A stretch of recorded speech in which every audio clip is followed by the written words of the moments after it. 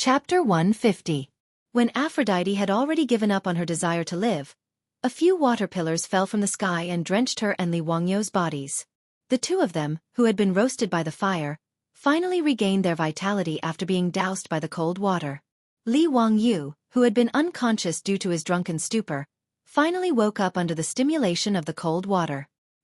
He opened his eyes in a daze and saw Aphrodite's alluring face, which was covered in soot.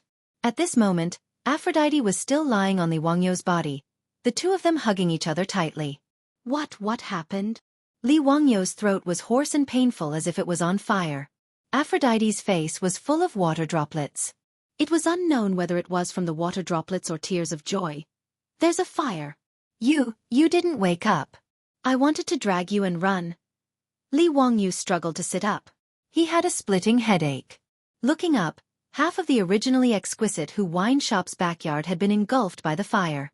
But at this moment, water pillars continued to spray out from the sky. Streams of water began to suppress the fiercely burning house. The fire was quickly brought under control. Li Wangyu then noticed that not far behind the two of them, many people were holding thick bamboo tubes to extinguish the fire. The water pillars were spraying out from those bamboo tubes. Water bags. He immediately knew what those bamboo tubes were. They were the fire-extinguishing tools of the Tang dynasty, water bags. The Tang Dian recorded, if the enemy sets fire to the building, use thick bamboo tubes that are 10 feet long and cut off the joints. Use thin skin to make a bag that can hold 3 to 4 stones of water. Place the tubes in the bag and tie them to the bag like a splashing tube. Order 3 to 5 strong men to fill the holes and put out the fire in an emergency. It meant that a leather bag made of animal skin was connected to a 10 feet long bamboo tube. When the fire needs to be put out, 3 to 4 stones of water would be poured into the leather bag and the bag would be squeezed with human strength. Under the effect of pressure, water would be sprayed out from the bamboo tube. Its function was the same as the fire hose of the modern era. In Chang'an City, every marquee shop in the market had the responsibility of being the fire brigade. After the fire broke out in the back courtyard of the Hu wine shop, the marquee shops in the West City took action. They brought water bags and other fire-extinguishing tools and quickly extinguished this sudden fire. In the end, due to the speed of Wu Ho's arrival, the fire did not spread. It only burned down 6 or 7 rooms in the back courtyard of the Hu wine shop. The losses were not too severe. It was only at this moment that the group of drunkards came to look for Li Wangyu. It wasn't that this group of debauches were afraid of death and disloyal, but they weren't much better than Li Wangyu. They were all drunk and awakened by the fire, so they pulled Hu Ji and fled in a panic. At that time, the situation was too chaotic. Coupled with the thick smoke everywhere, there was no way to confirm who had escaped and who had not.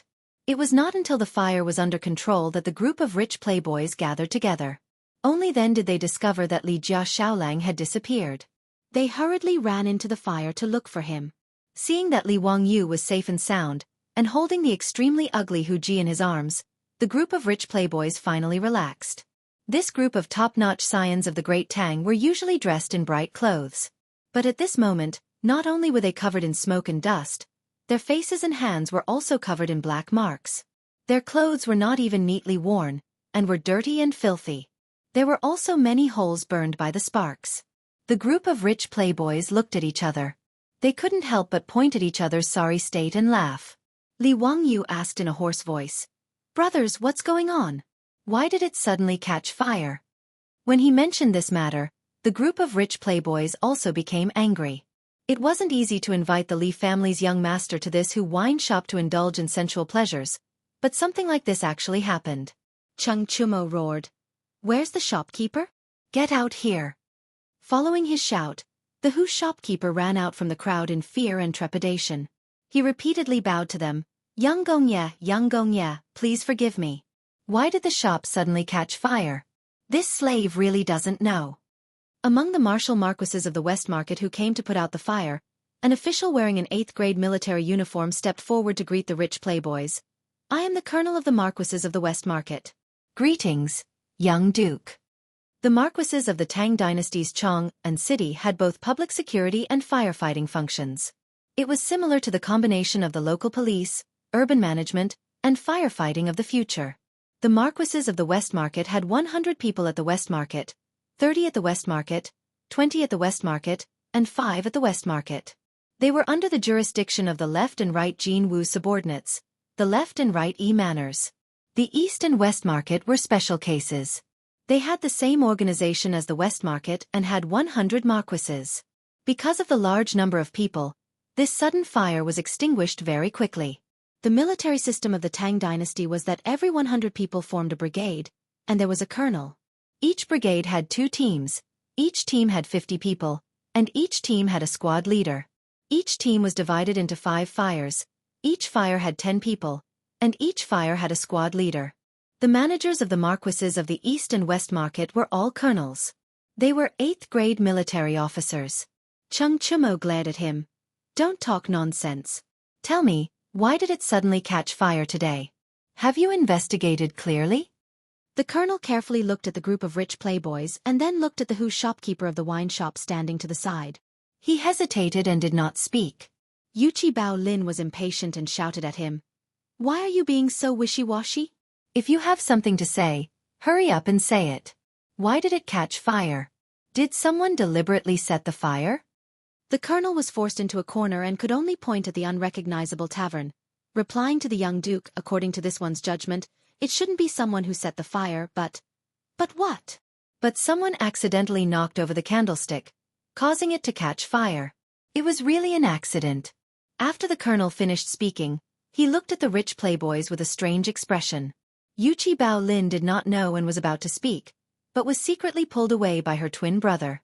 Other than this idiot, the other rich playboys heard Colonel Wu Ho's words and looked at the fire. They all understood half of the situation. The few taverns that were burned down seemed to be where the group of rich playboys lived. If the fire was caused by accidentally knocking over the candlestick, then it meant that the main culprit was among them. This was hilarious.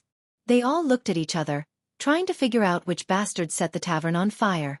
The Hu shopkeeper naturally heard Colonel Wu Ho's words and looked at the group of rich playboys with a bitter face. His expression was as if his parents had died. Don't be noisy. I will not forget your money. Niu Zhangping, who could not walk, roared at the Hu shopkeeper. Niu Zhangping also had a stomach full of anger. Was it easy for him to run out with a limp? Which bastard was it? He must find him and give him a good beating. Wei Shuyu pulled the colonel to the side and softly asked which tavern was the first to catch fire. After the colonel secretly pointed it out to him, Wei Shuyu was so angry that his face turned red as he stared fiercely at Chai Lingwu. That's right, the first tavern that caught fire was Chai Lingwu's room. Without a doubt, the fire was caused by this bastard. Including Li Wangyu, the group of people all looked at Chai Lingwu. Feng Ai suddenly shouted, "Beat him! Let him set the tavern on fire!" All the rich playboys rushed up. Even Li Wangyu did not hesitate. The group of people rushed up and trampled on Chai Lingwu, who was holding his head and squatting on the ground. Chapter 151. Chai Lingwu, who was originally in a rather sorry state because of the fire, was beaten to the ground by a group of playboys. His clothes became as filthy as a beggar's. With a long face, he cupped his hands and bowed to the playboys. Brothers, I really don't know what's going on. I'm also drunk and don't know how the fire started. Chung Chumo and the others called Hu Ji, who was with Chai Lingwu last night. After asking her, they found out the whole story and didn't know whether to laugh or cry. It turned out that after Chai Lingwu entered the tavern last night, he and Hu Ji made love before falling into a deep sleep. In the middle of the night, he probably got up to drink water because he was thirsty and accidentally knocked over the candlestick on the table. He didn't realize it and continued to climb back to the bed to sleep. Hu Ji, who was with him, was awakened by the fire and the smell of smoke. She quickly woke Chai Lingwu up and escaped. The fire spread very quickly. By the time Hu Ji called for someone to put out the fire, it had already spread. Li Wangyu heard this and was so angry that his nose almost crooked. He had finally transmigrated to the Tang dynasty. If Chai Lingwu accidentally set a fire and burned him to death, where would he go to complain? Could it be that his soul could transmigrate again? Thinking of this, Li Wangyu looked gratefully at the young version of Angelina Jolie next to him. If it wasn't for the Italian girl risking her life to save him, his soul would probably have been scattered. Li Wangyu tenderly stroked the girl's golden hair. Looking at the girl's pure yet sorrowful eyes, Li Wangyu's heart throbbed. 6 or 7 taverns of the Hu tavern were burned down, and the loss was about 700 to 800 strings of copper coins. The reason why it was worth so much money was not because of the houses themselves. It was said before that houses in the Tang dynasty were not worth much. Although houses in Chang'an were very expensive, it was not easy to live in Chang'an. Houses in good locations sold for at least 500 strings of copper coins. However, that was mainly because the land was expensive. It would only take a few dozen strings of copper coins to demolish and rebuild the tavern. But what was even more ridiculous was that in order to provide a better consumption experience for these high-end customers, the Hu Tavern's furniture, displays, paintings, and antiques in the tavern were all very valuable. 700 to 800 strings of cash was already taking into account the status and face of the rich playboys. What he wanted was only the cost price. Naturally, the money had to be paid to the barbarian merchants. Chai Lingwu had a bitter expression on his face as he looked at the group of silk pants. Brothers, I don't have the copper coins with me right now. Please help me. Although they were the top hedonistic sons of the Tang dynasty and spent money like water, they were not ordinary people. In fact, most people could only get 100 strings of cash from their families every month. This was already a lot. It was equivalent to more than 400,000 yuan of pocket money in the future. It was really corrupt. The more he took from his family, the more he spent. At most, Chai Lingwu could take out 200 or 300 strings of copper coins. The rest of the money would have to be borrowed from a group of wastrels. The group of profligate sons glared fiercely at him, but they could only open their wallets 100 or 200 strings of coins each, which could be considered to be enough money to compensate the Hu merchant. Of course, what they paid was not cash. It was impossible for the rich playboys to bring dozens of ox carts worth of copper coins to drink wine, much less bring a few hundred taels of gold with them. In an era before paper money was invented, it was indeed very inconvenient to spend large amounts of money. However, the Hu Tavern shopkeeper was not afraid that they would renege on their debt. In the Tang dynasty, the rich playboys would not go so far as to bully others with their power. After the fire in the tavern's backyard was completely extinguished, the Hu Tavern shopkeeper hurriedly arranged for people to clean up the mess. He also politely sent the rich playboys to other courtyards and arranged for people to help them bathe and change their clothes.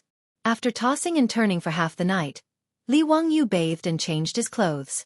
Only then did he lie down in a clean and refreshing tavern to rest. However, Aphrodite's figure was no longer beside him. The fire burned so much that the rich playboys no longer had the mood to play with women. They all sent away the barbarians. Li Wangyu was naturally embarrassed and left the barbarian girls alone. The tavern's housekeeper came out to take the barbarians away. Aphrodite raised her eyes to look at Li Wangyu. Her ash-covered face was filled with worry, and there was a trace of indistinct grief in her eyes. She did not resist and did not say anything. She lowered her head and silently followed behind the housekeeper who was disciplining them.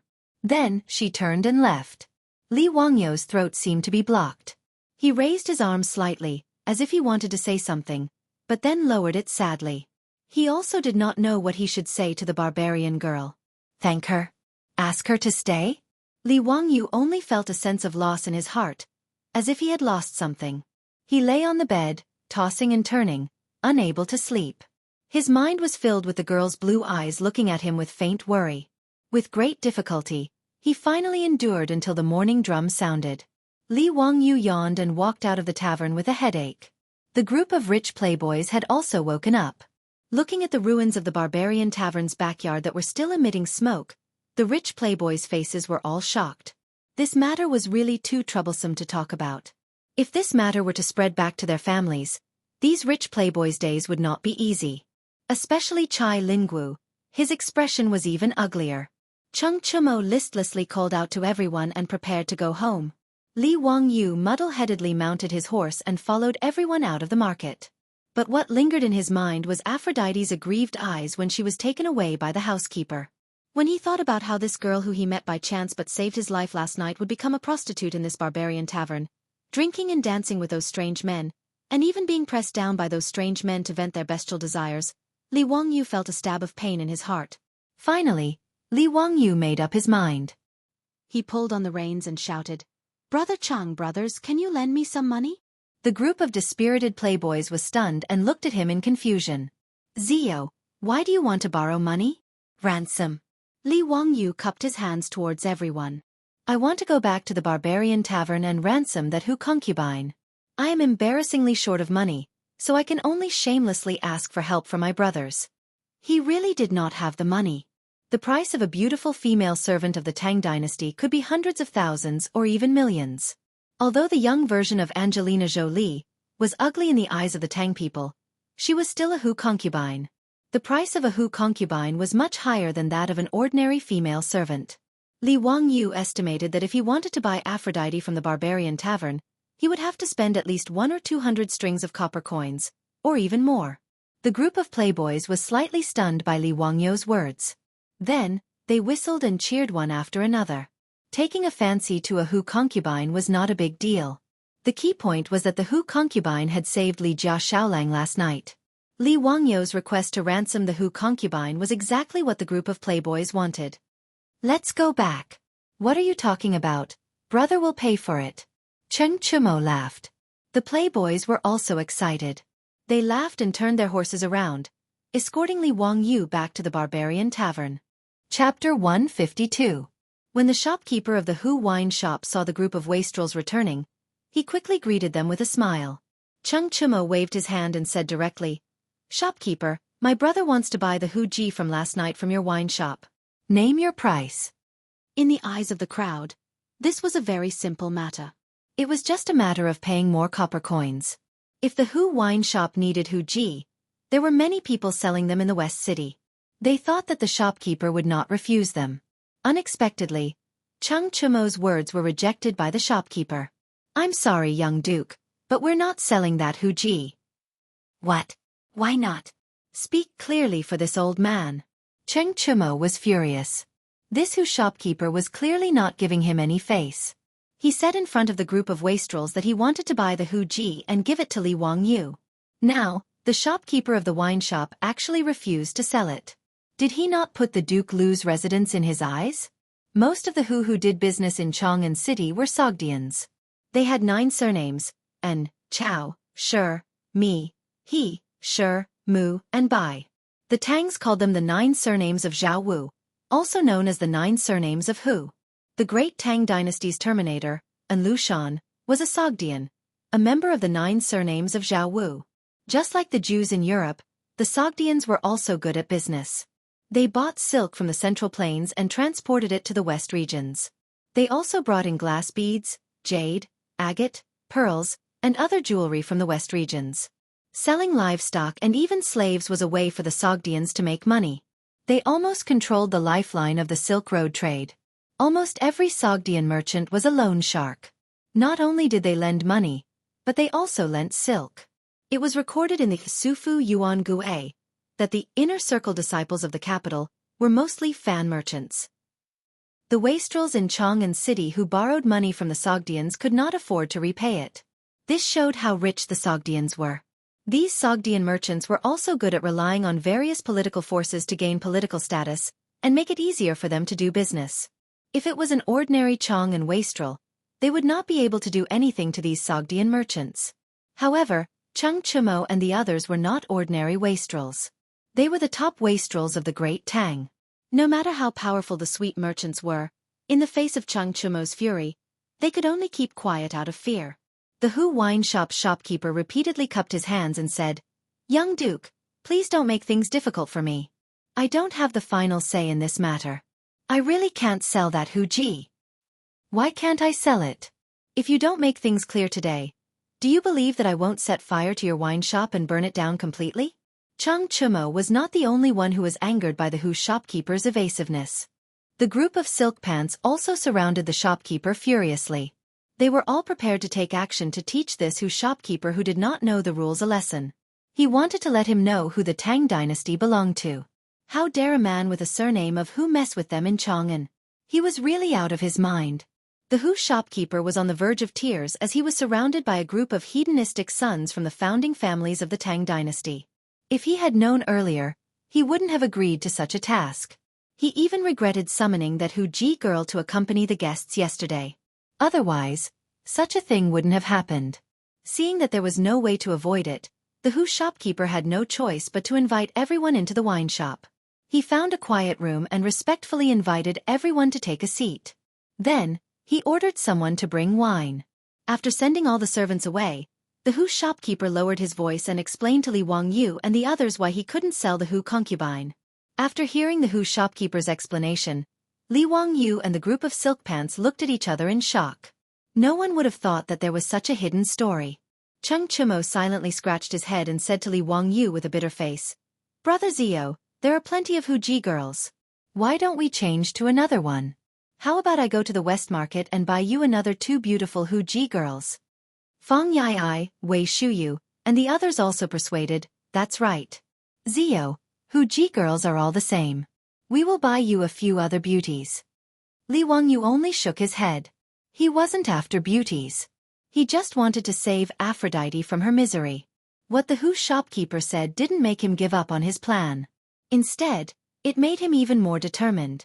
"Brothers, if I don't buy that Hu Ji girl back home and let her become a lowly prostitute in this wine shop, I'm afraid I won't be able to rest easy. Last night, that Hu Ji girl risked her life to drag me out of the fire. How can I just walk away now? If I really do that, will you still be willing to be friends with me?" Li Wangyu's words were sincere and sincere. Fang Yai and the others were speechless. Everyone said that prostitutes were heartless and actors were unloyal.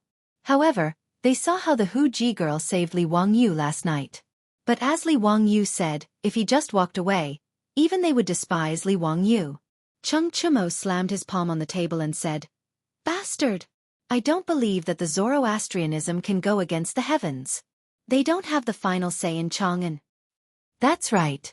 Let's go back to the residence and play the Chi troops.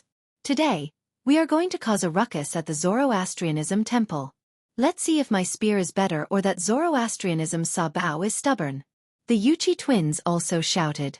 The Zoroastrianism temple was the place where the Zoroastrianism worshipped. The Zoroastrianism, also known as the fire worship sect, was the religion that the Persian Empire and the Sogdians believed in. Sa Bao was the leader of the Zoroastrianism region and the leader of the Sogdians. Once he heard that the wastrels were going to cause a ruckus at the Zoroastrianism temple, the Hu shopkeeper knew that he was in trouble. He quickly knelt down and kowtowed, asking the dukes to be magnanimous. If Sa Bao knew that it was because of him that these wastrels were going to cause a ruckus at the Zoroastrianism temple, he would lose his head. Li Wangyu also quickly got up and stopped the agitated crowd. "Brothers, don't be rash. If we really cause a ruckus at the Zoroastrianism temple, it won't end well. Why don't we discuss it with Sa Bao? If he agrees, then it's fine, but if he doesn't, then we'll think of another way." The wastrels calmed down a little and nodded in agreement. The Sogdians controlled the Silk Road trade. Even the big shots of the imperial court were not willing to offend them. If this group of wastrels really went to cause a ruckus at the Zoroastrianism temple, they might really cause a lot of trouble. Li Wangyu then looked at the Hu shopkeeper. "Shopkeeper, we won't make things difficult for you. We'll settle this matter ourselves and won't tell anyone. You're the one who told us this. However, you have to promise me that you won't let Aphrodite come out to meet customers until we settle this matter. Is that okay?" The Hu shopkeeper quickly nodded and promised to take good care of the Hu girl. Seeing that he had promised, Li Wangyu and the others left the wine shop and prepared to go to the Zoroastrianism temple to negotiate with Sa Bao. Chapter 153. In Chang'an City, the Zoroastrian temple of the Sogdians was located in the Lichuan Square in the north of the West Market. It was only separated from the West Market by a 100-meter-wide Golden Gate Avenue.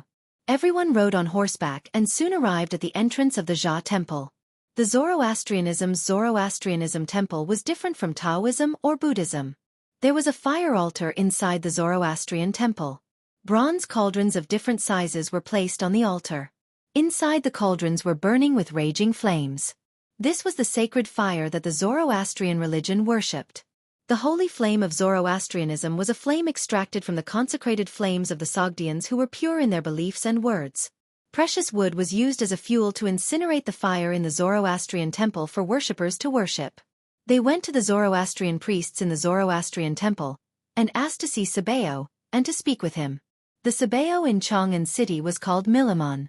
He was the political and religious leader of the Sogdian people in Chang'an and had a high status. Although he did not have an official position in the Tang dynasty, because the Sogdians controlled the Silk Road trade, Pai Lupi had met him many times and bestowed him with gifts in order to win over the Sogdians. When Milamon learned that a group of Grand Dukes of the Tang dynasty had come to visit, He did not think much of it and asked the priests to invite them into the Zhuang temple. Young dukes, excuse me for not going out to meet you. What business do you have with me? Milimon was a middle-aged man who looked like a Persian. When he saw the silk pants, his attitude was amiable, and he exchanged greetings with everyone. Seeing Zoroastrianism Sabao's attitude, the group of silk pants relaxed. They felt that with their reputation, it would be easy for them to ask Zoroastrianism for an insignificant female slave. Li Wangyu bowed to Milman. Sabo, we have a request. Please do us a favor. What is it? I heard that your sect has a female slave from the Great Qin Empire, and I would like to buy this female slave from your sect. Would that be convenient? Li Wangyu chuckled as he made his request.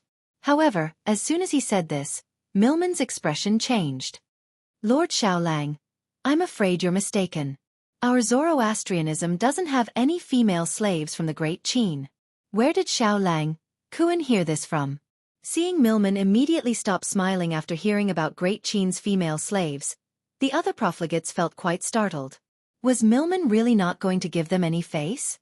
Li Wangyu smiled and said, I'm very curious about Great Qin's women and I've been looking for them everywhere.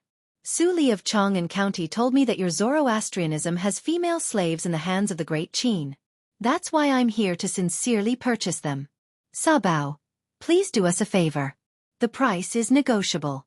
We will definitely not let Sabao suffer a loss. Although there were all kinds of huji for sale in Chang'an Shi City, there were very few European women. The main reason was that the Tang dynasty was too far away. It was not cost-effective to sell women from faraway Europe to the Tang dynasty. Most of the prostitutes in Chang'an Shi City came from Central Asia, West Asia, and even South Asia. As for these concubines who entered the Tang dynasty, they had to apply for permission to enter the border and provide coupons. When entering Chang'an, they had to register at the county government. Therefore, when Aphrodite was brought into Chang'an by the Sut caravan, it was registered at the Chang'an county government. The Su Li of Chang'an County knew about this matter.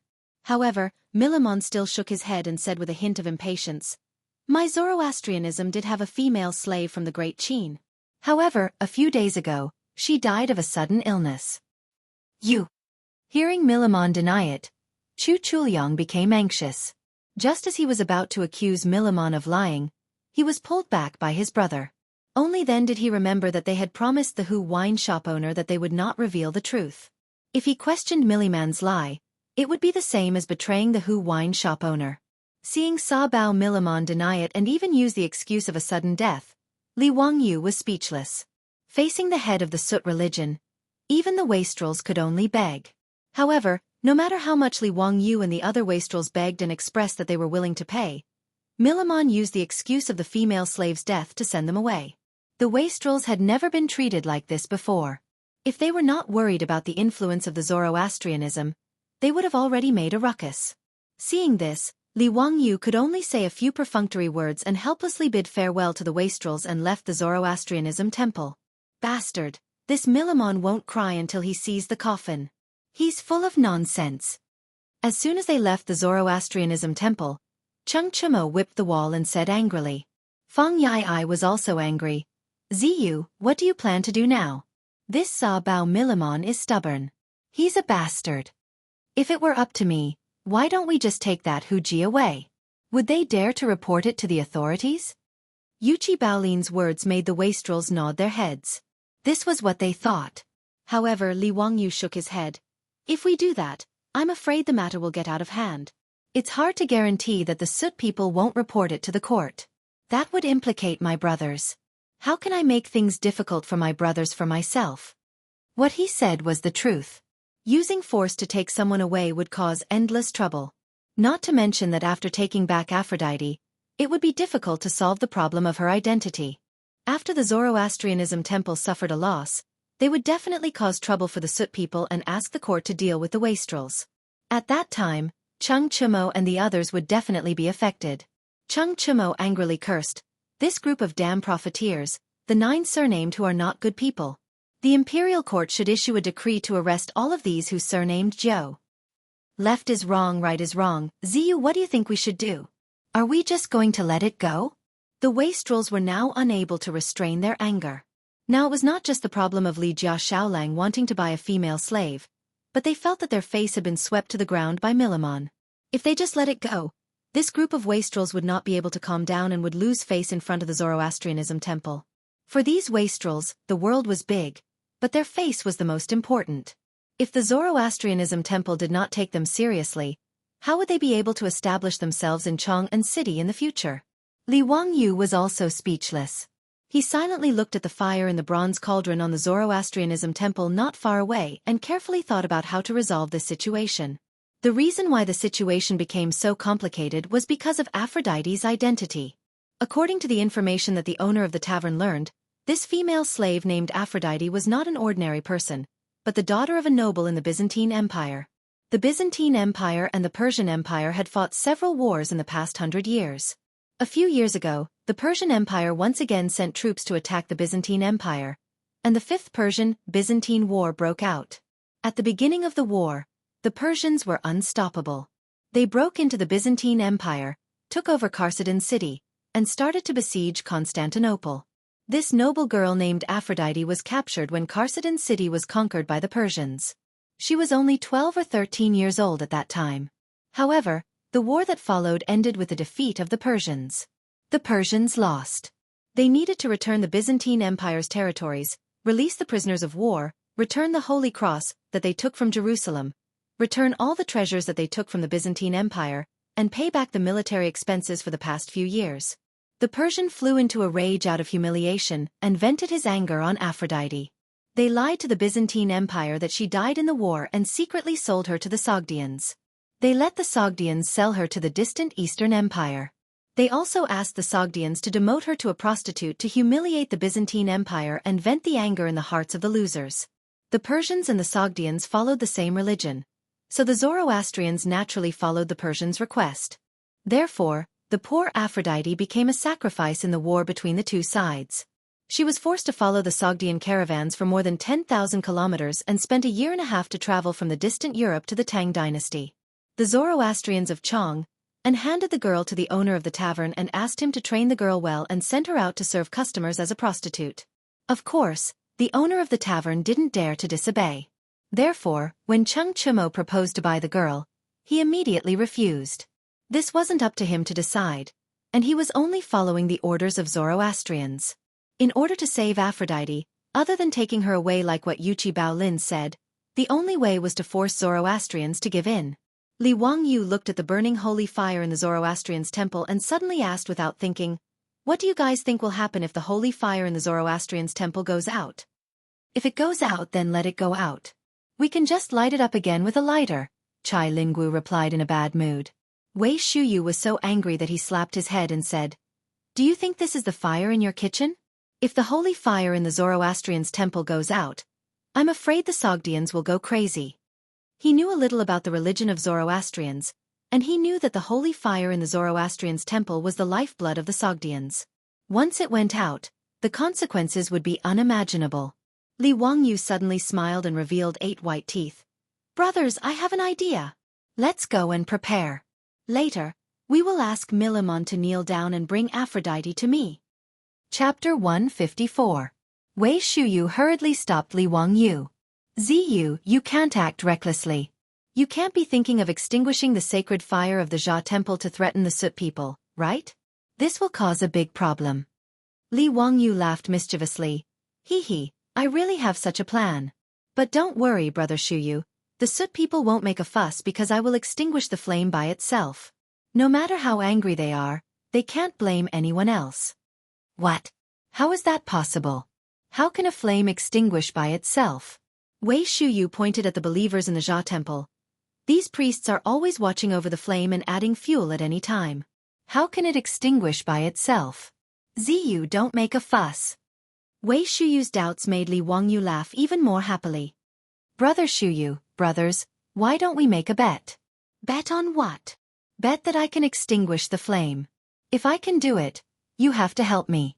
If I can't do it, I will treat everyone to lunch at a restaurant. How about it?" Li Wangyu proposed this condition, but the group of wastrels was stunned. "Ziyu, are you going to use your hand to extinguish the flame? Or blow it out? That doesn't count." Fong Yai shouted. Of course not. I definitely won't do that. The wastrels looked at each other, not believing Li Wangyou's words. Let's bet, Ziyu. If you can really extinguish the flame, we will play with you this time. Cheng Chumo laughed. Li Wangyou snapped his fingers. Then let's go. I will go prepare some things and show you my skills.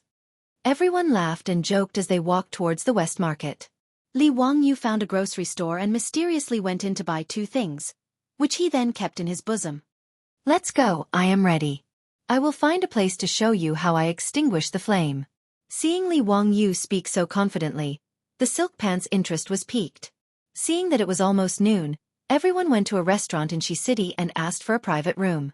After asking the doctor to bring over a brazier, the debauches began to urge Li Wangyou, wanting to see how he would extinguish the fire. Li Wangyou asked for a wide-mouthed bottle. He took out something from his bosom and poured it into the bottle. What's that smell? So sour? Ziyu, did you pour vinegar? Fong Yai shouted. Li Wangyou smiled but did not answer. He shook the bottle in his hand a few times and then gently tilted the mouth of the bottle towards the burning brazier. Under the shocked gazes of the rich kids, Li Wangyou clearly did not pour out anything from the bottle in his hand. However, the flame in the brazier actually flickered a few times before it was extinguished. It was as if it had been extinguished by an invisible hand. Fong Yai opened his mouth in shock and pointed at the brazier, not knowing what to say. The others were no better than him. They all looked at Li Wangyou as if they had seen a ghost. After a long while, Cheng Chumo cautiously asked, Ziyu, do you know any magic? How did you extinguish the fire in the brazier? The rich kids all stared at the bottle in Li Wangyou's hand. They felt that it was clearly a magic treasure. Otherwise, how could it be so magical? Li Wangyou almost burst out laughing. This group of country bumpkins had no knowledge of chemistry at all. The 2 things he had bought in the grocery store before were vinegar and alkali powder. Both were very common items. In the Tang dynasty, the steamed cakes, steamed buns, or steamed buns would have alkali powder in the flour to soften the dough. However, anyone who had studied chemistry in junior high school would know that the main component of vinegar was acetic acid, while alkali powder was sodium bicarbonate. When the 2 met, a chemical reaction would occur and carbon dioxide gas would be produced. Carbon dioxide was heavier than air. When the carbon dioxide gas was poured out of the bottle, it would eliminate the air in the brazier and cause a suffocating effect, extinguishing the flame. It was a very simple chemical experiment, but it made the rich kids of the Tang dynasty dumbfounded. They thought that Li Wangyou had learned some magic to be able to extinguish the flame so quietly. Li Wangyou couldn't explain to this group of country bumpkins what a chemical reaction was and what carbon dioxide was. He simply demonstrated to them and told them that when vinegar and alkali powder were mixed together, a gas would be produced, and this gas could extinguish the flame. The group of rich kids was dumbfounded. They all stepped forward and did the experiment themselves. The brazier was constantly lit by them with matches, and then they put the vinegar and alkali powder into bottles. They were all having a lot of fun. In order to snatch the right to experiment, a few of them almost got into a fight. Li Wangyou rolled his eyes speechlessly. The discipline of the first chemistry experiment class in the Tang dynasty was worrisome. After the group of rich kids had personally experimented and had their fun extinguishing the fire, Li Wangyou smiled pretentiously and said, "How is it? Brothers, are you willing to help me and extinguish the holy flame in the Zoroastrian temple silently?" Fong Yai and the others looked at each other and laughed. "Of course we'll help. Haha, with Zio's method, Milamon will definitely be caught in a trap of his own making. I wonder if those Sushans will go crazy when they see the holy flame in the Zoroastrian temple inexplicably extinguished? Ha, just thinking about it makes me happy. I'm afraid they'll think that the gods are blaming them, right? Hee, these profiteers. We'll scare these bastards to death." The group of foppish playboys all laughed and joked. Not many Sushans in Chong liked them. Just like the Jews in Europe in the future, the profiteers were always disliked. They asked the restaurant's doctor to send them food. The group of people ate and drank while discussing in low voices what to do later. It had to be said that this group of rich kids had the potential to cause trouble and destroy. As for Li Wangyou's plan, they gave various opinions and soon perfected the extinguishing plan. After eating and drinking to their heart's content, everyone began to split up. Chai Lingguo, Wei Shuyu, and the Du brothers accompanied Li Wangyu to the Zoroastrian temple in Li Quan Fong to visit Sabeo Milamon. The Chung brothers, the Yuchi twins, Fong Yai, and Niu Zhengping went to prepare other things. In the Zoroastrian temple in Li Quan Fong, Sabeo Milamon reluctantly received Li Wangyu and the others when they visited again. "What's the matter, young lords? If it's about the female slaves of the Great Qin, there's no need to talk about it." Milamon spoke in a tone that said there was no room for discussion. Li Wangyu shook his head and smiled. "That's not the case. We came to visit Sabeo to save you." Milamon was stunned and looked unhappy. "What nonsense are you talking about, Xiao Lang? Why do I need you to save me? Could it be that there was still a strong person who dared to cause trouble in Chang'an City in the light of the universe? Aren't you afraid that we Sushans will complain to the emperor of the Tang dynasty?" He thought that Li Wangyu and the others wanted to cause trouble and use force to threaten him. Therefore, Milliman's words were a warning to Li Wangyu and the others that the Sushans were not pushovers. Li Wangyu laughed even more happily. No, why would Sabeo say that? We're sincerely here to save Sabeo. Don't you know that you're in trouble? Chapter 155. The Sogdian Sabeo Milliman naturally did not believe Li Wangyu's words. "Mr. Xiao Lang, what trouble do I have?" "Sabeo, the holy fire that your Jia temple enshrines is the fire of fire, right?" Li Wangyu asked. Milliman did not understand what he meant and nodded.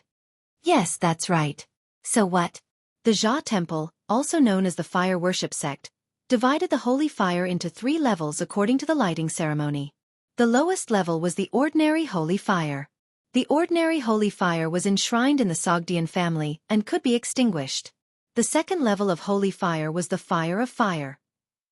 It was ignited by the holy fire embers contributed by the believers of different classes. The fire of fire was enshrined in the Jia temple in each city. There were dedicated priests who added wood and spices at least 5 times a day to ensure that the flame would never be extinguished. The Jia temple in Chang'an City enshrined the fire of fire. The wood used to ignite the fire was sandalwood, which was very luxurious. The highest level of holy fire was called the fire of victory. It came from the heavenly fire, which was the flame produced by lightning. The Jia temple that enshrined the fire of victory was the main temple of the Persians and Sogdians. These things were not a secret in Chang'an City as the Sogdian Jia temple preached. For his plan, Li Wangyu had specially asked someone to inquire about the teachings of the Jia temple. He was more confident in his heart. Li Wangyu said, "Sabeo, as far as I know, your Jia temple has 3 kinds of redemption, right? Good thoughts, good words and good deeds, right?" Milliman nodded again. "Yes, that's right." Li Wangyu's expression suddenly became solemn. He stared at Milliman and said, "The teachings of the Jia temple, good words prevent people from lying and cheating. Sabeo, can you tell me if you were lying and cheating when you said that the female slaves of the Great Qin Empire were infected?" Milliman did not expect Li Wangyu to suddenly change the topic and could not help but be speechless for a moment. Li Wangyu did not wait for him to answer and continued, "Sabeo, as the leader of the Jia temple, how can you lie? You will be punished by your gods. Be careful that the holy fire of your Zhan temple is extinguished because of this." Milliman was like a dragon whose reverse scale had been touched. He was instantly enraged. He pointed at Li Wangyu and shouted, "What nonsense are you talking about? You dare to curse our holy flame to be extinguished? If the holy fire of your Sabeo temple is extinguished, then it can only be caused by you, Sabeo, not abiding by the teachings. What does it have to do with us? I'm warning you, don't talk nonsense. Otherwise, the consequences will be severe." A few of the silk pants immediately became spirited and began to spit at Milliman. As long as they did not smash the Zota temple of the Sogdians, the top playboys of the Tang dynasty did not take Milliman's words to heart. Milliman was angered to death by this group of debauches, but he couldn't do anything to them. He flung his robe and prepared to send them off. A Zoroastrian priest stumbled into the room and shouted, "Sabeo, something's wrong." For some unknown reason, the sacred fire enshrined in the Zhuang temple suddenly extinguished. "Sabao, go take a look." When Milliman heard this, it was as if a thunderbolt had exploded in the clear sky, causing him to feel dizzy. After a long while, Milliman finally regained his senses. He glared fiercely at Li Wangyu and the others. His expression was fierce and ferocious, like a ferocious beast that was about to choose a person to devour. "It's you, It must be you who did this. Do you want to become enemies with all of us Sogdians? You will suffer retribution. Just as Li Wangyu and the others said that the sacred fire was extinguished, the sacred fire in the Zhuang temple was extinguished. If this matter had nothing to do with this group of debauches, Milman would not believe that there was such a coincidence in the world. Hee hee, Sabeo, you can eat whatever you want, but you can't say whatever you want. We are standing right in front of you. Which eye of yours saw us extinguishing the sacred fire in your Zhuang temple? If you falsely accuse us, you will be punished. Chai Linggu sneered disdainfully. Wei Shuyu also ridiculed. Sabeo Mafei, do you think we are immortals? When we are talking to you here, can we extinguish the sacred fire in your Zhuang temple? That's ridiculous. Hee hee, fortunately, we can testify to each other that we have not been to the Zhuang temple's fire altar. Otherwise, it would really be yellow mud falling on our crotch. Even if it wasn't shit, it would be shit. Tsk, Sabeo, you can't slander others. We are so scared, haha. Dugo had a smug look on his face. He did not care about Milman's identity and directly mocked him. Milman glared at them fiercely, with an expression that said this matter was not over with them. He did not dare to delay any longer and turned to run towards the Zhuang temple's fire altar. On the fire altar, the priests and priests who had received the news rushed over. They all looked at the bronze cauldrons with their mouths agape. On the fire altar, there were 7 or 8 bronze cauldrons of various sizes. Originally, the sacred fire was fueled by sandalwood. This was the sacred and inviolable object of the Zhuang temple. Now, Milman was dumbfounded. The priests were dumbfounded. In the 7 or 8 bronze cauldrons, the burning sandalwood had all been extinguished. Only the wood was left emitting faint green smoke. Milman roared furiously at the priests in charge of guarding the sacred fire. Who extinguished the sacred fire? Why didn't you stop them? The priests and priests in charge of guarding the fire altar were already scared out of their wits. Their bodies were trembling. Finally, an elderly priest bowed and replied, Sabeo, we don't know why the sacred fire was extinguished. No one tried to put out the fire. The sacred fire was extinguished by itself. Did any Tang enter the fire altar? The priests shook their heads. Sabeo, no Tang entered the fire altar. You know that the fire altar does not allow non-believers. Then how did the sacred fire extinguish by itself? Milman roared. Immediately check the wood on the fire altar. Someone must have done something to the wood. The priests of the Zhuang temple began to check the wood in the cauldrons in a panic. The wood used to ignite the fire was all sandalwood. It was dry and the size was suitable. There was no problem. After checking it several times, many priests in charge of guarding the sacred fire also came to check it. There was no problem with the wood. The priests guarding the fire altar also swore to the gods that no one had tried to put out the sacred fire, and no one had used water to put it out. This was something that everyone could see. Milman fell on the fire altar. He murmured as he looked at the cauldrons. He could not believe what he saw. As the Sabeo of the Zhuang temple in the Chang'an area of the Tang dynasty, if the fire of the fire in the Zhuang temple was extinguished, his position as Sabeo would be over. It was even possible that he would be escorted back to the Zhuang temple and burned at the stake as a punishment. Thinking that he might lose his glory and wealth, the best result might be that he would be called back to the Zhuang temple in Persia and become a low-level priest.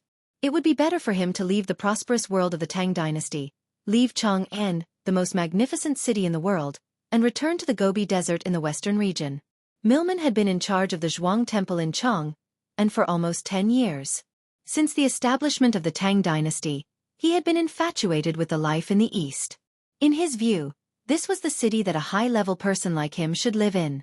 Chang'an of the Tang dynasty was the center of the world. In Chang'an, as the Sabeo of the Sogdian people in the Chang'an area, his life was quite carefree and happy. He even thought that the Sabeo of the distant Persian temple was not as comfortable as his current life. But now, the sacred fire of the fire was extinguished for no reason. All his glory and wealth were in jeopardy with the extinguishment of the sacred fire. He could not help but regret it. Milman was sure that all of this must have been done by those playboys of the Tang dynasty. Although he racked his brains, he still could not figure out how they did it. They made the sacred fire extinguish for no reason in front of everyone. But his intuition told him that this must be the truth. The sacred fire was extinguished by someone. Milman regretted it very much. He regretted being so stubborn and unwilling to hand over the female slave of the Byzantine to those playboys. Because of a damned lowly female slave, he could actually give up everything he had. This was simply too ironic. Milman's eyes were confused, and his pupils had completely lost focus. More and more Sogdians came from all over Chang, and when they heard the news that the sacred fire in the Zhuang temple had been extinguished, more and more people gathered around the fire altar. Many devout believers even cried and knelt on the ground, praying that the gods would not abandon them.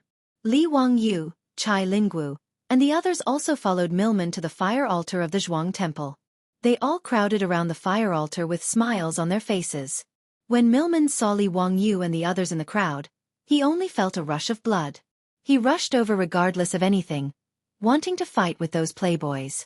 Li Wangyu smiled mysteriously, leaned over to Milman's ear, and whispered something in his ear. His words shocked Milman, and he looked at Li Wangyu with a complicated expression. Chapter 156. Li Wangyu whispered into Milliman's ear, "Do you want the flame of victory? I can help you get the best sacred flame." To Milliman, this was a fatal temptation. He stared at the Tang youth in front of him in disbelief. He said that he could help him get the best sacred flame. How was this possible? The so-called flame of victory was not just the heavenly fire. More importantly, it was formed by gathering all the sacred flames of different levels and adding the heavenly fire. When the Persians fought, they would even send the flame of victory to the battlefield to boost morale. However, Milliman was like a drowning man at this moment. Even if it was a straw, he wanted to hold on tightly to it. Milliman looked at Li Wangyu expectantly, waiting for his explanation. Li Wangyu smiled and said, "Sa Bao, why don't we find a suitable place to talk? You won't be talking about this in front of everyone, right?" Milliman stared at Li Wangyu silently for a few seconds, as if trying to figure out whether he was telling the truth or not. Finally, the hope in his heart won out. He extended his hand and made a gesture of invitation. He turned around and led Li Wangyu and the other playboys into the Jia temple. The sacred flame in the Jia temple fire altar in Lichuan Square had inexplicably extinguished itself because of the Chang brothers, the Yuqi twins, and Feng Yai. The Sogdians did not allow non-believers to enter the Jia temple. However, as the saying goes, money makes the world go round. With the influence of these playboys and their families in Chang'an City, it was not difficult to find people who were willing to sell their souls for money, not to mention some Sogdians who were not pure believers. After promising a few Sogdians great rewards, these Sogdians did not hesitate to be the accomplices in extinguishing the sacred fire of the Zoroastrian shrine. The Chung brothers and the Yuqi twins immediately ordered people to make a few leather bags and tied them into the clothes of the Sogdians. One end of the leather bags was opened, and they were worn through the sleeves of the clothes. With the wide clothes covering them, no one could see any flaws. After that, he poured vinegar and alkali powder into the leather pouch. Then, he asked the Sushans to pretend to be devout believers and enter the fire altar to pray to the sacred fire. None of the priests who were guarding the fire altar noticed that among the Sogdians who were praying in the fire altar, a few of them were secretly aiming their sleeves at the bronze cauldron that was burning with the sacred fire. The vinegar in the leather bag had a chemical reaction with the alkali powder, constantly producing carbon dioxide gas. The carbon dioxide gas flowed into the copper cauldron through the opening of the leather pouch and into the cuffs of the Sushans' robes. Carbon dioxide gas was heavier than air. After flowing into the copper cauldron, it quickly gathered in the copper cauldron, isolating the air needed to burn the wood and extinguishing the flames. This carbon dioxide gas was colorless and odorless, so the priests guarding the fire altar in the Jia temple naturally could not find any clues. When they noticed that the holy fire in the copper cauldrons on the fire altar had been extinguished, the Sogdian believers who were praying in the fire altar also noticed it. The scene was in chaos. The Sogdians who had completed their mission took advantage of the chaos and slipped out of the Jia temple. All of this happened without anyone noticing. In an era where there was almost no knowledge of chemistry, even if the priests of the Jia temple racked their brains, they would not know how the holy fire was extinguished. In fact, the Sogdians who were acting as spies did not know either. They only followed orders and tied a large leather pouch under their robes. After that, they stood beside the holy fire and aimed their sleeves at the holy fire in the copper cauldron. When the holy fire in the copper cauldron was extinguished, the Sogdians were shocked. They had no idea what had happened. They only vaguely sensed that the extinguishing of the holy fire had something to do with them. The Sogdians began to feel afraid. After collecting money from the rich playboys, they left Chang'an and went to the western region. This matter became an unsolved case. Milman invited Li Wangyu and the others into a quiet room in the Jia temple. He changed his arrogant attitude and asked humbly, Xiaolang, Kuan, what do you mean by the holy fire? It means the heavenly fire. I can help you find the purest heavenly fire, Li Wangyu said with a smile. He had already thought of how to fool this Jia temple Sabeo. Although Milman did not know how the holy fire was extinguished, he was sure that it had something to do with the people in front of him. However, he did not have any evidence. He did not even know how the other party operated it. It was meaningless to continue to dwell on this matter. Now, he just wanted to know if Li Wangyu was telling the truth. If it's just the lightning fire, I don't seem to need your help, Milman replied calmly as he regained a bit of his rationality. The best holy fire was not so easy to collect. Although it was difficult to collect the lightning fire, the Jia temple could do it. The key to the victory fire was to collect the holy fire of the various classes of believers. This was a very complicated ritual that could take years to complete. Li Wangyu smiled and shook his head. No, I think you are mistaken. The lightning fire is not the real heavenly fire. The real heavenly fire should come from the sun. The sun? Yes, the fire from the sun is the purest holy fire. Do you want it? I can help you collect it. Li Wangyu's words made Milman stand up and stare at him. After a long time, Milman's expression became serious. He asked word by word, Are you sure it's the heavenly fire from the sun? Xiaolang, Kuan, think carefully. The consequences of deceiving our Jia temple are very serious. Milman had never heard of the sun's heavenly fire being collected, but if it was really the sun's heavenly fire, he was sure that it was the best holy fire. It was even rarer than the victory fire, stipulated in the doctrine. Li Wangyu chuckled. What's the benefit of lying to you? I will collect the sun's heavenly fire in front of your Jia temple. He was confident that he could collect the so-called sun's heavenly fire. Wasn't it the same as the process of collecting the Olympic holy fire in the future? By concentrating the sunlight in the center of the concave mirror, the high temperature generated to ignite the holy fire was the only way to collect the Olympic holy fire. Although Li Wangyu couldn't make a concave mirror in the Tang dynasty, he could collect the so-called sun's holy fire by similar means. Even the Olympic Games in the future recognized the holy fire. How could he not fool the Jia temple? Then please start quickly. What do you need? Jia temple will provide everything. Milman believed Li Wangyu's words. Li Wangyu really couldn't fool them. If Li Wangyu dared to deceive them, Milman swore that he would complain to the emperor of the Tang dynasty. He would even ask all the soot merchants in Chang'an to go on strike to pressure the Tang dynasty. Milman did not believe that the emperor of the Great Tang would not uphold justice for them, given that he controlled the trade of the Silk Road. Li Wangyu waved his hand. I can help you collect the heavenly fire, but what can you give me in exchange? I'm not a follower of your Jia temple, so I have no obligation to help you. Gold, jewels, women. I can give you anything you want as long as you can collect the sun's heavenly fire, Milman said arrogantly. To the Sogdians, any problem that could be solved with money was not a problem at all.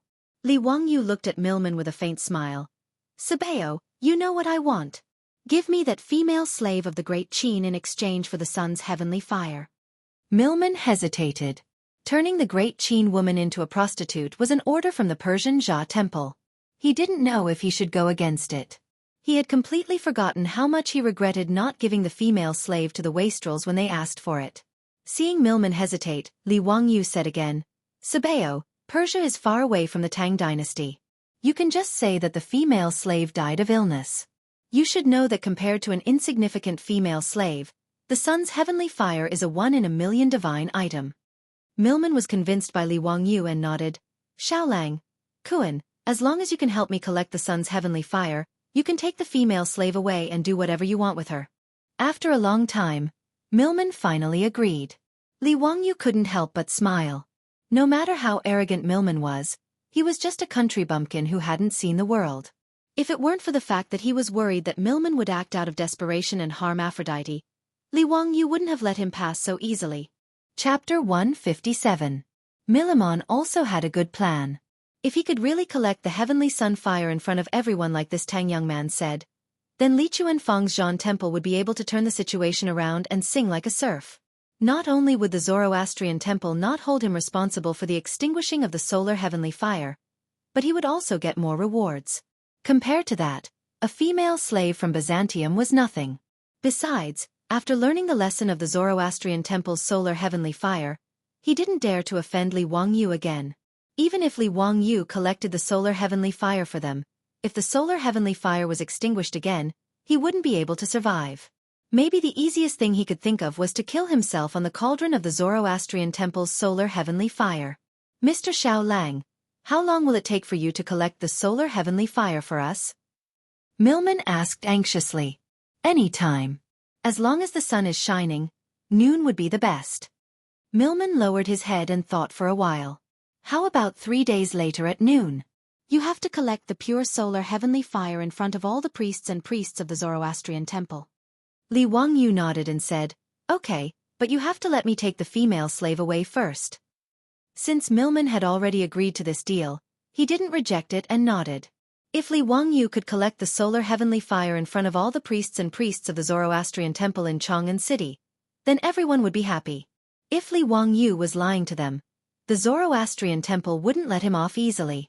Milman summoned a priest and asked him to go to the tavern with Li Wangyu and ask the tavern owner to release the slave. Li Wangyu and the others left, and Milman went to prepare for the solar heavenly fire ceremony in 3 days. It was a tedious job. At the same time, he had to comfort the believers and tell them that the solar heavenly fire was extinguished for no reason because the Zoroastrian temple was about to collect the pure solar heavenly fire. In front of the purest and noblest solar heavenly fire, the solar heavenly fire would naturally extinguish. This was their respect for the solar heavenly fire. These words, coupled with the fact that the sacred fire on the Zoroastrian temple's fire altar had automatically extinguished for no reason, made the Zoroastrian believers believe them. After all, there were many believers praying in the fire altar at that time, and they witnessed with their own eyes how the holy fire in the cauldron was extinguished one after another. Thanks to Sabeo Milliman's propaganda, everyone, including the priests of the Zoroastrian temple, believed this story. The Sogdians began to pray, anticipating the arrival of the sacred fire of the sun 3 days later. When they exited the shrine, the Cheng brothers, the Yuqi twins, Fang Yai, and Niu Jingping were already waiting for them at the entrance. Due to the presence of the Zoroastrian priests, everyone held back their laughter and winked at each other to pass messages. Today's matter was simply too satisfying for this group of silk pants. Extinguishing the sacred flame of the Zoroastrianism, this kind of thing was simply too exciting for this group of idle playboys. However, they also knew that this matter couldn't be made public. It wasn't even convenient for them to tell their parents, so they could only secretly laugh amongst themselves.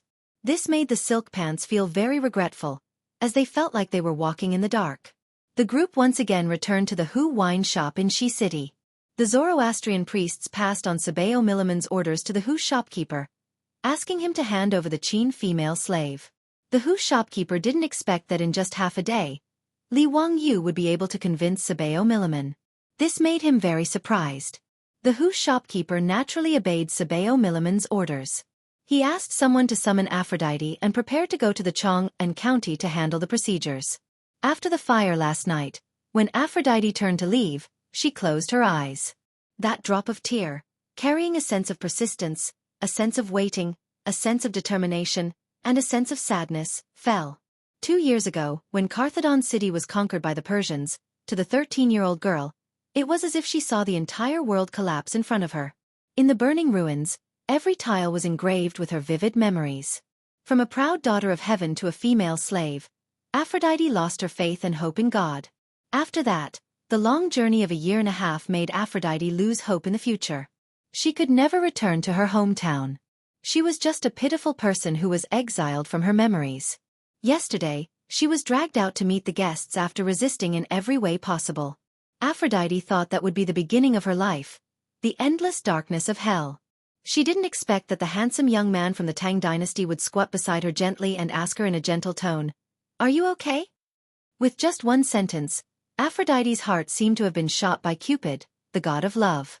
She obediently allowed the young man from the Tang dynasty to hold her hand and take her to a seat. When she was mocked by his friends for being ugly, Aphrodite bit her lips hard to stop her tears from falling. She took the initiative to change into a dance costume and perform a branch dance. She wanted to show her best side to the young man from the Tang dynasty. At that moment, she forgot her identity as a female slave. She was willing to give up everything she had to return to the world of her dreams. However, he still left, but he didn't take her with him. She heard from the other Hu girls in the tavern that the young man tried to buy her, but he was rejected by the Hu tavern owner. Aphrodite knew why. Zoroastrianism, the common religion of the Persians and Sogdians, they wanted to use this opportunity to humiliate her and the Byzantine Empire. After the young man from the Tang dynasty left, she had already made preparations. A sharpened hairpin. Before she was forced to meet the guests, Aphrodite was going to insert it into her heart. She would miss him until her body withered. However, at this moment, Aphrodite hated him. All the beautiful days were long gone, and they would never return. Aphrodite's heart couldn't produce a trace of sadness because there were no ifs in the world of living. When the Hu tavern owner ordered someone to summon her, Aphrodite's hand was already clenched tightly around the sharp hairpin. To her surprise, the person who appeared in front of her was the young man from the Tang dynasty with a warm smile on his face. A drop of tear fell from Aphrodite's wooden face again. She wiped her tears and smiled like a flower. "Are you here to take me with you?" "Yes. Are you willing to come with me?" "I'm willing." Li Wangyu reached out his hand to the young girl again and held Aphrodite's hand. Her hand was soft and a little cold, but she held onto Li Wangyu's hand tightly as if she was holding on to her own happiness. The Hu tavern owner accompanied them to the Chang and county to complete the procedures. Li Wangyu asked him to write a document to release Aphrodite. He took the document from the Chang and county and the document from the Hu tavern owner and said goodbye to the foppish young masters. He was going to take the Hu girl back home. Li Wangyu originally wanted to borrow a horse from the foppish young masters for Aphrodite to ride, but the Hu girl refused. Aphrodite didn't feel shy at all when the foppish young masters were laughing at her. She stubbornly asked to ride with Li Wangyu. Ever since they left the Hu tavern, the smile on her face never disappeared. The two of them squeezed on the horse. She curled up in Li Wangyu's arms and looked around curiously. They rode the horse to Dingzhou village, but Li Wangyu was a little troubled. How should he explain Aphrodite's situation to his beautiful boss? "It's urgent. I'm waiting online for an answer." Chapter 158. Li Wangyu brought Aphrodite back to Dingzhou village while feeling uneasy. With a 16-year-old beauty in his arms, and such a beautiful young girl version of Angelina Jolie, it would be a lie if Li Wangyu said that his heart wasn't moved. The girl's delicate body was in his arms, bumping and rubbing along with the galloping horse. Li Wangyu almost turned into a wolf. If Li Wangyu wasn't worried about how to explain it to his beautiful boss, he might have really done it. Anyway, Aphrodite's heart was now completely tied to Li Wangyu. If he really wanted to do something bad, the girl would never refuse. Only now did Aphrodite know that this young man from the Tang dynasty was called Li Wangyu. It was a very nice name. "Wangyu, forget your worries. Is this a hint from God to me? Does he want me to forget my worries and live happily in the Tang dynasty?" Aphrodite knew that it would be difficult for her to return to her hometown thousands of miles away. The man who saved her from the fire pit might be her life support. She began to think about random things again. Will Li Wangyu marry me? Does he have other wives? Will his wives accept me? Although the Byzantine Empire had a monogamous system, Aphrodite didn't mind sharing Li Wangyu with other women at this time. As long as I can stay by his side, it's enough. For a moment, the two people on the horse were thinking about their own things and didn't speak anymore. It was less than 100 miles away. No matter how slow the horse was, it only took them an hour to return to Dingzhou village from Chang'an. When the old butler and Niu Wu saw their Lang Jun return, they quickly came out to greet him. Ma Zhou also came out to greet his teacher. The three of them were surprised to see the girl who was riding with Li Wangyu. "Li Heng, this is Aphrodite, she is." Li Wangyu got off the horse and scratched his head. He didn't know how to explain the girl's identity, so he just laughed it off. "I'll tell you later. Li Heng, go and let the maids arrange a room for her. She will stay at home from now on." Li Heng and Niu Wu's old faces showed a smile that all men understood. Their Lang Jun finally grew up. Although he brought back a girl, it was nothing. In the Tang dynasty, who didn't have a few girls as concubines? Madame Su at home was also good, except that she was a little old. However, these days, the old butler admired Su Chongqing's ability to take care of things in the manor. Not to mention that the four-wheeled carriage company was now managed by Su Chongqing. In less than 2 days, the group of Guangzhou men in Dingzhou village all listened to her. Now in Dingzhou village, Su Chongqing's words were more effective than the old village chief's.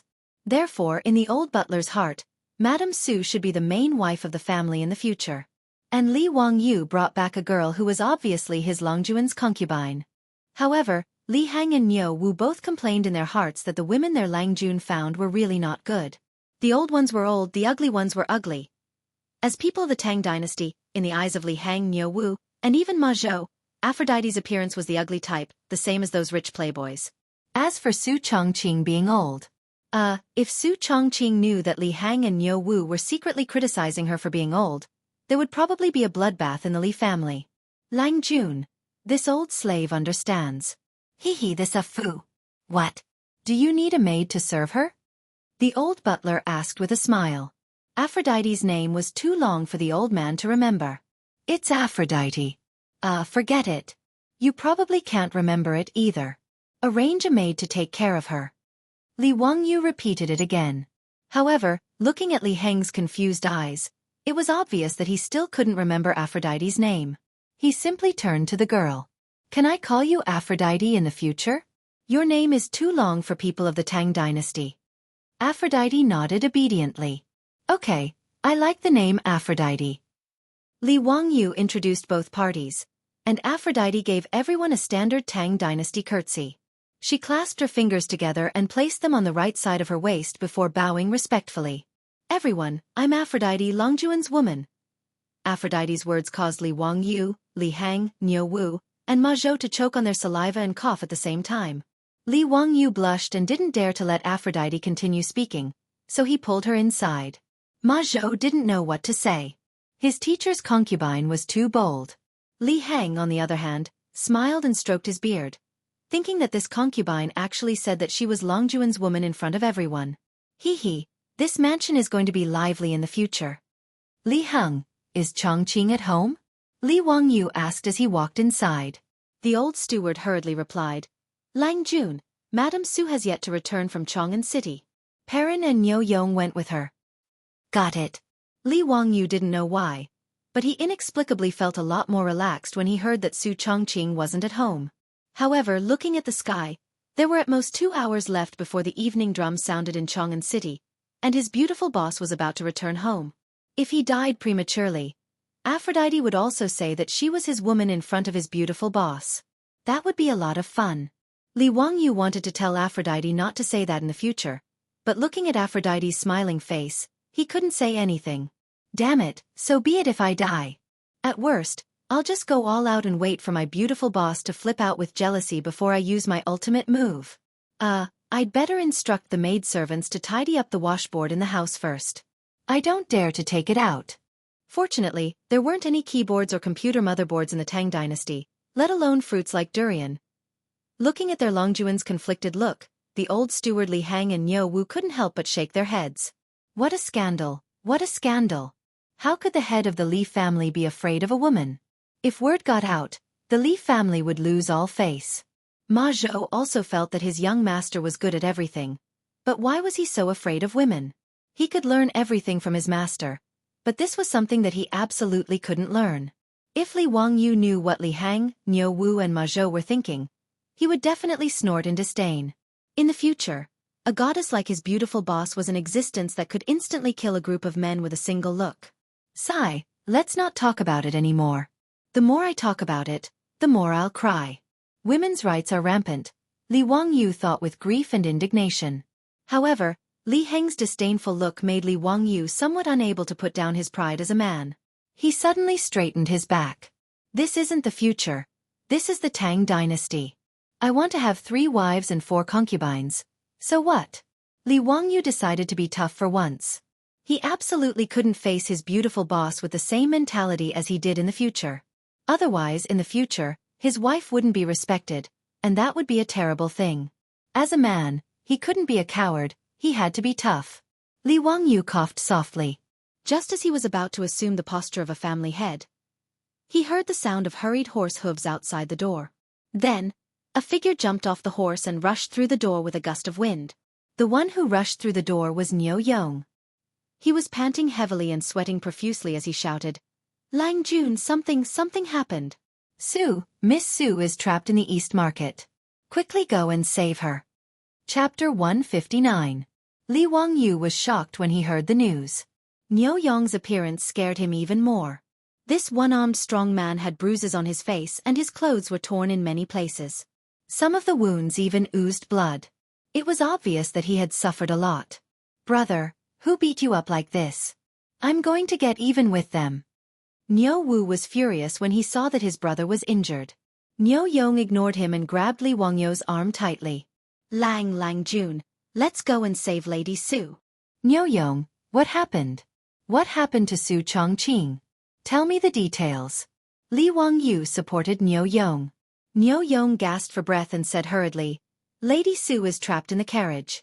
Lang Jun, let's go quickly. We'll talk on the way. The city gate of Chang'an is about to close.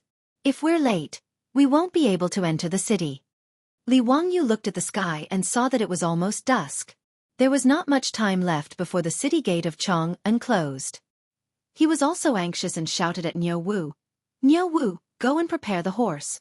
We're going to Chang'an." Nyo Wu agreed and was about to run outside. Li Heng grabbed him and said, "Wait, let's go find the village chief first. Go quickly." Nyo Wu was stunned for a moment and immediately understood. He jumped onto the date-red horse that Li Wangyu rode back and ran towards the village chief's house. Although Nyo Wu didn't know what had happened, he knew that he and his elder brother might not be able to break into Chang'an City to save Madame Su just by relying on the two of them. They might have to rely on the villagers of Dingzhou village to help out. When the old village chief heard that Lady Su was trapped in the carriage of Chang'an, he rang the old copper bell in the village without saying anything. The copper bell in the village could not be rung casually. If the copper bell was rung 12 times, it meant that the village was facing a threat. After the old village chief rang the copper bell, the men who were originally squatting in front of their house holding big bowls and chatting with others were suddenly startled and rushed back into the house. In less than a quarter of an hour, hundreds of strong men with all kinds of weapons had gathered on the grain-sunning ground in the village. They were led by 12 middle-aged strong men who were wearing leather armor and holding weapons, but their bodies were all handicapped. These 12 strong men were the comrades of the Nyo brothers who had survived the bloody battle with the Turks at Yanmen Pass. Back then, 60 former Sui soldiers from Dingzhou village went to war. Those who were able to survive all had their own abilities. Although their bodies were disabled, their battle prowess was not to be underestimated. Almost all of the youths in the village were trained by these 12 people, and the Nyo brothers according to the military methods. No one would have expected that a small village like Dingzhou would have the military strength of 2 brigades hidden within it. If they were equipped with armor and long weapons, their combat effectiveness would not be inferior to that of the Imperial Army in Chang'an at all. When the village had conflicts with the surrounding villages, they had never lost a fight. Even in the village, there had never been any blind thieves who came looking for trouble. Of course, this also had to do with the fact that Dingzhou village was too poor. For a village that was so poor that it only lacked pants, naturally, no thieves would be stupid enough to come here and steal. "Village chief, why are you ringing the bell? Are there any blind thieves?" One of the 12 handicapped soldiers asked in a low, muffled voice. He held an old long spear in his hand. The body of the spear was covered with all kinds of scratches. It was obvious that this weapon had been used for a long time. This long spear was a prohibited weapon among the people, but no one in the village cared. Almost all of them had such prohibited weapons in their homes. Seeing that most of the people had arrived, the old village chief did not have time to talk nonsense. He raised his voice and shouted, "Lady Su of the Li family is in trouble. She is trapped in the East Market of Chang'an. Good people, come with me. Let's go and save Lady Su." Ever since Su Chongqing took over the 4-wheeled carriage business, the carriage business had already begun to take shape in just a few days. Many of the villagers of Dingzhou village had already started driving carriages to help the merchants in the East Market and West Market transport goods. However, due to the insufficient number of carriages in the early stages and the poor quality of the carriages, Su Chongqing limited the carriage's transport distance to 300 miles around Chang'an City, which was the distance that a 4-wheeled carriage could travel in a day. Su Chongqing also contacted many merchants in the East Market and West Market and recommended the 4-wheeled carriage business of Dingzhou village to them. Dingzhou Village and the Li family jointly opened the four-wheeled carriage business. Li Wangyu shamelessly named it the Shunfeng Express four-wheeled carriage business. His beautiful superior just rolled her eyes speechlessly.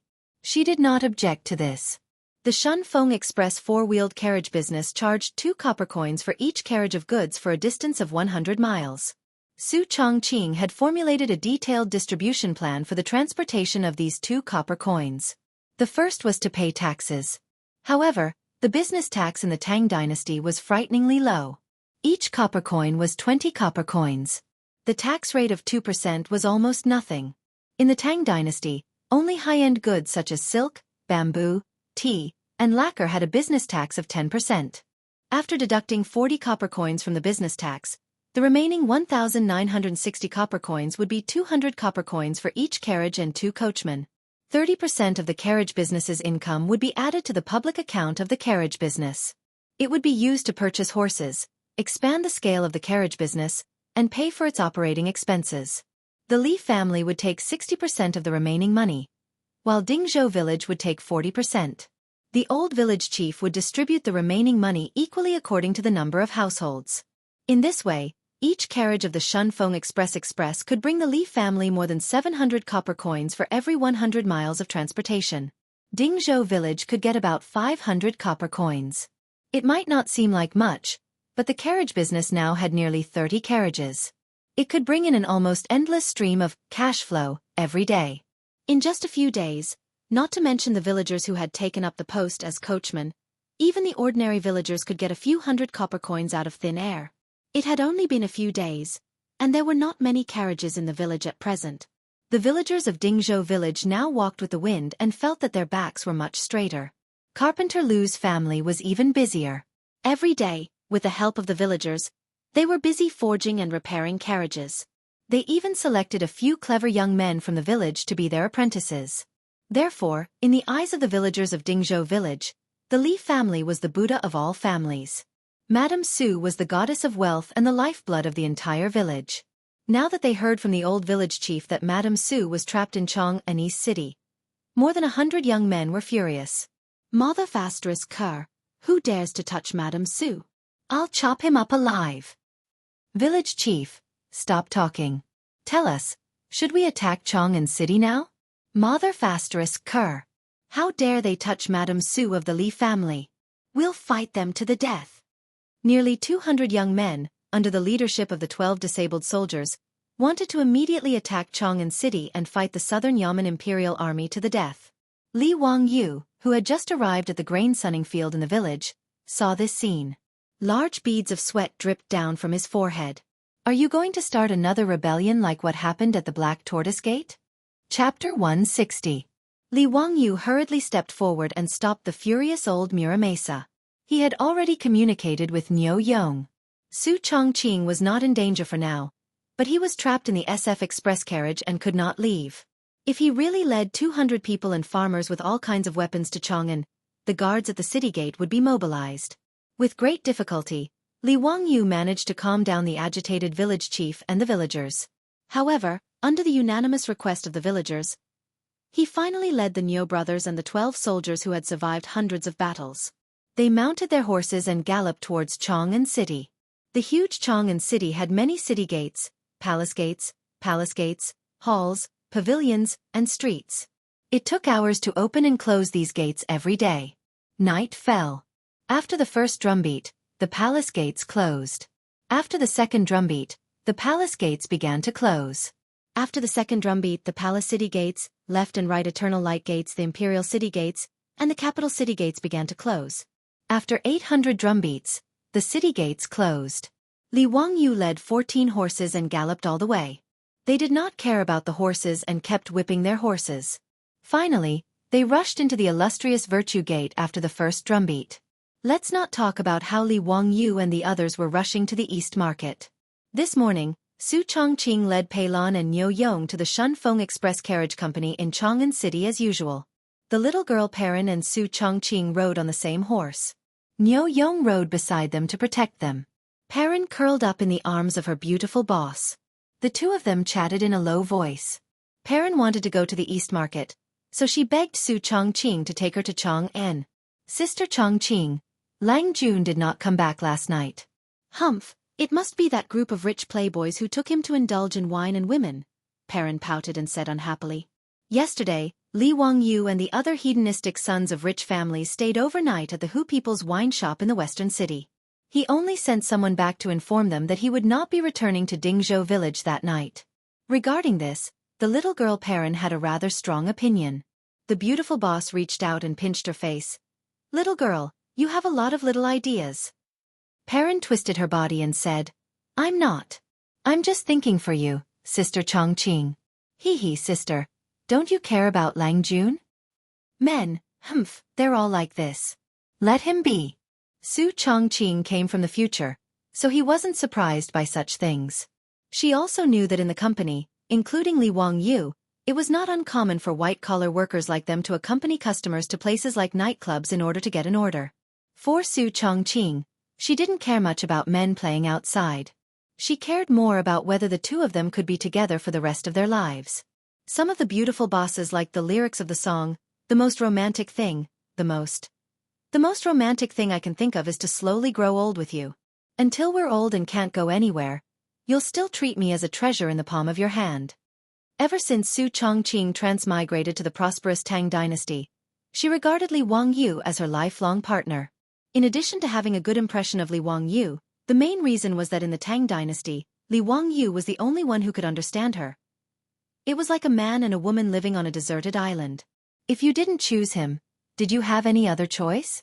Although the Tang dynasty was not a deserted island, in Su Chongqing's mind, except for Li Wangyu, there was no one else she could open her heart to and communicate with. To her, this world was no different from a deserted island. Su Chongqing didn't think that she could be like those female protagonists in novels who transmigrated to ancient times and lived happily with an ancient person. That was too much of a fantasy. She couldn't imagine marrying an ancient person from the Tang dynasty and then living a life of seclusion in the backyard. That was simply a disaster. However, the beautiful boss also had some worries in her heart. That was, the age gap between her and Li Wangyu was too big. Although she knew that Li Wangyu was actually 2 or 3 years older than her. No matter what, Li Wangyu's physical age was only 16 years old, and she was already 24 years old. As the saying went, a woman 3 years older than her husband would hold a golden brick. A woman 8 years older would make a fortune. However, Su Chongqing was nervous. For her, this matter had become a sore point. The soul of the man she liked was possessed by a young man. It felt really strange. It was precisely because of this fear that Li Wangyu would despise her age that she did not want to be intimate with Li Wangyu. The two people holding hands already made her feel very awkward. This kind of worry about personal gains and losses made the beautiful boss jealous of the young maidservant sent by Cho Kuan on one hand. But on the other hand, she was particularly indulgent with Li Wangyu. Even if she knew that Cheng Chumo was a playboy and took Li Wangyu to indulge in wine and women, she did not want to interfere. Contradiction, entanglement, this was Su Chongqing's current state of mind. Suppressing the emotions in her heart, the three people entered Chang'an City and went straight to the East Market. The Shunfeng Express Carriage Company had rented a courtyard in the East Market as a temporary stop for the carriage company in Chang'an City. Usually, because of the delay in transporting goods, the four-wheeled carriages and coachmen who could not return to Dingzhou village would temporarily spend the night here. This was also the location of the Shunfeng Express, which contracted the freight business of the merchants in the East and West markets. The reason why they chose to open the carriage company in the East Market was mainly because the Cho family had a business here. Since planning to open a carriage company in Chang'an City, Su Chongqing first contacted Cho Kuan and asked him to help find a suitable shop in Chang'an City. The Cho family was surprised to learn that Li Wangyu actually wanted to open a carriage company business. However, after Cho Yuanliang saw the carrying capacity and speed of the four-wheeled carriage, he immediately decided to cooperate with the Shunfeng Express for a long time. The biggest problem for the Cho family in the grain business was the transportation of grain. The Shunfeng Express simply made Cho Yuanliang overjoyed. The courtyard in the East Market was the property of the Cho family. It was rented to Su Chongqing by Cho Yuanliang at a very low price. The condition was that all the grain of the Cho family would be transported by the Shunfeng Express in the future. In this regard, Su Chongqing naturally had no objection. The two sides happily signed the contract. In the past few days, The Shun Feng Carriage Company had helped the Cho family transport several batches of grain. Both the speed and the price made Cho Yuanliang very satisfied. After Su Chongqing and others arrived at the carriage company, she first checked the account book and confirmed that there was no problem.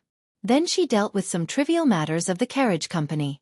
These days, the most troublesome thing for the beautiful boss was that there was no one to help her. Now the carriage company had just started, so she could do it by herself. But once it developed, she would have to do all these things by herself. That would be really terrible. In Dingzhou village, there were many farmers who worked, and they were all good at it. But there was no one who could read to help with the management. Sure enough, talent was the most precious thing even in the 21st century. After busying himself for more than 2 hours, he was finally almost done. Only then did Su Chongqing lead Pei Lan to stroll around the Eastern Market. Niu Yong wanted to accompany them, but Su Chongqing refused with a smile. In Chong, and city of the Tang dynasty, especially in the East Market, the security was still good. She and Perrin were not worried about any accidents. Shopping was a woman's nature. Maybe no matter where, no matter which era, women like to walk around and look around because they like this feeling. It was the first time that Perrin came to the East Market. In this era, the most prosperous shopping center in the world was located, which made the little girl very excited. Although Perrin insisted on serving Li Wangyu in the mansion, no one treated her as a maid in the mansion. After asking Li Wangyu and the old housekeeper for their opinions, Su Chongqing simply set a monthly salary for Perrin, which was the treatment of a member of the family. The servants in the Tang dynasty were the property of the master. Naturally, they were not like the maids in Dream of the Red Chamber, who had a monthly salary. Generally speaking, the master would take care of the servants' food and accommodation, and reward them according to his mood. Today, Perrin came to the East Market of Chang'an City with all the copper coins she had saved these days, saying that she wanted to buy something. But whether it was a rouge shop or a jewelry shop, the little girl could go in and look around. However, although the little girl had money in her pocket, she just looked around and did not spend money to buy anything. Perrin, what do you want to buy? Su Chongqing asked curiously. Perrin blushed and stuck out her tongue at her. Sister Chongqing, I want to buy a sachet for Lang Jun. The sachet she was talking about was a hollow metal ball with a pattern of flowers or animals. A metal incense pot was suspended on a balance frame inside, and the outside could be rotated at will. In the Tang dynasty, not only women liked to wear sachets, but men were no exception. Whether hunting, traveling or playing, they all carried sachets with them. Wherever it went, the fragrance would spread. At that time, men even had the custom of comparing spices with each other, which was called competing in incense. Even the generals of the Tang dynasty used incense. In the Tang poem, Young Man's Journey, it was written, Ping Ming little hunting out of the middle army, exotic fragrance filling sleeves. It was obvious how popular incense was in the Tang dynasty. Su Chongqing was speechless. In her mind, she could not imagine Li Wangyu wearing a sachet around his waist, and the fragrance was overflowing. Perrin, your Lang Jun definitely doesn't like to wear that stuff. You'd better not waste your money. Su Chongqing said firmly. Li Wangyu was a standard straight man. In the company of later generations, some male colleagues would wear perfume for men. But on Li Wangyu, the beautiful boss had never smelled any fragrance except for the smell of sweat. He was the representative of smelly men. Really? Lang Jun used to like it. Perrin was a little confused. Shouldn't wearing sachets be the favorite of men in the Tang dynasty? She remembered that her Lang Jun used to wear sachets. It's true, it's true. Let's go over there and have a look. I'll treat you to candy, okay? Su Chongqing could not explain to the little girl that her Lang Jun had been replaced. She could only say perfunctorily and pull Perrin away. When they passed by the door of a shop that specialized in women's ready-made clothes, Perrin looked at the colorful women's clothes in the shop and waved to Su Chongqing. Sister Chongqing, let's go in and have a look. The clothes here are so beautiful. Su Chongqing naturally would not refuse. She smiled and held Perrin's hand and walked into the shop. But she did not expect to meet a noble person in the shop. Chapter 161. This East City's ready-made clothing store was expensive, so there weren't many customers. Su Chongqing saw two beautiful women who were about the same age as her, so she smiled and nodded to greet them in a friendly manner. The two women also smiled and greeted her. After transmigrating for almost a month, Even Su Chongqing could see that these two women obviously had a high status. Their hair was tied up in a bun, their breasts were exposed, and their shoulders were covered with a gauze. They were wearing a short-sleeved shirt, a long skirt, and a belt. One of the women was pregnant, and her belly was already showing. There were maids serving them. Although Su Chongqing didn't know much about history, she still knew a phrase called Tang Dynasty clothing. The Tang Dynasty clothing was the heyday of China's clothing development. Even in later generations, the shadow of the Tang Dynasty clothing could still be seen in East Asian countries. The Tang Dynasty women's clothing was the most wonderful chapter of China's ancient clothing. Their clothes were beautiful and gorgeous, and the decorations were strange and complicated, making it too much for the eyes to take in. Speaking of which, Su Chongqing was secretly shocked by the Tang Dynasty women's clothing, because even in the eyes of later generations, the Tang Dynasty women's clothing was too bold. The light, thin and transparent fabric, coupled with the bare-chested clothing, which was the low-chested clothing of later generations, and the slow-chested gauze skirt, made Su Chongqing, as a woman, blush when she looked at it. In the Tang Dynasty, where plump breasts were considered to be beautiful, the white patch on the chest of a woman with a bit of status was a cheap sight for many men. Not to mention that there was no such thing as underwear in the Tang Dynasty. With such a low neckline, when these women bent down, the fatal temptation of exposing their bodies was simply too deadly. In the Tang Dynasty, bare-chested clothing was not something that just anyone could wear. Women from ordinary families were not allowed to wear such clothes. Only women with high status could wear such clothes. Just like the two beautiful women in the store at this time, who were wearing bare-chested clothing, revealing their plump and snow-white chests. Obviously, they were of noble status. Su Chongqing didn't want to disturb them, so she led Perrin and whispered about the various clothing in the store. But she accidentally overheard the conversation of the two beautiful women. "Sister, look at this belt. It suits you so well." "It does look good, but it's not convenient for me to wear this belt right now." The pregnant woman sighed and said, "I look ugly no matter what I wear now. I don't even dare to let Erlang see me like this." The beautiful boss stole a glance at the pregnant woman and couldn't help but laugh out loud. Her laughter immediately alerted the two beautiful women, and they both cast inquisitive gazes over. Su Chongqing hurriedly bowed to them and explained, "Ladies, I'm really sorry. I accidentally overheard your conversation and disturbed you." However, the two beautiful women didn't blame her and just laughed it off. Su Chongqing was a little embarrassed. His laughter just now was indeed a little impolite. He hurriedly said, "My two wives actually, I know of clothes that are suitable for pregnant women. Would you be interested?" The pregnant woman's eyes lit up upon hearing this, and she hurriedly asked, "Young lady, tell me about it." What Su Chongqing thought of was the maternity clothes of the future. When women in the future were pregnant, they would usually buy maternity clothes that were wide, comfortable, breathable, sweat-absorbent, and easy to wear. And women in the future would pay more attention to the beauty of maternity clothes. Aside from the large waist, the style wasn't inferior to ordinary fashion. Su Chongqing asked the female shop assistant of the ready-made clothing store to bring over a chest-length skirt. He pointed at the waist of the skirt and said, "Actually, this chest-length skirt is the most suitable for pregnant women. You just need to modify the waist a little." The chest-length skirt looked like the Korean clothing of the future. The so-called Korean clothing was passed down to Korea during the Tang Dynasty. The chest-length skirt tied the belt high above the chest. This style could achieve a different elegant effect regardless of whether the figure was plump or thin. Furthermore, the chest-length skirt that was modified at the waist was thin at the top and thick at the bottom. It looked dignified and elegant, and the wide skirt perfectly hid the pregnant belly. Whether it was a 6-month pregnant woman or an 8-month pregnant woman, it couldn't be seen after wearing it. It was the best combination for pregnant women. Su Chongqing's words made the two beautiful women quite interested. The female shop assistant on the side was also very tactful and quickly said, "Honorable guests, there are tailors in this small shop.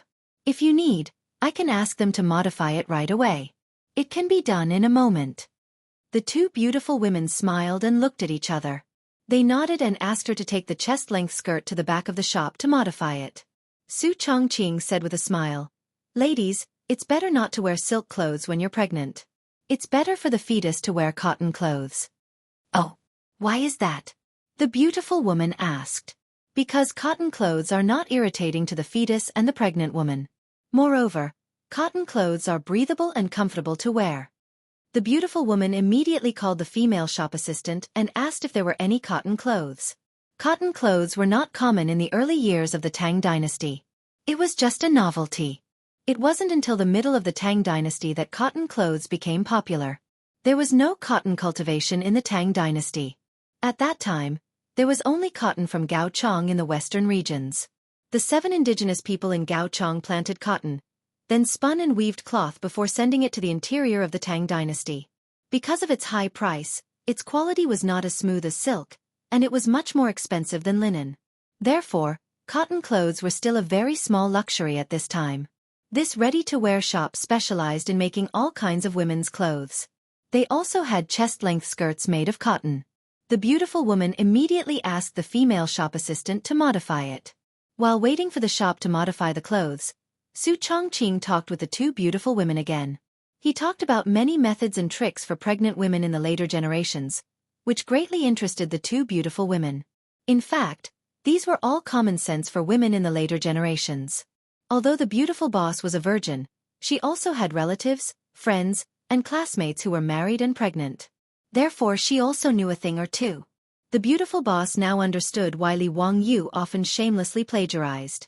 She was also the same now. Showing off some common sense of the later generations made the 2 beautiful women exclaim again and again, giving her a great sense of satisfaction. The 2 sides chatted happily. Then, the topic changed to the problem of maintaining a pregnant woman's figure. Although women in the Tang dynasty were beautiful with plump bodies did not mean that they were fat. However, it was easy for women to gain weight and lose their shape when they were pregnant.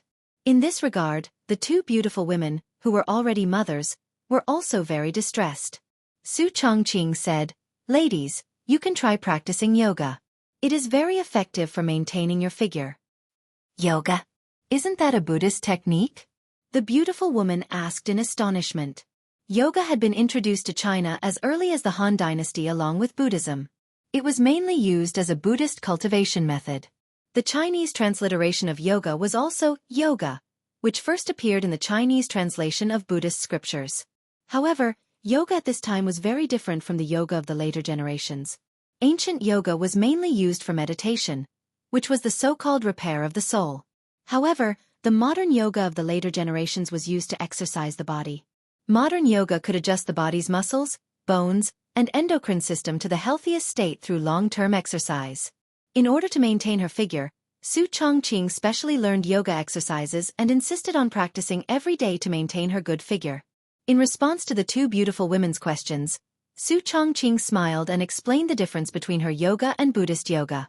Hearing that yoga could maintain one's figure and make one young, the 2 beautiful women's eyes lit up. Women loved beauty, and this was the case no matter which dynasty it was. "Young lady, I wonder if it's convenient for you to teach us yoga?" The beautiful woman asked expectantly. Chapter 162. Su Chongqing didn't refuse the 2 beautiful women's request. She didn't mind getting to know a few more noble women of the Tang dynasty. Since she and Li Wangyu were going to live in the Tang dynasty for a long time, she still needed to expand her network. These 2 beautiful women, whether it was their conversation or temperament, made Su Chongqing have a good impression of them. Naturally, she was willing to get closer to such beautiful women. However, she was slightly embarrassed. "I can teach you yoga, but I need a convenient place. When practicing yoga, you can't wear too many clothes, otherwise it will affect your physical activity." The 2 beautiful women were stunned. This was a problem. The pregnant woman asked, "Are you from Chang'an?" Su Chongqing smiled and shook her head. "I'm from Dingzhou village in Hu County. I run a carriage business in the East Market." Dingzhou village in Hu County? The beautiful woman smiled and asked, "Do you know Li Wangyu from the Li family in Dingzhou village?" The beautiful woman's words caused Su Chongqing to be stunned as well, and only after a long time did he reply. "Of course I know him. I'm Li Wangyu's cousin. May I ask how the 2 of you know my cousin?" Her cousin's words were even vague, but the smile in the pregnant woman's eyes deepened. "I'm Li Jia Xiaolong's elder. So you're also my niece." "What? Li Wangyu's elder?" Except for the Li family in Hu County, who had already shed all pretense of cordiality, Li Wangyu's current identity, what other elders did he have? Su Chongqing was confused by the beautiful woman's words. She didn't know how to address these two beautiful women. Hee, niece, let's go. I'll tell you in detail when we go to my house. After learning Su Chongqing's identity, the beautiful woman became very enthusiastic and stepped forward to hold her arm. Su Chongqing was dumbfounded. These two beautiful women didn't look much older than her. The two of them were about 27 or 28 years old. How did he suddenly become the junior of these two beautiful women? It was too late for regrets. She hated Li Wangyu's fabricated identity so much that her teeth itched. Damned Li Wangyu, why couldn't you have made up an identity? Su Chongqing still didn't want to acknowledge this relative, but he was pulled out of the house by two enthusiastic beautiful women. He didn't even bother to take the dress that he had asked the shop to modify. A simple-looking two-wheeled carriage was parked at the entrance of the clothing store. Su Chongqing was forced by the two beautiful women's warm invitation and had no choice but to follow them onto the carriage. Perrin was also invited by the beautiful woman's maid to get on the horse at the back of the carriage and follow the carriage all the way. The little girl also didn't know what was going on. Since when did his Lang Jun have any elders? Perrin, who grew up in the Li family, knew very well about Li Wangyu's relatives. She had never heard of any elders or relatives in Chang'an City. However, the two beautiful women didn't seem to be bad people. Perrin could only suppress the suspicion in her heart and follow the carriage all the way. After the carriage drove out of the East Market, Perrin found that there were many strong men on horseback in front and behind the carriage. They were guarding the carriage with solemn faces, which made her even more surprised. It was obvious that the two beautiful women's family power couldn't be underestimated since they had so many troops. Inside the carriage, Su Chongqing had been carefully inquiring about who exactly the two beautiful women were. However, the two beautiful women just smiled and didn't say anything. They only told her that she would know when she arrived at the mansion. Perrin, who was riding behind the carriage, was horrified to find that after the carriage left the East Market, it went all the way north and then turned in the direction of the Imperial City. Finally, the carriage drove straight to the Yanxi Gate on the east side of the Imperial City. From here, the Imperial City was to the south and the Imperial Palace of the Tang Dynasty, Taiji Palace, was to the north. When the carriage passed by the Yanxi Gate, the Imperial guards guarding the gate of the Imperial City didn't stop them for inspection. Instead, they all bowed and saluted. Even if the little girl Perrin was slow, at this moment, she realized that the two beautiful women were nobles in the Imperial Palace. This discovery frightened Pei Lan to the point that her entire body trembled. She rode on horseback in a daze and followed the carriage into the Taiji Palace. Su Chongqing didn't know where the carriage went like Perrin.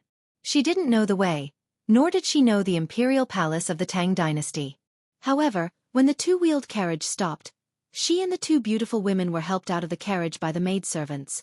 She was still shocked by the buildings in front of her. Even in the future, she had visited the magnificent palace complex in the Forbidden City, but she was still shocked by the Taiji Palace in front of her. The continuous Imperial City and the Imperial City. The Imperial Palace was majestic, gorgeous, solemn, and had strict security. It had an irreplaceable sense of oppression. In the magnificent era of the Tang Dynasty, whether it was the 150-meter-wide Vermilion Bird Avenue or the palace complex in front of her, they were also magnificent. The palace complex in front of Taiji Palace was 40 feet above the ground, with its back against the blue sky. It was tall and majestic, and it was breathtaking. On both sides of the stairs leading to the main hall were blue stone handrails.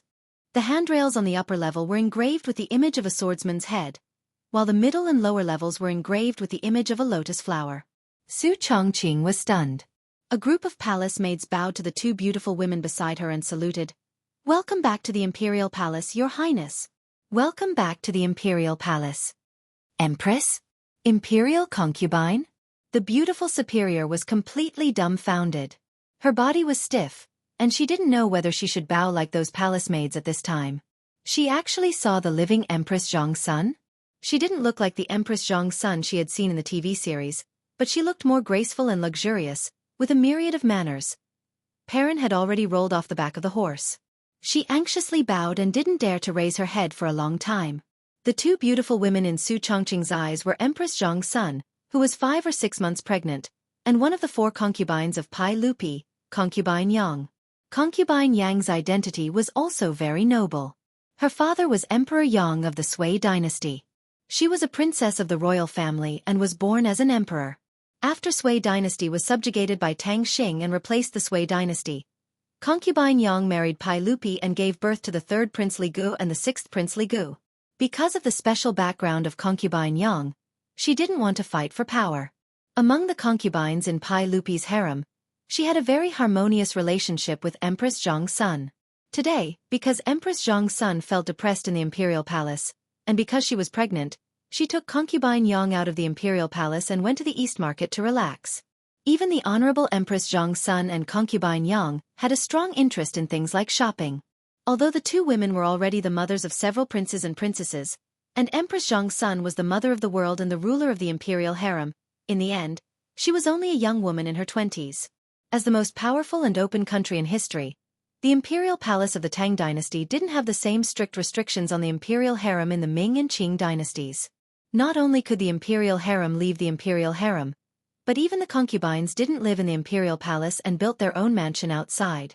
Compared to the imperial harem in the Ming and Qing dynasties, it was simply a heaven-like existence.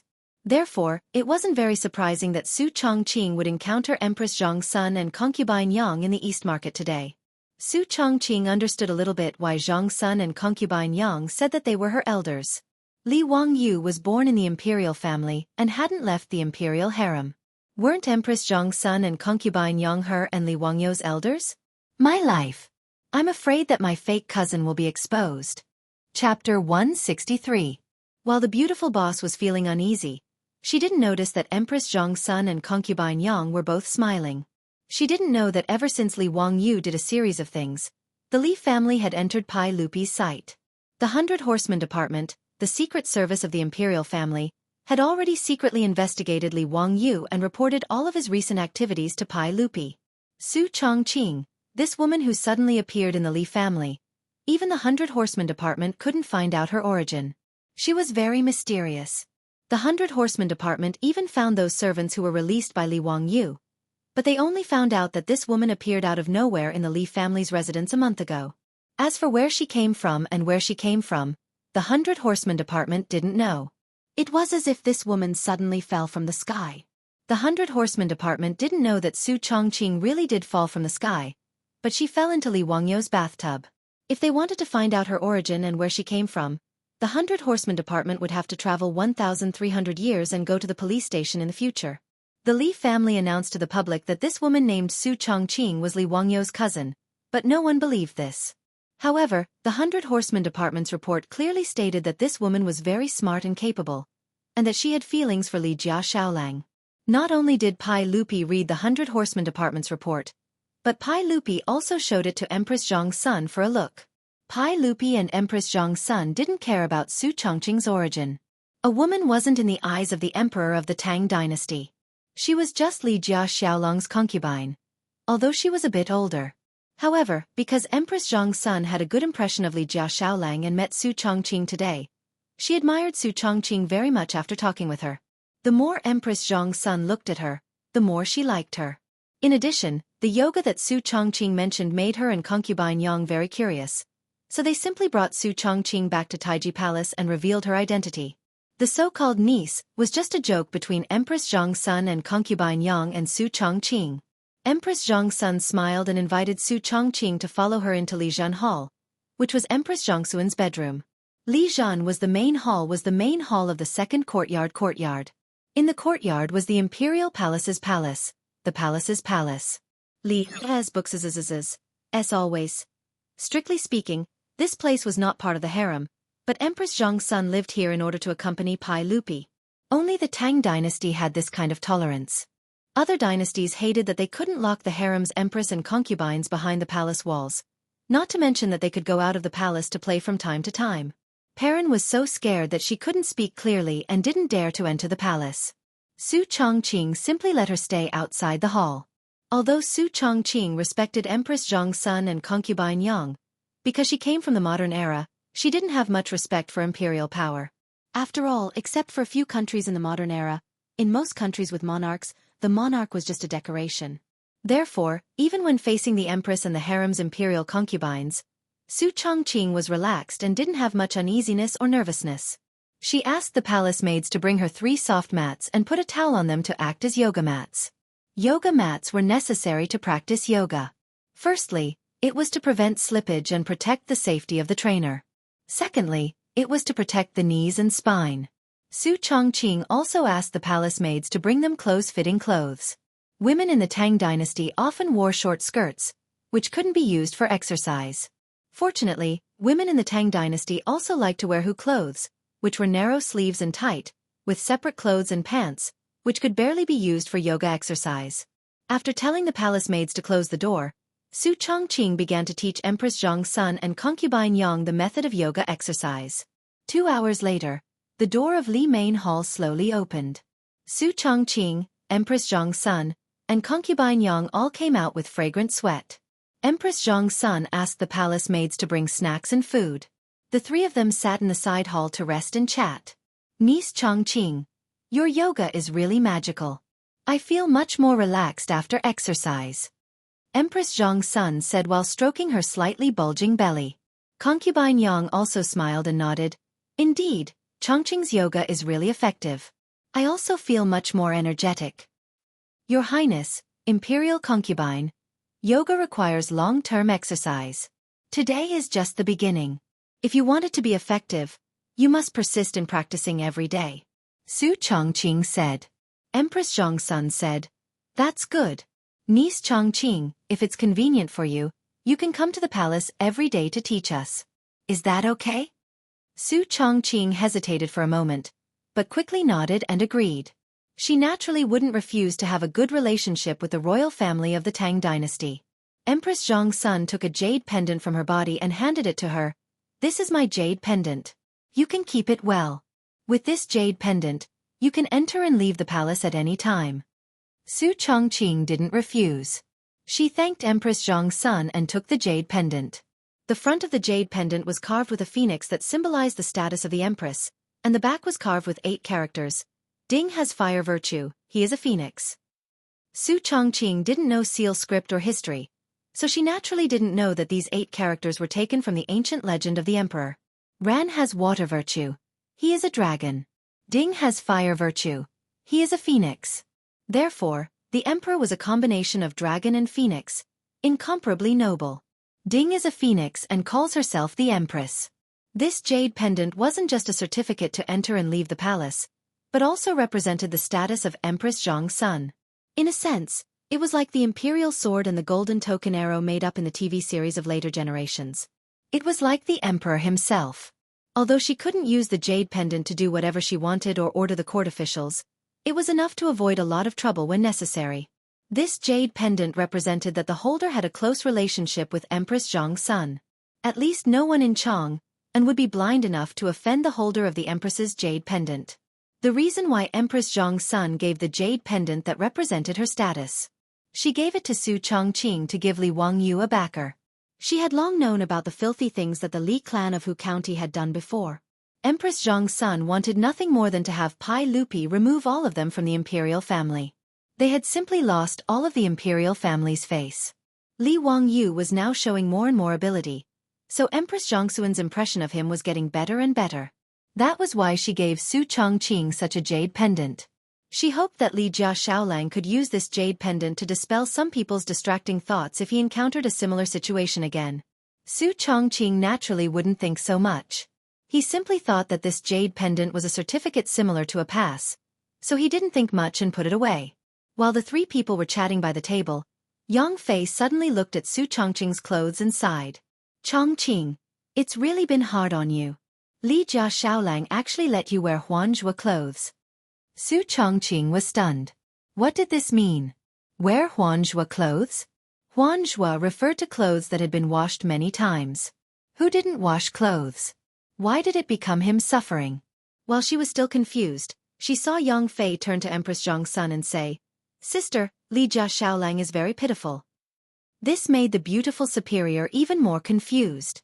What was Li Wangyu pitiful about? Chapter 164. Su Chongqing didn't understand. Concubine Yang meant that Li Jia Shaolang was so poor that even his woman was still wearing washed old clothes. Yes, in the eyes of Empress Zhong's son and concubine Yang, wearing washed clothes was too shabby. Su Chongqing's impression of the Tang dynasty and Empress Zhong's son came from a TV series he watched in modern times, The Rule of Zhongguan. In the TV series, Empress Zhong's son was thrifty, righteous, and a motherly model. She once made her beautiful superior cry. In the TV series, Empress Zhong's son even wore patched clothes. In history, Empress Zhong's son and Empress Ma of Zhu Yuanzhong were known for being thrifty, but the difference between the two was too big. Empress Ma was only born in an ordinary family. Her family was even increasingly poor. It could be said that she was born in a bitter family. Therefore, in history, the only imperial concubine who was thrifty enough to wear ragged clothes was Empress Ma. Empress Zhong's son was born in the imperial family of Northern Wei. As the imperial family, the Zhongsun family produced many capable people from Northern Wei to Sui dynasty. It could be said that the family has mountains and rivers. Therefore, Empress Zhongxuan's thrifty was just not extravagant and wasteful. In the old Tang book, it was recorded that Empress Zhong's son was very thrifty. She only gave what she wore. Translated into the vernacular, it meant that Empress Zhong's son was a very thrifty person. She only asked that the clothes and jewelry she wore and the carriages and horses she used were enough. The so-called enough was not to change the old jewelry and then reuse it, nor was it to reduce the grade of the carriages and horses. It was just that the overall quantity was not excessive. That was all. In the Tang dynasty, including the nobles, they absolutely did not wear washed old clothes. In other words, they would throw away the clothes if they were dirty. Empress Zhong's son, who was known for being thrifty, was also like this.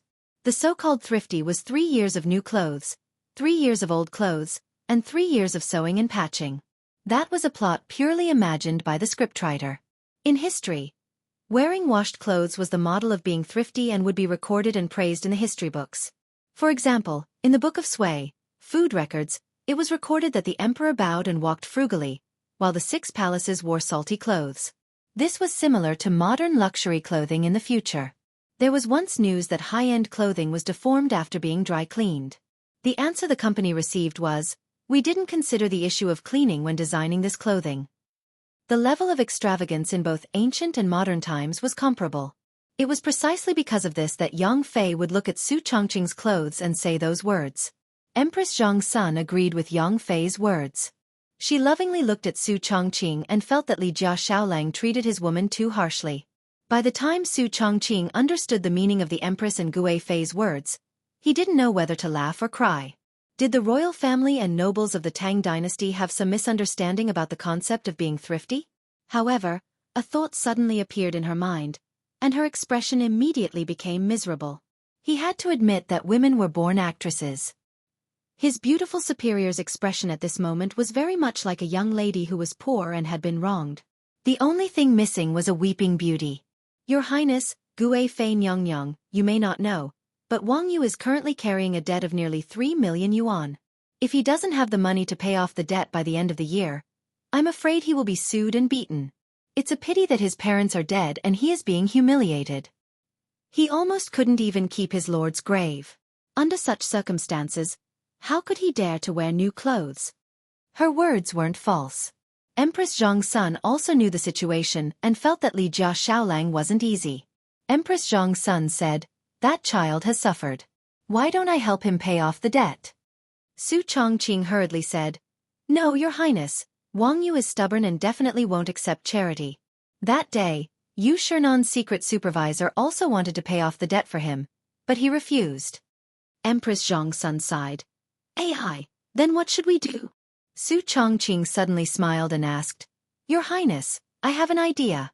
It can benefit the imperial family and also help my Li family get out of trouble. I don't know if Your Highness is interested?" "There's such a good thing? Let's hear it." Empress Zhong's son and concubine Yang were very curious. Su Chongqing told them all about the Shunfeng Express Carriage Company and analyzed the profits in detail for Empress Zhong's son and concubine Yang, as well as the current financial problems the carriage company was facing. Due to the lack of sufficient funds, the four-wheeled carriage company's development was very slow, and the market demand was abnormally large. In fact, this wasn't a whim of the beautiful superior. Originally, she had discussed with Li Wangyu whether or not to pull Cheng Chumo and the other dandy families into the company. The four-wheeled carriage company was really too big a cake. It was so big that the Li family and Dingzhou village couldn't eat it all. If they weren't careful, they might even choke to death. This wasn't an alarmist talk, but the seemingly inconspicuous four-wheeled carriage transportation business actually had too much profit in it. Li Wangyu only relied on Feng Xianling and the Imperial Edict of Chong and City's special franchise. It was difficult to resist the greedy eyes of the aristocratic families. According to Su Chongqing and Li Wangyu's analysis, to meet the needs of many merchants in Chong and City, at least 1,000 four-wheeled carriages were needed. Even if the average daily profit of a carriage was the same copper coins, the Shunfeng Express might make a profit of 1,000 strings of coins a day in the future. Millions of coins, but only a day's profit. It could be imagined how big this cake would be. Before she and Li Wangyu discussed how to invite the dandy families to invest in the carriage company, she unexpectedly met Empress Zhang Sun today. If they wanted to choose a partner, was there anyone more suitable than the imperial family in the world? No matter how greedy the aristocratic families were, they didn't dare to extend their claws to the imperial property.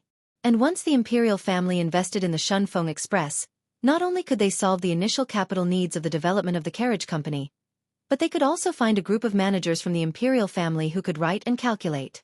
Why not?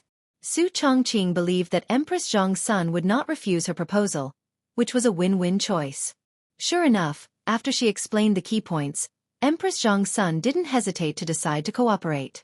Empress Zhang Sun was not only the master of the harem, but also all the imperial property was under her jurisdiction. She could decide the cooperation with the Li family in one word. This empress will offer 800 horses and 5,000 strings of copper coins.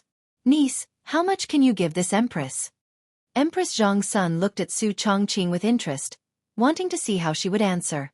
Su Chongqing didn't hesitate at all and directly replied, Your Highness, the imperial family will take 50% of the carriage company, the Li family will take 30%, and the villagers will take 20%.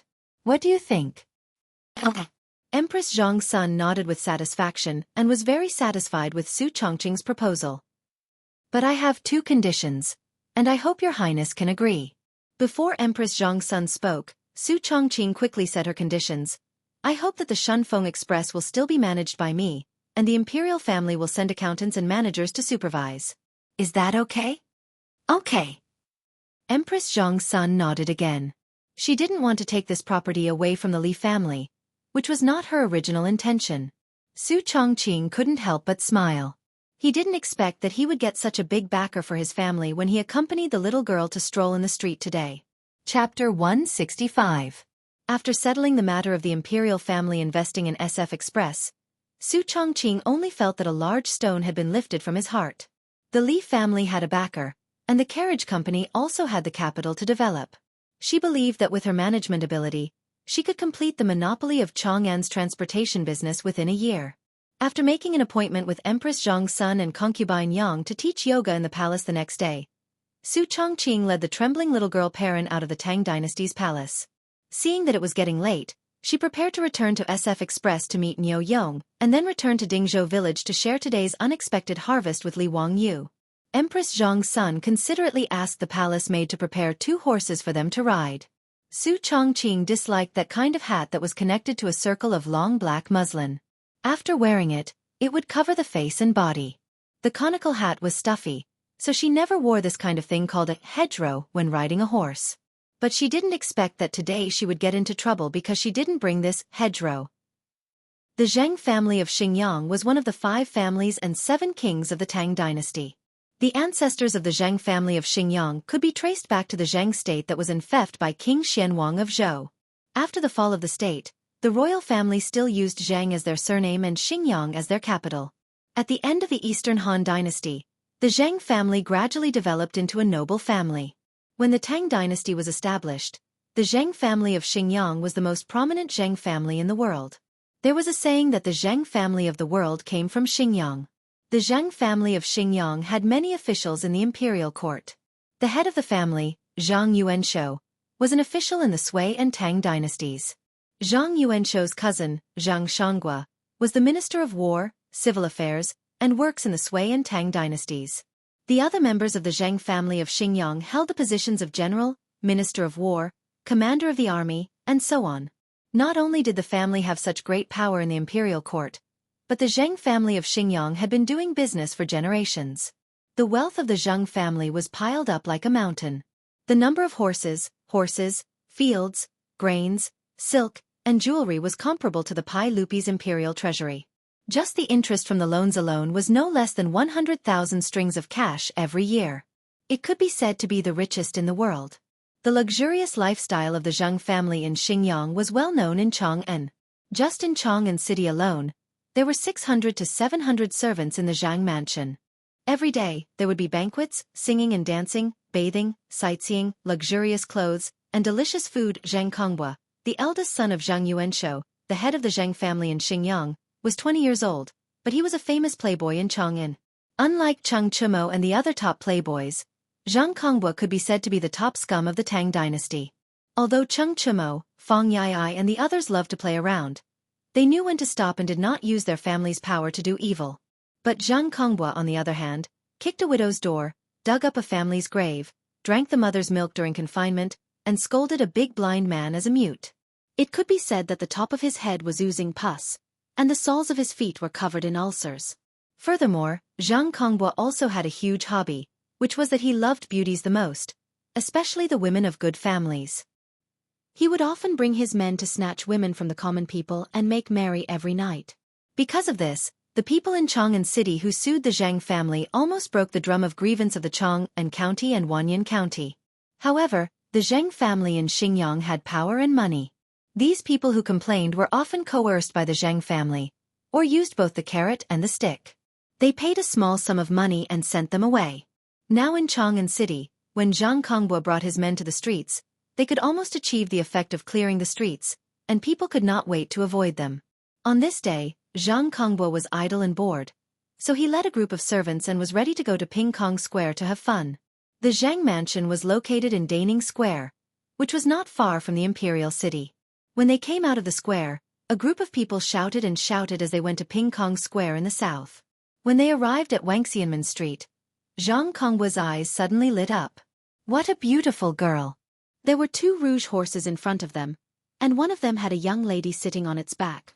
Although her figure appeared thin and frail, she had the countenance of a flower and the face of the moon, and was indescribably beautiful.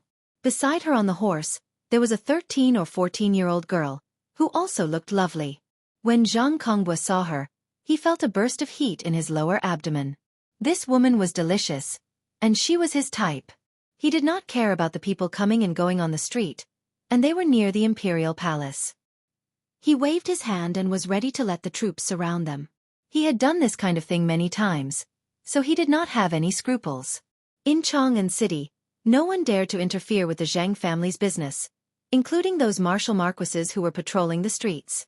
When he thought that he could drag this young lady back to the mansion, press her on the bed and wantonly ravage her, he felt hot blood rushing to his body. He did not even intend to let go of the pretty girl. Although she was young, she also had a unique flavor. Today's luck was really good, to be able to meet such a pair of beauties as soon as he went out. He, Zhang Kongbua, was going to have a second chance today. Just as Zhang Kongbua felt as if his heart was being scratched by a cat and was impatiently preparing to have his troops surround them and capture them, a servant beside him said softly, "Young master, those 2 horses seem to be horses from the palace. Look at the horses' buttocks. There's a brand from the palace." Horses from the imperial palace? Zhang Kongbua was slightly stunned and reached out to stop the troops. He looked up carefully and found that the buttocks of the 2 rouge horses indeed had a mark of the imperial palace of the Tang dynasty. Damn it! Are these 2 bitches from the imperial palace? Zhang Kongbua was full of anger. He thought that he could capture the 2 beauties back to the mansion and enjoy himself, but he did not expect to meet people from the imperial palace. Although he was arrogant and domineering, he was not stupid enough to rob Pai Lupi's women. That would cost him his head. Even the Zhang family of Xingyang could not protect him. Zhang Kongbua knew his own limits at least. Seeing the 2 beauties go farther and farther, Zhang Kongbua looked at the graceful back and felt very unwilling. He waved the horsewhip and said, "Let's go and see if they are from the imperial palace." A group of people followed the 2 beauties in front of them and went to the East Market. Zhang Kongbua, the eldest son of the Zhang family of Xingyang, took a fancy to Su Chongqing and the little girl Perrin. After they came out of the Taiji Palace, they talked and laughed all the way to the East Market. No one noticed that a pair of wretched and greedy eyes had been staring at them. If Empress Zhang's son had not arranged 2 horses for them, they would have been taken into the mansion by Zhang Kongbua at this time. It was lucky. Zhang Kongbua and his people followed the beautiful boss and Perrin all the way to the yard of the Shun Feng Express carriage in the East Market. Seeing the 2 beauties, he took a fancy to today riding into the yard of the carriage. Zhang Kongbua immediately asked the servants to inquire about the 2 women's background. At the door of the carriage, several villagers of Dingzhou who did not carry goods were squatting on the ground and chatting. The servants of the Zhang family used the pretense of looking for people to get information from these simple men easily.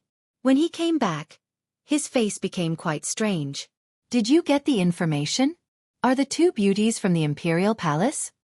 Zhang Kongbua asked impatiently. The servant shook his head and said, Yes, they are not from the Imperial Palace.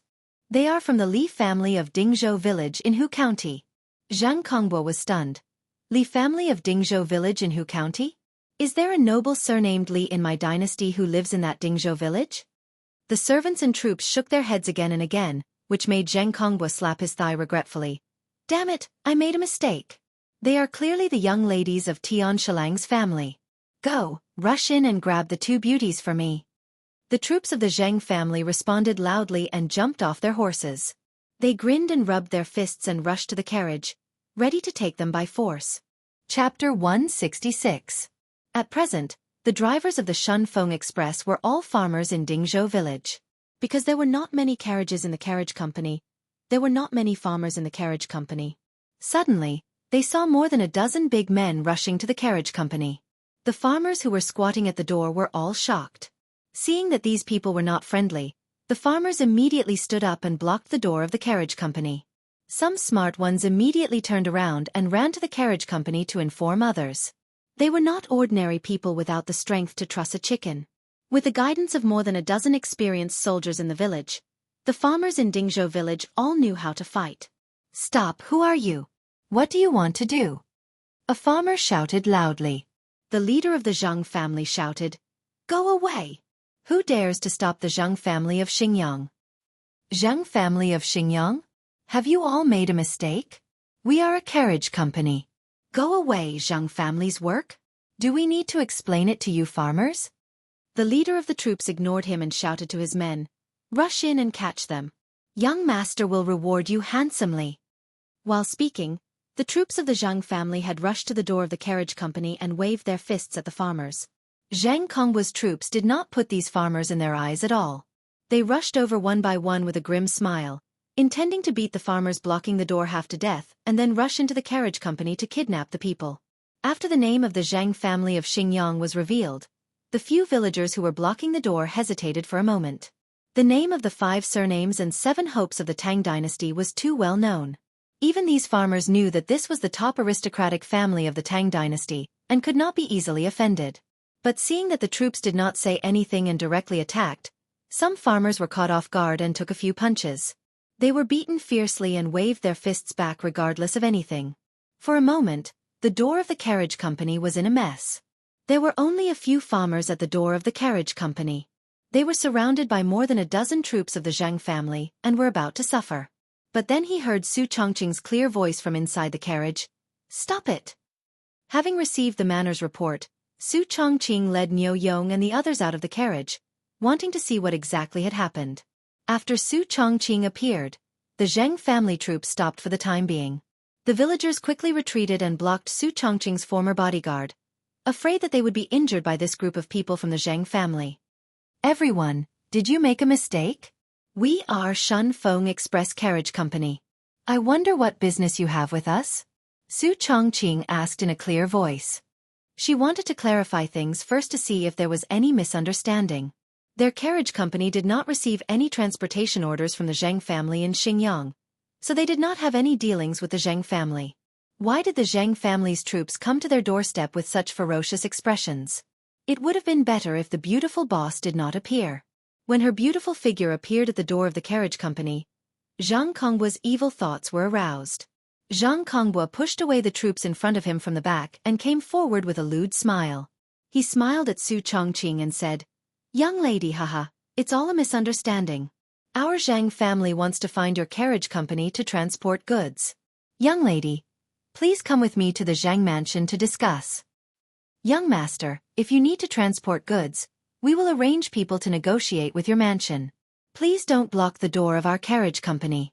Su Chongqing saw this man's pair of peach blossom eyes staring at her lustfully.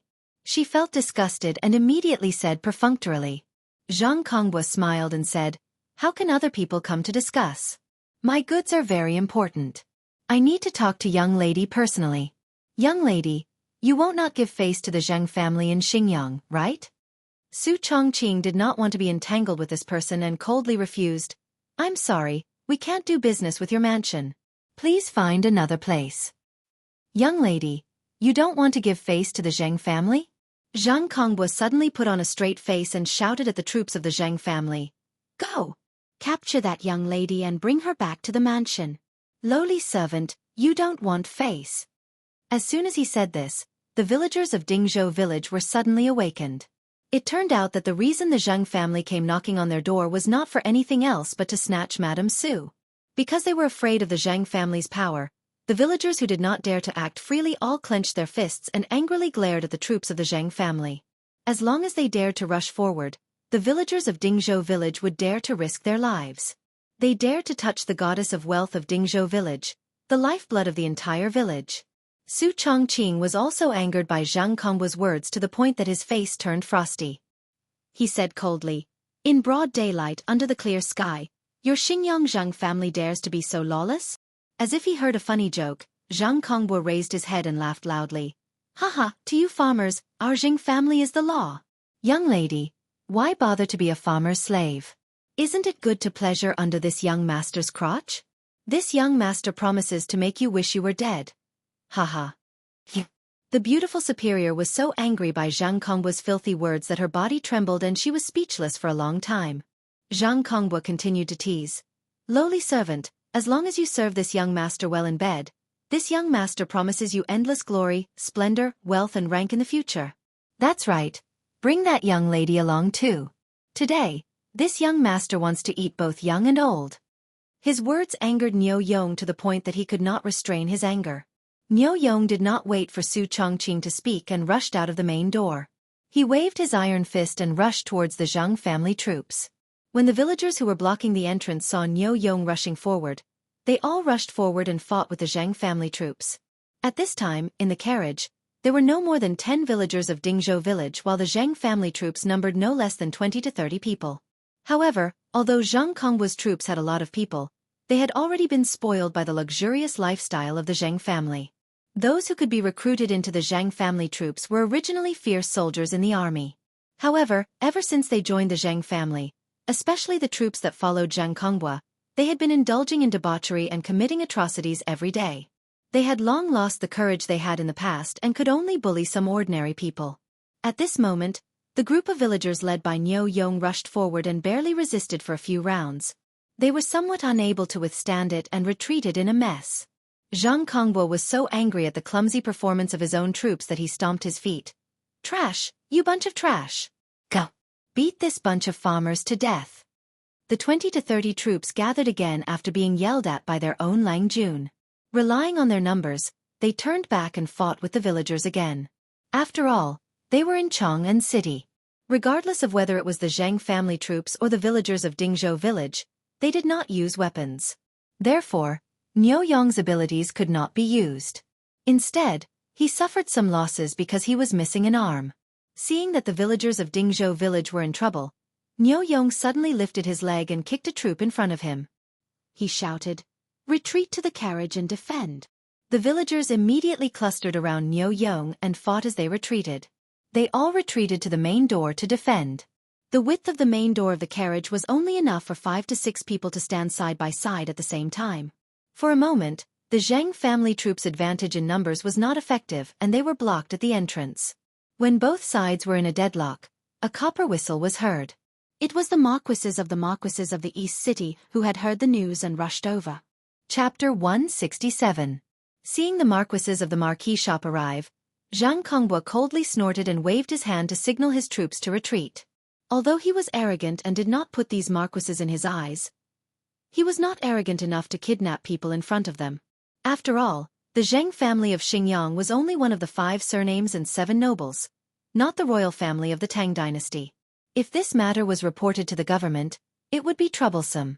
When Su Chongqing opened the carriage business in Chong'an, he had already taken the initiative to visit the Cheng family. Although he did not say it explicitly, he meant that he wanted Lu Guogong to take care of them when it was convenient. Cheng Yaojin naturally did not refuse. After knowing that the carriage business was opened in the East Market, he ordered the housekeeper to pass a message to the colonel of the East Market marquee shop to take care of the Li family's business. The colonel of the East Market marquee shop was called Qin Xian, a collateral relative of Qin Qiong. The Qin family had a good relationship with the Cheng family, Yuqi family, and other military leaders. This could be seen from the fact that these playboys could gather together to eat, drink, and play. Of course, the reason why Qin Huaidao, Qin Qiong's son, was not invited to play with the playboys was because Qin Huaidao was only 3 years old this year. He was too young. Therefore, with Lu Guogong's words, Qin Xian naturally obeyed. He also often sent marquises to patrol the streets of the East Market to prevent Chong and ruffians from causing trouble. Today, the Zheng family suddenly made trouble. 20 to 30 Zheng troops surrounded the carriage business. This gave Qin Xian a headache when he received the report. He was a small 8th-grade general and a collateral relative of the Qin family. How could he dare to go against the Zheng family of Xingyang? But if he allowed the Zheng family to cause trouble and Lu Guogong found out, he would not be able to get away with it. In a dilemma, Qin Xian ordered all the marquises of the marquee shop and rushed to the carriage business. He planned to see what happened first and think about whether he could mediate. It would be best if he could resolve this conflict. When Qin Xian saw that Zhang Kongbo was there, he felt a headache. Why was it this playboy? He didn't need to think to know that today's incident must have been caused by Zhang Kongbua, the eldest son of the Zheng family, who was used to being domineering. As the colonel of the East City marquee shop, Qin Xian often interacted with the Zheng family's eldest son. If it wasn't for the fact that the Zheng family of Xingyang was powerful, he felt that even death wouldn't be enough to wipe out this guy's crimes. No matter how disgusted he was, Qin Xian could only smile and salute Zhang Kongbua. "Young Master Zheng, may I ask what brings you here today?" "It's fine." Zhang Kongbua replied coldly. "There's nothing for you to do here. You can leave now." He wasn't an idiot. He knew that he couldn't openly announce the fact that he had taken a fancy to a beauty and wanted to snatch her back to his residence. Although Zhang Kongbua knew that in Chong'an City, none of these marquises dared to meddle in the affairs of the Zheng family. But no matter what, this was not a glorious matter. Therefore, he only wanted to send these martial marquis away, and then let the troops rush into the carriage to kidnap them. "Young Master Zheng, look, there are so many people coming and going in the East City. If this matter gets out of hand, it won't look good for everyone. Why don't you give me face and let this matter go?" Qin Xian didn't dare to offend Zhang Kongbua, so he could only plead softly. Zhang Kongbua glared at him. "Get out. When is it your turn to meddle in my affairs? If I give you face, who do you think you are?" Qin Xian's face stiffened after being scolded, but he didn't know what to say. But in his heart, he was cursing this bastard.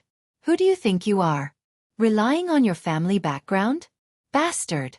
No matter what, I'm still an 8th-grade general of the Tang dynasty. You're just a foppish man who doesn't even have an official title. What right do you have to shout at me? You're a dog dressed like a fly. Why didn't God send down lightning to strike him to death?" But although he cursed in his heart, Qin Xian still had to keep a smile on his face and continue to persuade. "Young Master Zheng, it's not that I want to meddle in your business. It's just that Lu Guogong said that I should take care of this Shun Feng carriage company. You see, I have no other choice." Zhang Kongbua was stunned. "This carriage company is the property of Duke Lu's mansion?" Qin Xian shook his head.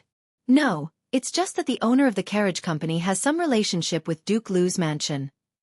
His words made Zhang Kongbua hesitate. Although the Zheng family of Xingyang was one of the 5 surnames and 7 hopes, compared to Duke Lu, who had military power, it was still not enough. The 5 surnames and 7 hopes were noble, but they didn't have much influence in the military of the Tang dynasty.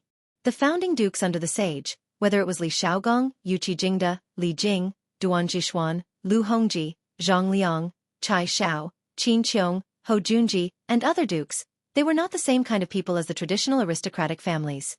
Zhang Kongbua wanted to give up, but he felt that it would be too shameful to leave like this. Plus, he was still thinking about the two beauties, so he was even more reluctant to leave. Seeing his hesitation, Qin Xian continued to persuade him. Young Master Zhang, if this matter reaches the ears of Duke Lu or those imperial censors who have nothing better to do, it will be bad for you. Zhang Kongbua suddenly smiled sinisterly. Who the hell said I did it? My troops are just here to enjoy the scenery. What's wrong? Can't I? Qin Xian was stunned. What the hell? Enjoy the scenery? Zhang Kongbua stretched out his hand to summon the head of his troops and whispered a few words in his ear. The head of the troops immediately nodded with a sinister smile. Under the command of the head of the troops, the 20 to 30 troops of the Zhang family immediately scattered. Except for nearly 10 people who continued to block the entrance of the carriage company, the others all scattered around the carriage company and directly surrounded it. Moreover, not only did they surround the carriage company, but they also pulled out the weapons they carried with them. It looked like they would attack if there was any disagreement. When the villagers in the carriage company saw that the other party had used weapons, and they could only use wooden sticks as weapons at most, they did not dare to rush out and could only guard the entrance. If Li Wangyu were here, he might have adapted the modern poem, Broken Chapter, to exclaim at Zhang Kongbua's shamelessness.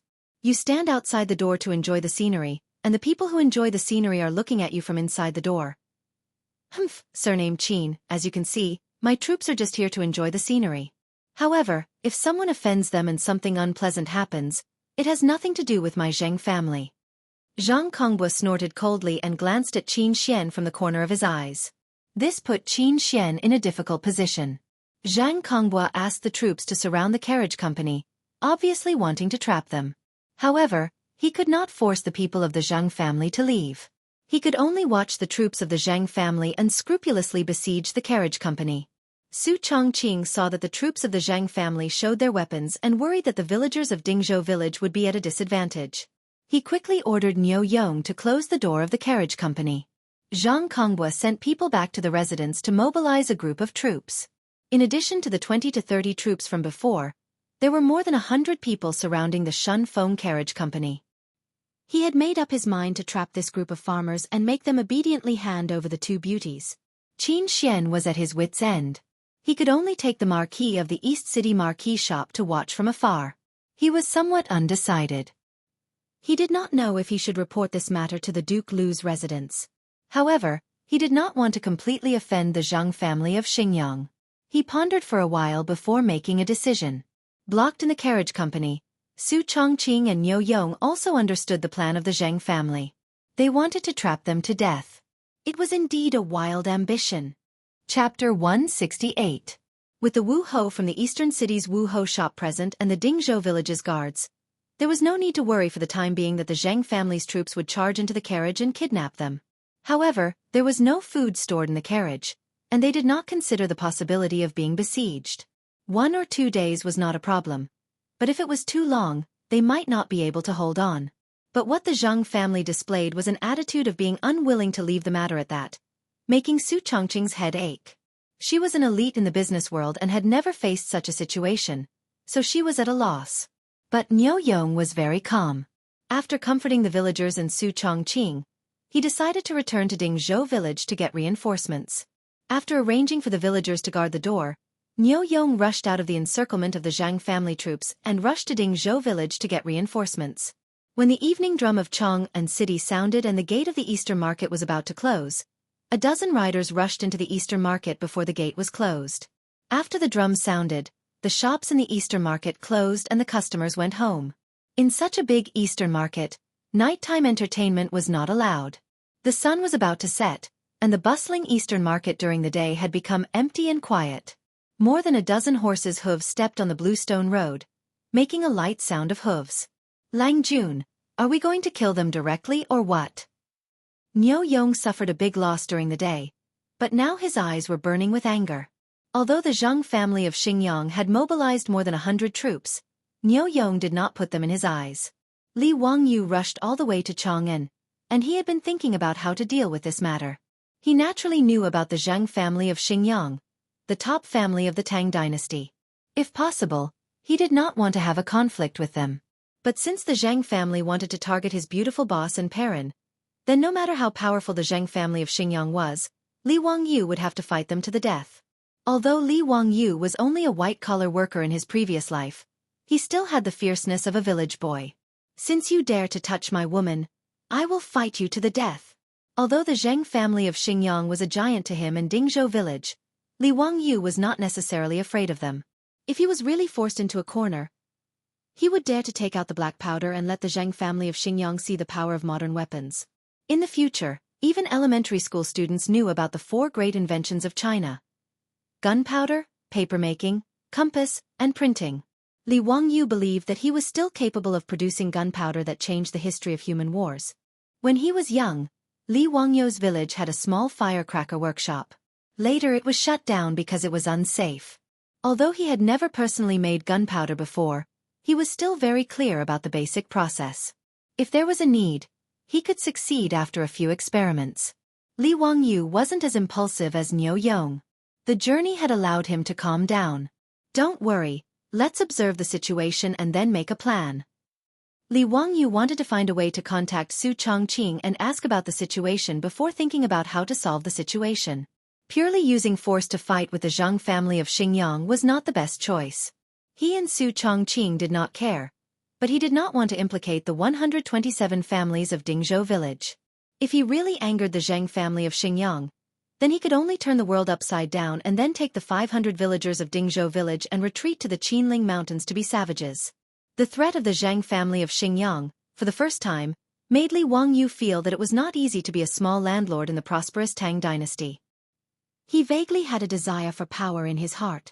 In order not to disturb the Zheng family's troops, the rider slowed down and slowly moved towards the carriage.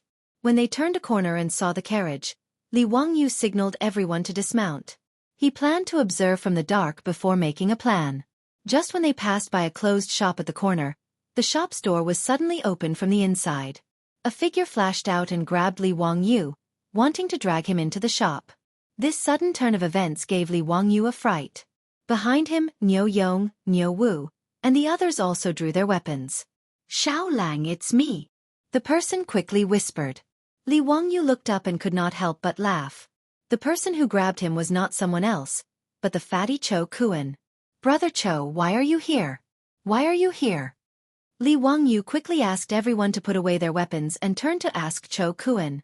The fatty first pulled everyone into the shop. Even the horses were led to the backyard of the shop. He then ordered the shop assistant to reclose the shop's door. Only then did he pull Li Wangyu to sit down and talk. "Nonsense, this is my family's grain shop.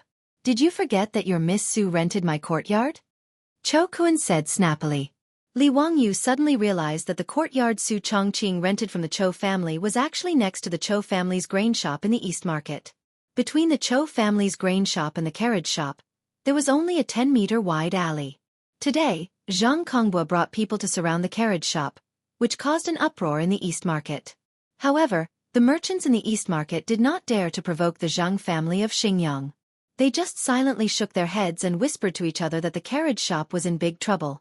Cho Yuanliang and Cho Kuan naturally also received the news and were very anxious. For Li Wangyu, the Cho father and son both wanted to be on good terms with him. However, today's matter involved the Zhang family of Xingyang. The Cho family was a merchant family. Even if they had a small family property, they could do nothing. The Cho family sent someone to Dingzhou village to deliver the message, but they missed Li Wangyu and the others. Cho Kuan simply ran to his family's grain shop to see if he could help.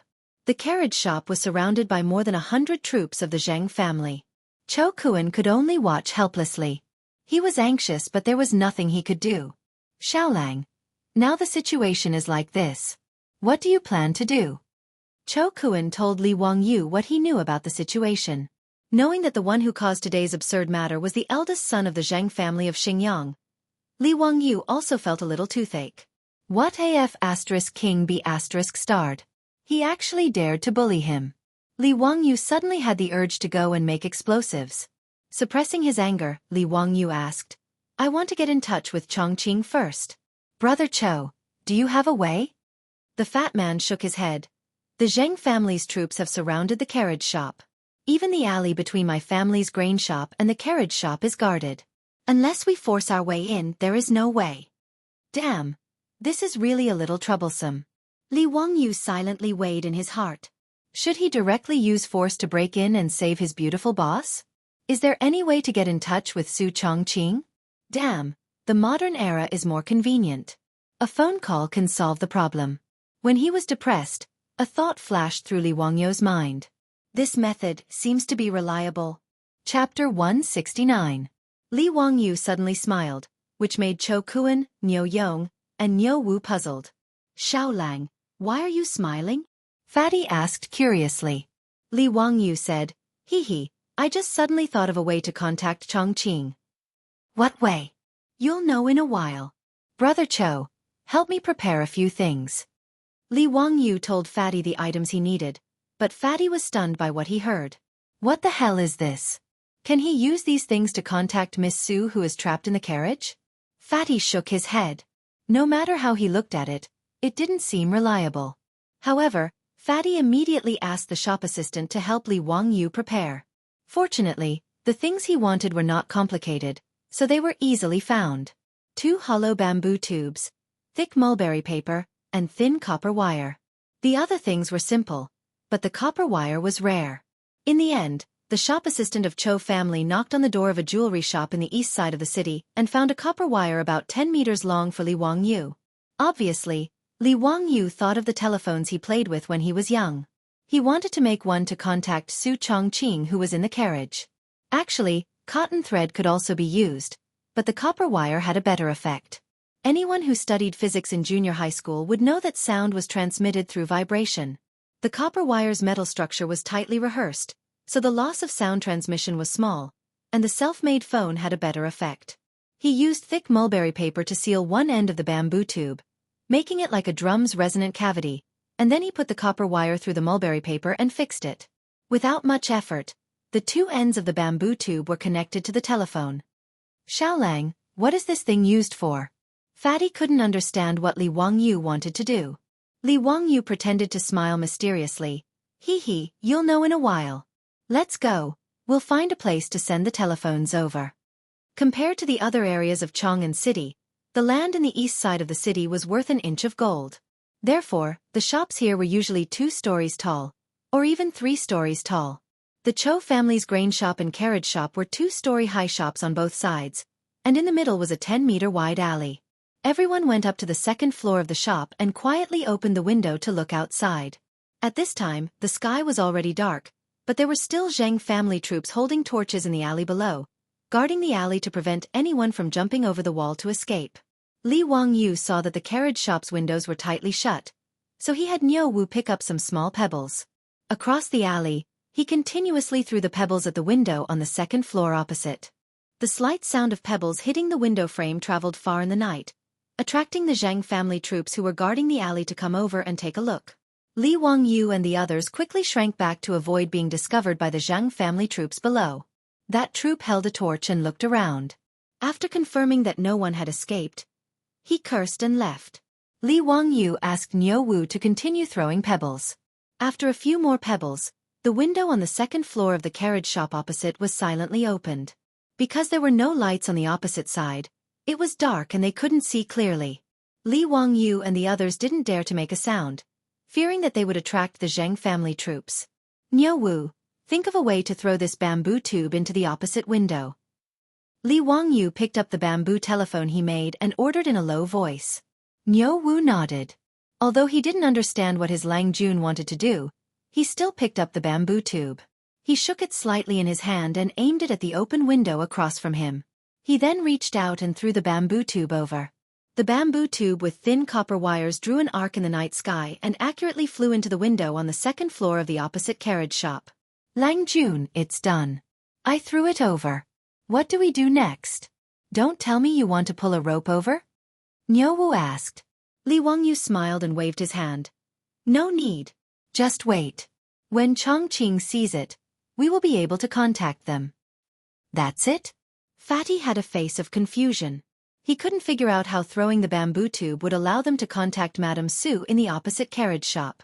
Li Wangyu didn't explain and just waited quietly by the window. He believed that when the villagers in the carriage shop saw the bamboo tube and didn't understand what it meant, they would definitely ask their beautiful superior.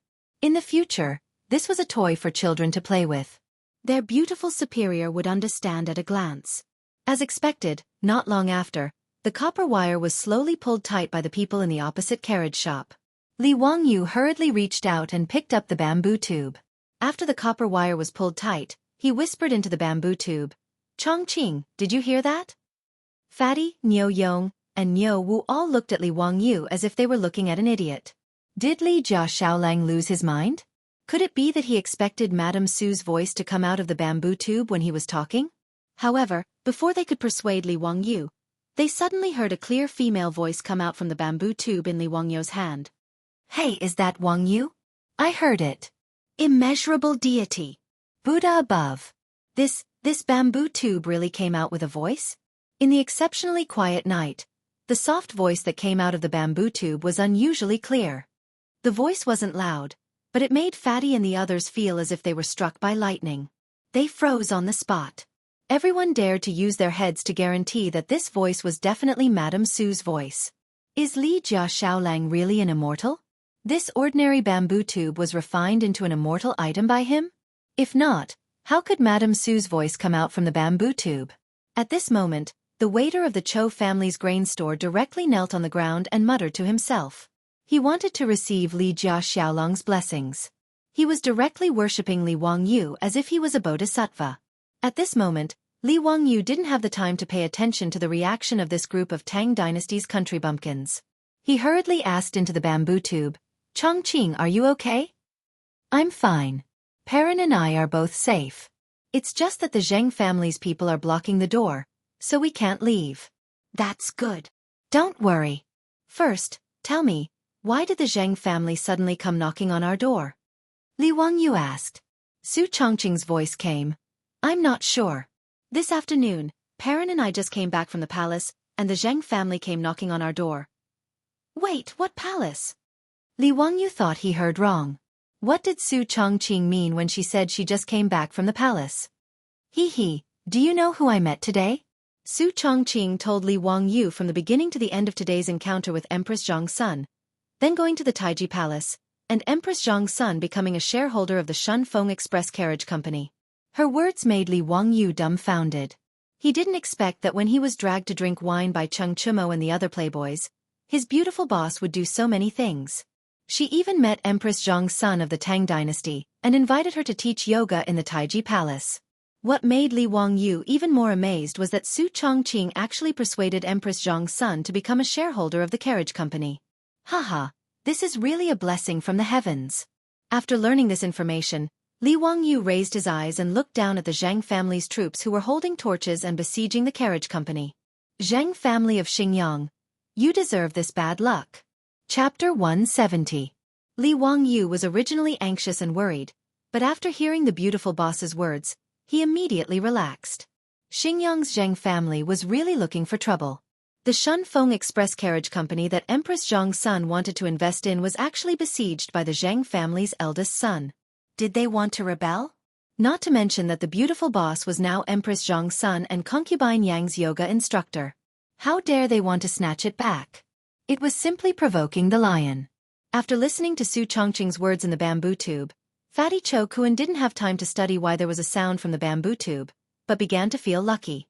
Lucky that their Cho family had a close relationship with Li Jia Xiaolang.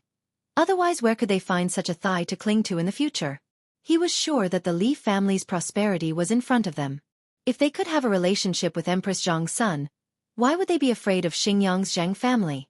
However, Li Wangyu was thinking about how to use Empress Zhong's son to dig a huge hole for Xingyang's Zheng family and let them jump into it.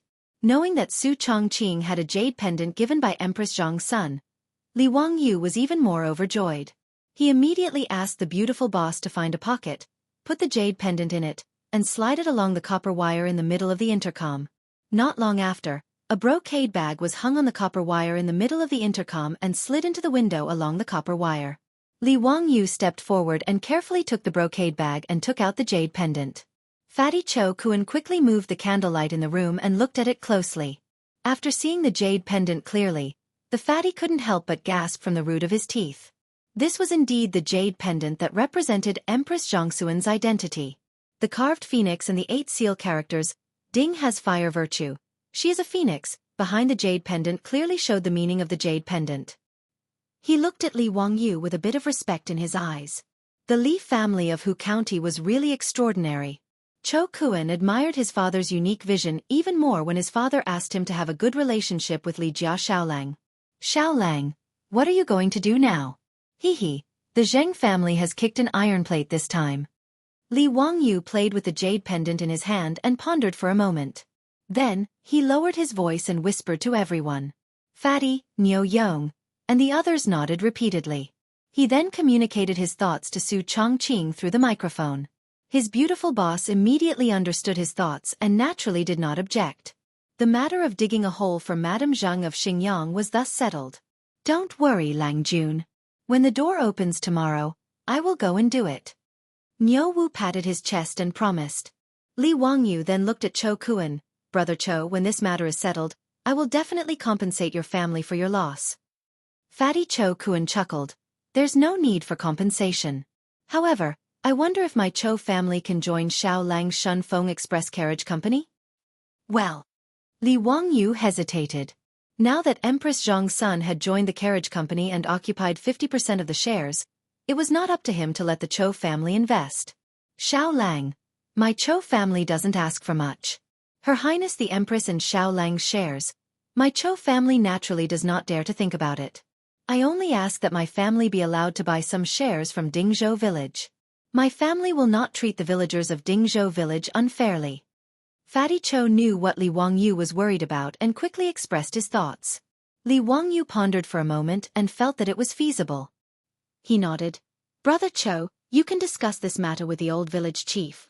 As long as he agrees to transfer some shares, I have no objections.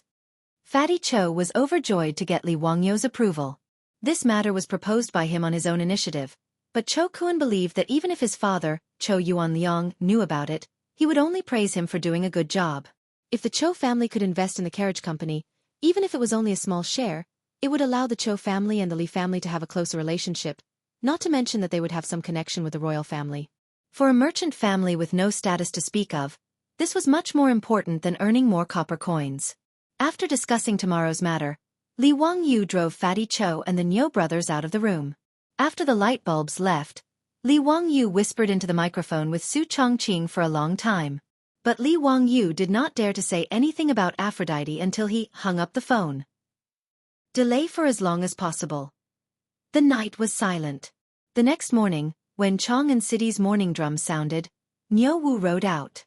The carriage company next to the Cho family's grain store was still closed. The Zheng family's troops also refused to retreat. They surrounded the carriage company so tightly that not even a drop of water could trickle through. Qin Xian's subordinates, Wu Ho, also watched from afar.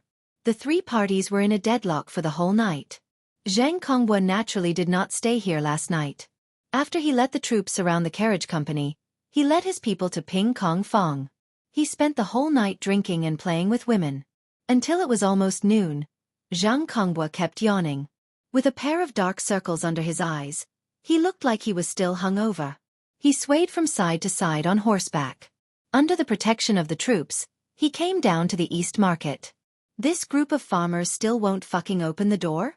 Zhang Konghua looked at the closed carriage company door and cursed. The leader of the troops nodded. Lang Jun, are we going to waste time with them like this? Or should we just break the door and rush in? Zhang Konghua glanced at Wu Ho, who was not far away. No need, let's first surround them and play with them. Haha, it's been a long time since something so interesting happened. Anyway, there shouldn't be any food in the carriage company. Let's starve them for 2 days. Send someone to the restaurant and bring me a table of food. Today I will drink and have fun in front of the carriage company. Yes, Lang Jun, you go rest in the shade of the tree. I will do it right away. The leader of the troops asked someone to lay out a mat for Zhang Konghua under the shade of the tree opposite the carriage company. He also ordered someone to send a table of food to the restaurant. Not long after, the doctor of the restaurant, led by the troops of the Zhang family, brought a table full of food and wine to Zhang Konghua. Under the deterrence of more than 100 troops of the Zhang family, the road in front of the carriage company was almost cleared. The people coming and going in the East Market would rather take a detour than come near here. On both sides of the street where the carriage company was located, There were many merchants and Chang'an residents who were watching the fun. They whispered to each other. Are these people from the Zhang family of Xingyang? Why did you surround this carriage shop all of a sudden? I heard that the eldest son of the Zhang family took a fancy to a young lady in the carriage company and threatened them to hand her over. Ah, then they are really unlucky. How can it be good to be targeted by the Zhang family's playboy? In the house where I live, there was a young lady who was kidnapped by the Zhang family. She was humiliated for several days before being released. After returning home, she hanged herself. How pitiful. That family carried the body and went to Wanyan County to beat the drum and complain. In the end, they paid the family 10 copper coins. Tisk, tisk, 10 copper coins to buy a life. The Zhang family is really overbearing. Isn't that right? God is blind. Why didn't he strike this bastard with lightning? Shoo, lower your voice. Don't talk nonsense. Be careful not to get into trouble. The carriage company is definitely finished. Look at the marquee shop. Even the marquee doesn't dare to interfere with the Zhang family's business. The onlookers discussed animatedly, but they could only shake their heads and sigh. They felt that the carriage company was doomed today. While Zhang Kongbua was happily eating and drinking, he did not notice that on the second floor of the Cho family's grain store not far away, through an open window, Li Wangyu was watching him with an expression of watching a play. Chapter 171. Cho Kuan, who was accompanying Li Wangyu, was slightly anxious. Xiaolang, why aren't your troops back yet? There won't be any changes, right? Don't worry. They should be back soon. Li Wangyu replied confidently. Just as he finished speaking, Niu Yong suddenly said, Lang Jun, I saw Niu Wu. He's back. Li Wangyu and Cho Kuan looked in the direction that Niu Yong was pointing. On the street not far away, Niu Wu was riding a horse slowly towards them. He immediately grabbed the bamboo mouthpiece and said, Chongqing, Niu Wu is back. We can start now. Got it. Su Chongqing's voice came from the mouthpiece. Be careful. Don't worry. It'll be fine. Zhang Kongbua was still eating and drinking when he inadvertently raised his head. Suddenly, he saw that the door of the carriage house opposite was open. There was no one at the door. He suddenly became excited. He thought that the carriage house was finally ready to compromise after being surrounded by them for a night. Zhang Kongbua threw down his chopsticks and suddenly stood up. These farmers are finally willing to open the door. Men, rush in and invite the two beauties out. Haha. The leader of the troops immediately waved his hand and led the troops into the carriage house. After the troops of the Zhang family rushed into the carriage house, they found that there were only a few four-wheeled carriages in Noda's courtyard. There were no signs of the farmers. Motherfastress this group of field workers actually dare to hide. Search, find them for me. Be careful not to hurt the two women that Lang Jun wants. The leader of the troops shouted at his men. Yes. The troops of the Zhang family responded and prepared to search around. But just as they dispersed, something unexpected happened. A few buildings in the carriage house suddenly emitted thick smoke. Before the troops of the Zhang family could react, the fire had already engulfed those buildings. The sudden fire in the carriage house not only shocked the troops of the Zhang family. Outside the door, Zhang Kongbua, who was waiting for his troops to bring the two beauties out, was also shocked. What's going on? Who set the fire? These idiots. Zhang Kongbua stomped his feet and cursed. In his opinion, this fire should have been set by his own troops. In fact, he had asked them to do this kind of thing many times. But did these bastards not have brains? Don't you know where you are? The Tang dynasty is the most prosperous place in Chang'an City. Are you afraid that others won't find out that you've set fire to it? Without waiting for Zhang Kongbua to let the servant beside him call out to his own troops, Qin Xian, who had been watching from afar, rushed over with the marquee of the marquee shop. Young Master Zhang Yu. Qin Xian's face was filled with indignation. He pointed at Zhang Kongbua for a long time before he could speak. He really did not think that the Zhang family's eldest son would be so daring. In broad daylight, he ordered his family to charge into the carriage and set fire to capture people. Qin Xian knew that he could not do anything to Zhang Kongbua, and could only hatefully stomp his feet, and turned to Wu Ho behind him and instructed, Quickly go and gather water bags to extinguish the fire. Do not let the fire spread. Go. Since ancient times, fire prevention had been the most important thing in China. People were used to using all kinds of wood as building materials. Whether it was the people or the imperial palace, fire prevention was the most important thing. Even in the imperial palace, because of fire, it was not the first time that the palace was burned down. In the Tang dynasty, the responsibility of fire prevention was more important than public security. But fortunately, when Chang'an City was first established, there were sufficient preventive plans on how to prevent fire. The wide road was the best place to isolate the fire. Like the burning carriage, even the nearest building was separated by a 10-meter wide alley. It was very difficult for the fire to spread. Qin Xian led a group of Wu Hou into the carriage and began to use water bags to extinguish the fire. Zhang Kongbua was also in a difficult situation. He cursed those stupid troops in his heart. Looking at the burning houses in the carriage, his face twitched. He secretly thought that things were not good. Seeing his own troops retreat from the carriage, Zhang Kongbua decided to slip away first.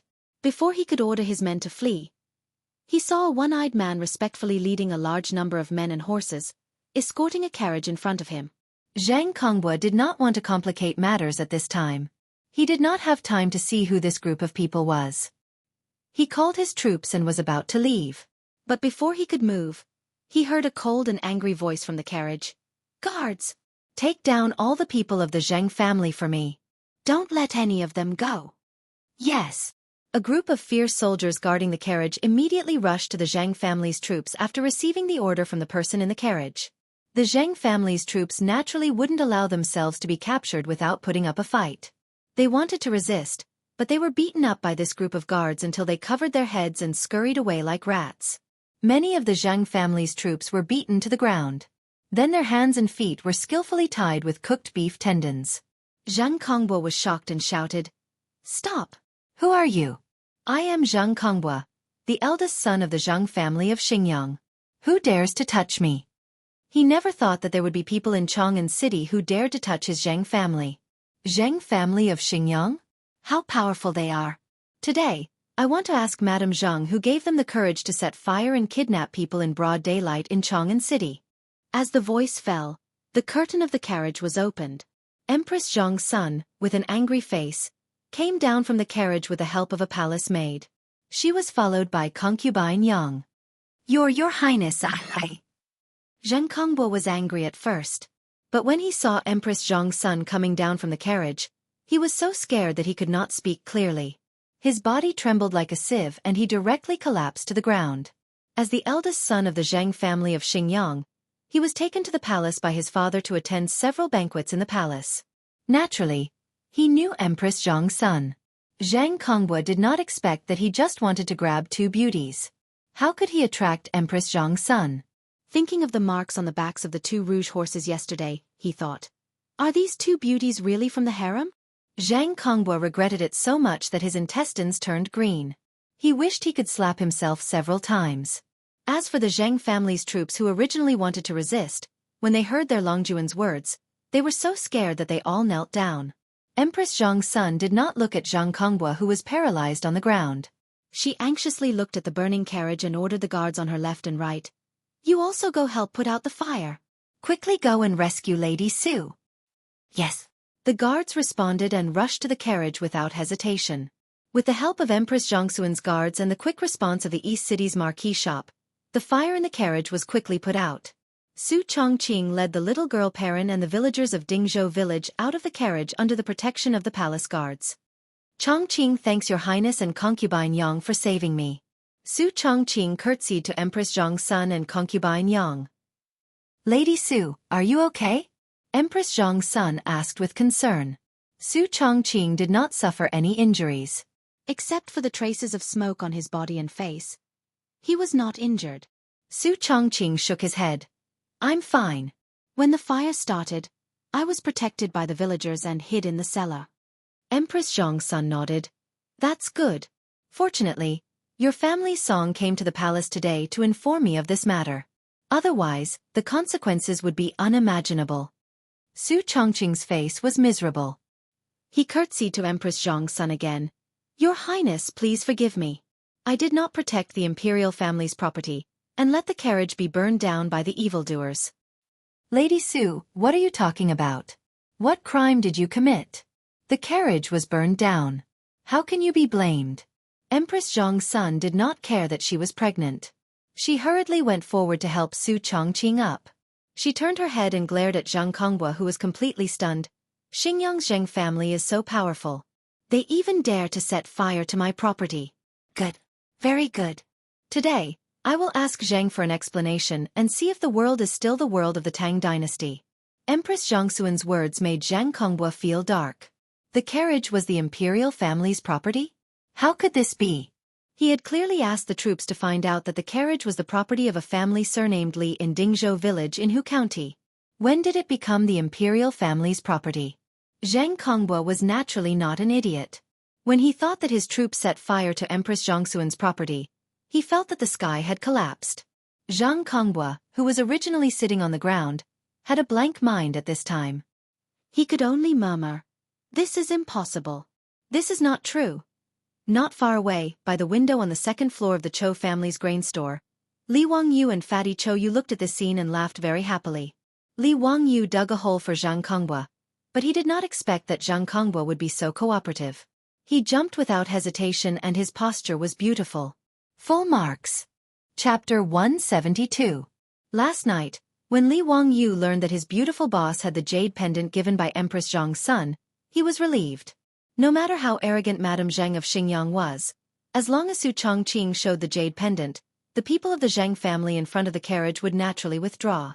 But Li Wangyu, the cynical man, did not intend to let Madame Zheng go so easily. If he only relied on the Empress jade pendant to scare away Zhang Konghua, he would be sorry for himself and his beautiful boss. If his thoughts were not smooth, he would not be in a good mood.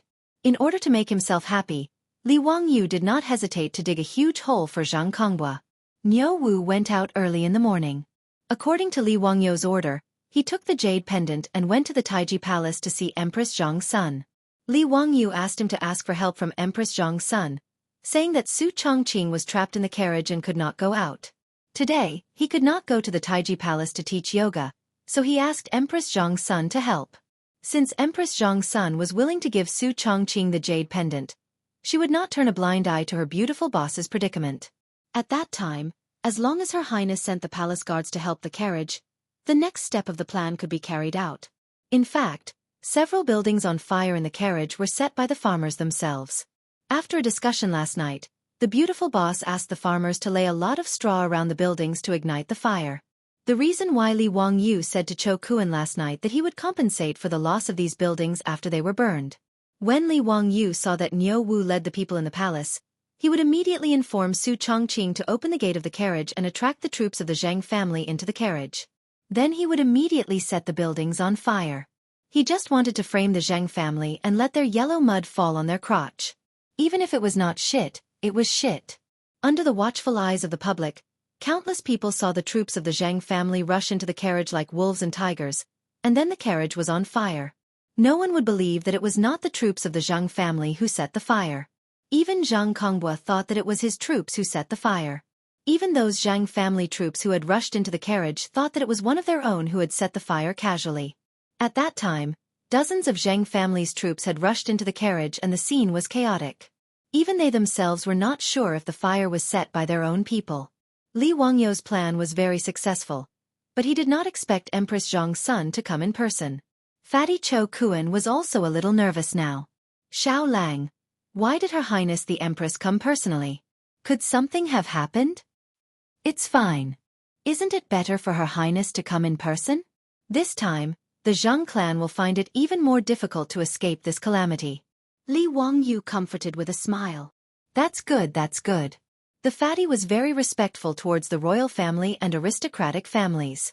He was afraid that today's matter would bring about some trouble. Sure enough, as Li Wangyu expected, he stood by the window and looked from afar. He saw Empress Zhang's son say a few words to her beautiful boss and then take her boss to get on her carriage. Before Su Chongqing got on the carriage, he glanced at Li Wangyu's window and made an okay gesture to him from afar. Looking at the eldest son of the Zhang family who was dragged away by the palace guards like a dead dog, Li Wangyu punched his palm. It's done. Empress Zhang's son would not let go of the foppish young master of the Zhang family of Xingyang. The farce caused by the eldest son of the Zhang family had finally come to an end. When the Zheng family troops were dragged away by a group of palace guards like wolves and tigers, it scared the merchants who had been watching the fun. Everyone thought that the carriage company would meet with a calamity this time. Who would have thought that the insufferably arrogant eldest son of the Zheng family of Xingyang would be dragged away in the end? This made the crowd in the distance immediately burst into an uproar and talk about it. Brother Qian, what's the background of this Shunfeng Express? They are not even afraid of the eldest son of the Zhang family of Xingyang? I don't know, but I think that group of people just now seem to be palace guards. Palace guards? Are you sure? Shu, keep your voice down. Do you want to die? The Zheng family of Xingyang kicked an iron plate today. I didn't expect that the sage of the Tian family was behind this carriage company. Brother Chao, didn't you ask this carriage company to transport goods? What's so special about this carriage company? This carriage is amazing. A carriage can carry 30 stones of goods and travel 300 miles a day. Gentlemen, if you have any goods to transport in the future, you can find this Shunfeng Express.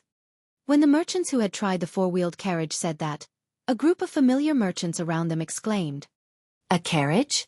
Brother Chao, are you right? Tut, tut, this carriage is amazing. It seems that I have to rely on this Shunfeng Express to transport goods in the future." A timid merchant whispered, "We have dealings with the carriage company. Will we offend the Zheng family of Xingyang?" Brother, I'm afraid you haven't woken up yet. The eldest son of the Zheng family of Xingyang set fire to the carriage company and was dragged away. From now on, who dares to offend the Shunfeng carriage company? Isn't that courting death? Yes, that's right. It seems that my shop will have to be closer to this carriage company in the future. Li Wangyu and Su Chongqing did not expect that Zhang Konggua's farce would make the Shunfeng carriage company quickly become famous among the merchants in the east and west of Chang'an City. This advertising effect was an unexpected gain. The villagers of Dingzhou village began to clean up the mess of the carriage company under the leadership of Niu Yong, Niu Wu and the retired soldiers.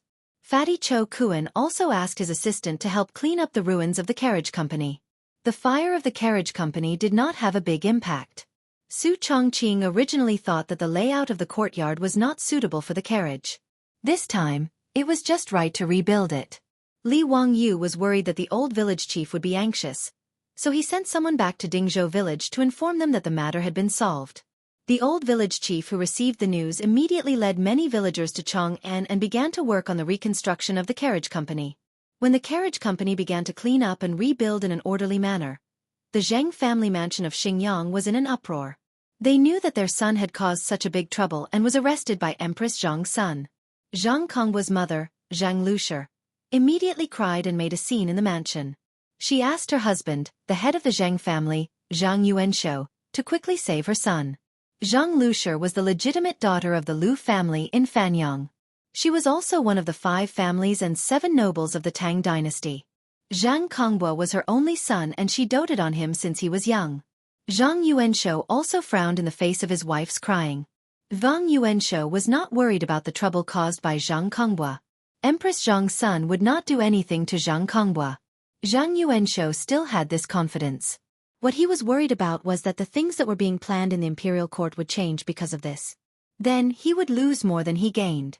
After thinking for a while, Zhang Yuanshou sent someone to invite his cousin, Zhang Shanggua. Zhang Yuanshou was an official of the Honglu Temple. Zhang Shanggua was an official of the Ministry of Works. Both of them were third-rank officials in the imperial court.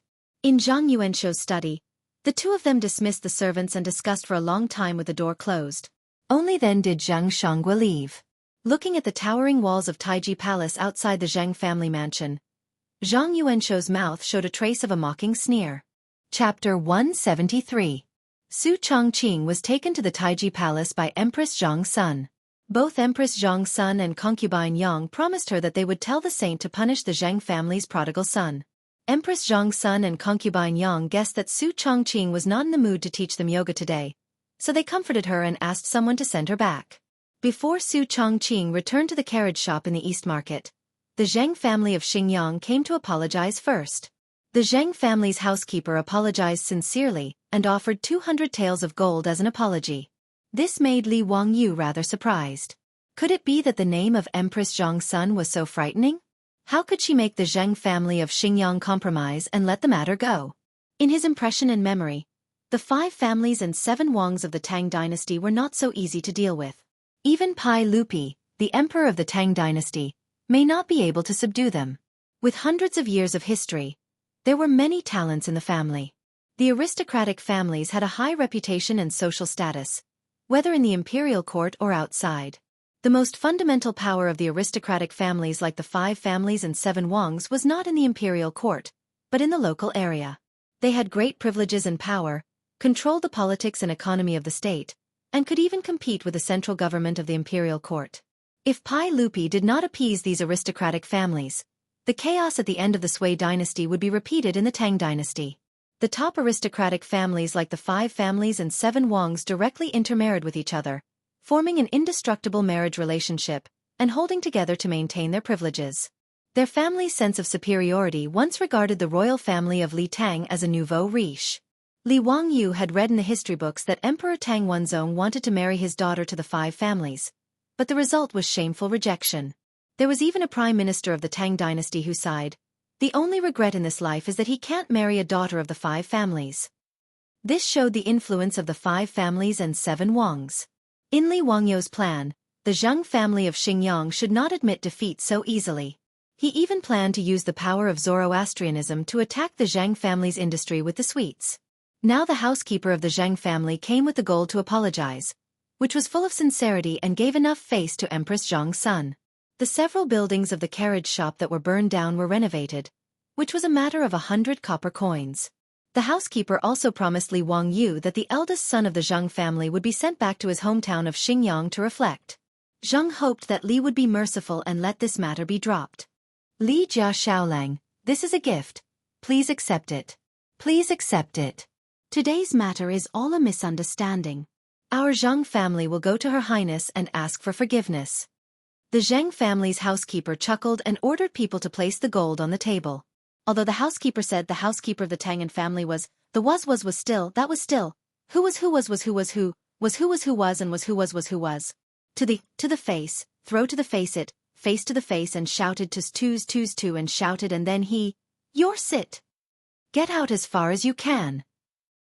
But in this way, he could vent his anger, but his beautiful superior Perrin, the old housekeeper Li Hang, the Niu brothers, and the 127 families of Dingzhou village would be in a desperate situation. Li Wangyu clenched his teeth and suppressed the anger in his heart. He squeezed out a smile and said, "Housekeeper Zheng, I'll accept the gold. Today's matter is a misunderstanding. I won't pursue it." Well, with Li Jia Xiaolong's words, I can go back and explain to my master. So, I'll take my leave. The housekeeper of the Zheng family stood up with a smile. In his view, the Zheng family of Xingyang had given enough face to this young man, so he naturally didn't dare to refuse. The fact was, Li Wangyu didn't dare to refuse the kindness of the Zheng family of Xingyang, so he could only pinch his nose and accept it. Li Wangyu looked at the back of the housekeeper of the Zheng family with his hands clasped behind his back. A desire for power surged in his heart again. If he, Li Wangyu, had power and influence, how could the Zheng family of Xingyang dare to do this? When the housekeeper of the Zheng family came to visit, Zhang Yuanshou's wife, Zhang Lushi, also came to the palace in person to apologize to Empress Zhang's son. Zhang Lushi confessed that her son lacked discipline and damaged Empress Zhangxuan's property. The Zheng family was willing to compensate. Zhang Lushi gave Empress Zhang's son 1,000 taels of gold as compensation and promised to send her son back to Xingyang to reflect on his mistakes. Xingyang Zhang Lushi bowed her head and admitted her mistake. Empress Zhang's son naturally couldn't continue to hold on to Zhang Kongbua. She knocked on Zhang Lushi's head and told her to discipline her son well in the future. Zhang Lushi thanked Empress Zhang's son and immediately left, leading Zhang Kongbua back to the Zheng family. On the same day, Zhang Yuanshou sent his troops to send Zhang Kongbua back to Xingyang. Empress Zhang's son didn't think much of the debauchee of the Zheng family. In her view, he was just another good-for-nothing from an aristocratic family who didn't live up to expectations. Empress Zhang's son was surprised that the Zheng family of Xingyang could bow their head and admit their mistakes so quickly and compensate 1,000 taels of gold. However, she didn't think much of it. In the evening, Empress Zhang's son ordered the palace servants to send the imperial meal to the Li Zhang Hall. She was going to accompany Pai Lupi to eat. The Li Zhang Hall was where Pai Lupi's study was located. Usually, Official business was handled in the Li Zheng Hall. Unexpectedly, as soon as she entered the hall, Empress Zhang's son saw Pai Lupi angrily scolding a chamberlain, complaining that the tea he poured was too hot. Empress Zhang's son waved her hand, having the trembling eunuch kneeling on the ground withdraw. Only then did she turn her head to say to Li Erxiao, "Erlang, why are you so angry? Be careful not to hurt your body." Guanyin maid, "I'm fine." Pai Lupi saw Empress Zhang's son appear and slightly suppressed the anger in his heart. "It's just some imperial court matters." Empress Zhang's son saw that it was an imperial court matter and didn't ask any more. She was born in a famous family and was well educated. In fact, she was also very proficient in imperial court matters. However, Empress Zhang's son adhered to the principle of the imperial harem not interfering in politics. Every time Pai Lupi asked her opinion on government affairs, Empress Zhang's son never expressed her opinion and kept her mouth shut. The more Empress Zhang's son didn't express her opinion, the more Pai Lupi liked to ask her opinion. Once, Pai Lupi forced Empress Zhang's son into a corner. After being forced to say to Pai Lupi, she said, "A hen leads the morning. Our family is poor. Do you care?" The meaning of these words was, "Is it okay for a hen to crow?" Thus, she dispelled Pai Lupi's idea of asking her about government affairs. However, because of this, Pai Lupi trusted Empress Zhang's son even more. Empress Zhang's son saw that Pai Lupi was in a bad mood, so she picked interesting things to talk about to ease her husband's mood. She saw that she caught the eldest son of the Zhang family of Xingyang today. "In the end," she said with a smile, "this Zhang family of Xingyang is tactful. They compensated me with 1,000 taels of gold. Hee. I invested in Li Jia Xiaolong's carriage company, so I don't have to pay a single copper coin." Empress Zhang's son said this as a joke, but Pai Lupi suddenly stood up. "What? There's such a thing? What about the eldest son of the Zhang family?" Zheng Lushi took him back. "Why? Is it inappropriate?" Empress Zhang's son asked. Pai Lupi slapped the table gloomily. "Zhang Yuanshou, that old man. I hate that I can't pull out my sword and cut him down." His words stunned Empress Zhang's son. She didn't care whether the imperial harem was interfering in politics or not. She quickly asked what happened. Chapter 174. Pai Lupi originally did not want Empress Zhang's son to know about this, but after thinking about it, he could not hide it any longer. He sighed and told her about what had happened in the imperial court today, which angered Empress Zhang's son. Before the locust plague appeared in the Guanyi circuit, the officials in the imperial court had already received reports from the various counties and prefectures. Pai Lupi had also gathered the important officials many times to discuss countermeasures.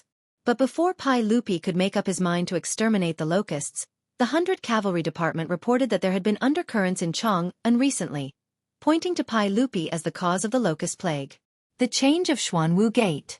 The rumors on the streets attributed the locust plague to the change of Xuanwu Gate, accusing Pai Lupi of not cultivating personal morals, killing his brothers, imprisoning his father, and incurring punishment from the heavens. This was the wrath of the heavens. Pai Lupi was furious at the time and ordered the 100 Cavalry Department to investigate the source of the rumors. This was originally just a rumor on the streets and would not cause a stir in the imperial court. Who would have thought that today, when Pai Lupi wanted the officials to discuss how to deal with the locust plague, a bomb was set off against him in the imperial court. The one who set off the undercurrents was an 8th-rank imperial censor. This young imperial censor bypassed the censor Wei Zhang and directly presented a memorial to Pai Lupi in the imperial court. In front of hundreds of officials, he accused the locust plague of being the wrath of the heavens because of the massacre in the 9th year of Wuda. The forbidden blood gate, together with the sword, has been ridiculed through the ages. It is the wrath of the heavens that caused the locusts to descend from the heavens. Your Majesty, please issue an edict of self-punishment to save the people of the world. The young imperial censor did not care about imperial censor Wei Zheng's attempts to stop him. Under the gazes of the officials and Li Er's towering rage, he said these words. He wanted Pai Lupi to issue an edict of self-punishment and apologize to the world. The imperial court was shocked. Pai Lupi was unable to restrain his anger. He ordered Wei Zhang, the censor, to investigate and then left in a huff. Fortunately, Pai Lupi was quite magnanimous. Otherwise, he would have ordered people to drag the censor out of the hall and flog him to death. In fact, Pai Lupi didn't need the 100 Horsemen Department to investigate. He already knew who was behind this. 5 surnames and 7 hopes. Since the Wei and Jin dynasties, the Huaxia imperial court had been controlled by the aristocratic families. The establishment of the Tang dynasty also relied on the support of the aristocratic families in Guangzhou. Moreover, the aristocratic families in Shandong still maintained the centuries-old tradition of reading and teaching the classics, so they still enjoyed a superior political and social status. Even though Pai Lupi was committed to weakening and destroying the aristocratic families, there was nothing he could do to them for the time being, unless he wanted the Tang dynasty to fall into war again. Since Pai Lupi wanted to deal with the aristocratic families naturally wouldn't sit still and wait for their doom. This time, they used the locust plague to turn it into a divine punishment to force Pai Lupi to issue an edict of self-condemnation. This was a card played by the aristocratic families. Without this memorial, Pai Lupi could have issued an edict of self-condemnation because of the locust plague. He could have imitated King Wu of Zhou and said, "The people have sinned, so I punish them." Then he would have ordered to exterminate the locusts. Not only would he not lose face, but it would also increase his prestige as an emperor. However, if someone pushed the bucket of sh*t to his head and used the incident at the Xuanwu Gate as an excuse to force Pai Lupi to issue an edict of self-condemnation, it would be impossible. If Li Er really did so, his dignity as an emperor would be thrown to the ground by the aristocratic families. He would even have to step on it a few times and it would never be picked up again. Using an 8th-rank censor to put Pai Lupi on the fire pit, the aristocratic families were really good at this. The Zheng family of Xingyang was the most active aristocratic family in the imperial court. Pai Lupi was almost certain that the Zheng family was behind today's matter. If he had known about Zhang Kongbu's matter earlier, he might have been able to use this foppish son of the Zheng family to force the Zheng family of Xingyang to make concessions. However, he didn't expect the Zheng family of Xingyang to react so quickly and apologized to Empress Zhang's son without hesitation before sending Zhang Kongbu back to his hometown in Xingyang. Pai Lupi could only let out a long sigh. He had to find another way out of this situation. After Empress Zhang's son learned about what happened in the imperial court today, it was too late for regrets and she was secretly angry. However, it was Pai Lupi who comforted her, fearing that the 6-month pregnant empress would have a miscarriage. Leaving aside how Pai Lupi comforted his wife in Chong and City's Taiji Palace, in the Li family of Dingzhou village in Hu County, Li Wangyu was also feeling uneasy as he looked at his beautiful superior who was talking to Aphrodite. On the way back to Dingzhou village, Li Wangyu saw that he couldn't hide anymore, so he gritted his teeth and told his superior about Aphrodite. His beautiful boss, who had a smile on her face, had a frosty look on her face. She did not say a word. Li Wangyu begged and pestered her, but he still couldn't get her to look at him. Even the Niu brothers didn't say anything as they felt the pressure from their beautiful boss.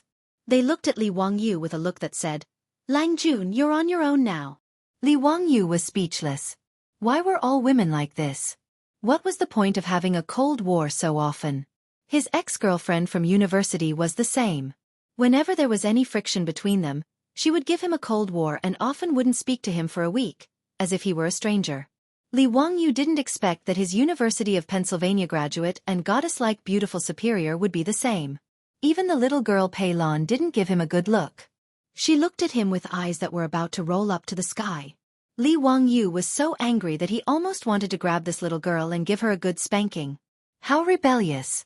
It was fine if his beautiful superior was like this, but even a little girl like you dared to be like this.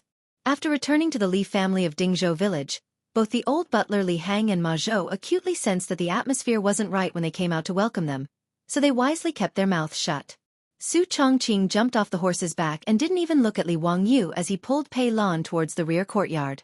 Li Wangyu was afraid that she would get into a conflict with Afro and was ready to follow them with cold sweat on his forehead. If they really got into a fight, he would be able to mediate. Just as he was about to leave, he heard Niu Yong whisper to Niu Wu, "Erlang, watch carefully. In the future, you'd rather offend Lang Jun than Mrs. Su." Big brother is right. Mrs. Su's aura is really scary. Niu Wu nodded his head vigorously. Ma Zhou chimed in from the side. "Indeed, my teacher is no match for Mrs. Su at all. I could tell from the start. I wonder if Mrs. Su and Afro will get into a fight?" Niu Yong and Niu Wu nodded in unison, meaning that they would. "See my foot. See my foot." Li Wangyu really wanted to find a baseball bat and beat these 3 rascals out of the door. Who would want such a troop and disciple?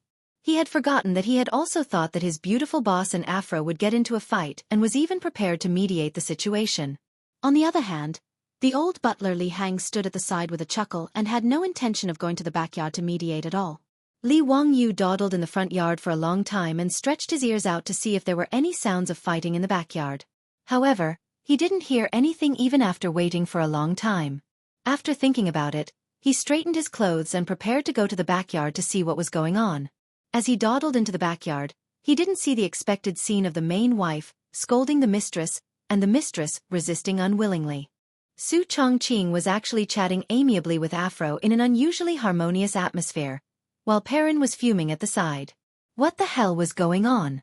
Something didn't seem right. Chapter 175. How could Li Wangyu know what Su Chongqing was thinking? In fact, Su Chongqing was already mentally prepared that Li Wangyu would bring a woman home, but she didn't expect it to be so fast. Although she hoped to live with Li Wangyu in the Tang dynasty for the rest of their lives, she didn't believe that Li Wangyu, as a man, would still insist on monogamy in the Tang dynasty, where 3 wives and 4 concubines were the norm. Not to mention in the Tang dynasty, even in the future, Su Chongqing was pessimistic about whether a husband and wife could live together for the rest of their lives. Because her father was like that. Su Chongqing went to the United States to study in high school, and then studied at the University of Pennsylvania. Her family's economic conditions were naturally quite good. Her father had a successful career and was famous for his success. However, Su Chongqing's father, who was elegant and graceful in her eyes, also had more than one mistress outside. When she first learned the news from her mother, her whole person collapsed. She didn't believe that her father would do such a thing. Originally, in the eyes of Su Chongqing and all the other people who didn't know the truth, her parents were a loving couple, a model couple. However, Su Chongqing's father still couldn't resist all kinds of temptations. Although he didn't abandon the family and abandon his wife, his behavior made Su Chongqing no longer believe in the constraints of marriage and a man's self-control. After Su Chongqing's mother knew that her husband had an outside mistress, not only did she not cry and make a scene and ask for a divorce, but she also made 3 rules with her father. First, he had to go home every day. Second, he couldn't bring an outside woman home. Third, she had to manage the family's finances. In this regard, the beautiful superior couldn't understand her mother's practice at all. Wasn't she condoning her husband to cheat? It wasn't until a long talk with her mother that she understood her mother's idea. In her mother's words, if she quarreled with her husband and even divorced, those foxes would benefit. As long as he stood on the side of righteousness, those mistresses would not be able to cause any trouble. However, because of the guilt in his heart, her father treated her mother even better. He happily handed over all the financial power of the family to her mother. In this regard, although Su Chongqing did not completely agree with his mother's approach, he had to admit that she was a smart woman. Even her father was like this, not to mention Li Wangyu. After transmigrating to the Great Tang 1,300 years in the future, without the constraints of law and morality, Su Chongqing did not believe that Li Wangyu would be loyal to one woman. Therefore, Su Chongqing had a premonition that there would be another woman around Li Wangyu. However, no matter how rational Su Chongqing was, no matter how clear her thoughts were, she was still an ordinary woman. She could be considered to have good self-restraint by merely giving Li Wangyu a cold shoulder. What made her even angrier was that Li Wangyu dared to bring a woman home after transmigrating to the Tang dynasty for only a month. If she did not suppress him, what would happen? Did he want to learn from Wei Xiaobao? If that was the case, Su Chongqing would definitely not tolerate it. Even if she did not leave the Li family at that time, she would draw a clear line between herself and Li Wangyu. They would just be friends from then on. In Su Chongqing's heart, she would only allow Li Wangyu a chance to make a mistake at most. Otherwise, she would rather live alone in the Tang dynasty for the rest of her life. Therefore, her beautiful superior's cold shoulder was actually deliberately put on for Li Wangyu to see. She felt more heartache for the poor girl, Fu Luo. Li Wangyu had explained Fu Luo's background to her. She was captured at the age of 13 and then sold from Europe to the distant East. If not for Li Wangyu rescuing her, she would probably have been a prostitute for the rest of her life. The beautiful superior who had a frosty expression on Li Wangyu's face melted after entering the backyard. After seeing Fu Luo's appearance, the beautiful superior was also greatly surprised. This girl really resembled the Hollywood movie star, Angelina Jolie, too much. The beautiful superior couldn't help but gnash her teeth in anger again, wishing she could pinch Li Wangyo's waist a few times to vent her anger. This bastard pervert. He said that he pitied Fu Luo, but he was clearly lusting after her beauty. Su Chongqing would not vent her anger on Fu Luo. After adjusting her mentality slightly, she began to talk to Fu Luo in a pleasant manner. Although Fu Luo was the daughter of a Byzantine noble, she was only 15 or 16 years old. How could she be a match for Su Chongqing, an elite who had cultivated for many years? After a few sentences, Fu Luo had begun to address Su Chongqing as sister, as if she were treating her beautiful superior as a caring sister. The girls' giggles echoed between them now and then, as if they were best friends who had known each other for years. Perrin, on the other hand, was rather jealous. She felt that her sister Chongqing was in danger of being snatched away by this ugly woman. When Li Wangyu sneaked into the backyard stealthily, he happened to see Perrin glaring at Fu Luo angrily. Her lips were so pouted that a bottle of oil could be hung from them. Li Wangyu was rather dumbfounded by what he saw. What was going on with the three women at home? Seeing that there was no sign of a fight, he tried to sneak away again, only to be glared at by his beautiful superior who had already discovered him. "Come here." "Yes. What can I do for you, Your Majesty?" When Li Wangyu saw that his beautiful superior seemed to be smiling, he immediately began to act cute shamelessly. He imitated the eunuchs in TV dramas, flicked his sleeves, and bent over to ask. Su Chongqing couldn't help but laugh at his behavior, but his beautiful superior immediately wiped the smile off her face and coughed lightly. "Don't be so cheeky. Don't think that this is the end of it. If it weren't for Sister Fu Luo's sake, don't even think about having dinner tonight. Let me ask you, will you still bring women home in the future?" Yes, you're right. I won't. I promise the chairman that I won't bring any more," Li Wangyu said with a flattering smile. Fu Luo and Perrin were both stunned. Their Longjuan's behavior was simply too shocking for them to accept. How could the two young ladies of the great Tang, who had never been baptized by feminism, accept the way Li Wangyu and Su Chongqing interacted with each other? Perrin couldn't help but cover her little mouth with her hand, afraid that she would cry out in alarm. She looked at Su Chongqing with a worried expression and thought to herself, is it really okay for Sister Chongqing to talk to Lang Jun like this? What did Lang Jun mean when he said he would make a promise to the chairman? Su Chongqing sneered and stared at Li Wangyu seriously. "Li Wangyu, this is the first and last time. Otherwise, I promise to leave this house. I'm a man of my word." A drop of cold sweat slid down Li Wangyu's forehead as he hurriedly nodded in agreement. In fact, Li Wangyu didn't have any intention of having multiple wives and concubines. He had saved Fu Luo out of pity. But judging from Su Chongqing's words, why did it seem like he was allowing him to take Fu Luo into his room? Is there such a good thing? Li Wangyu really wanted to look up at the sky and see if the sun had risen from the west. Chapter 176.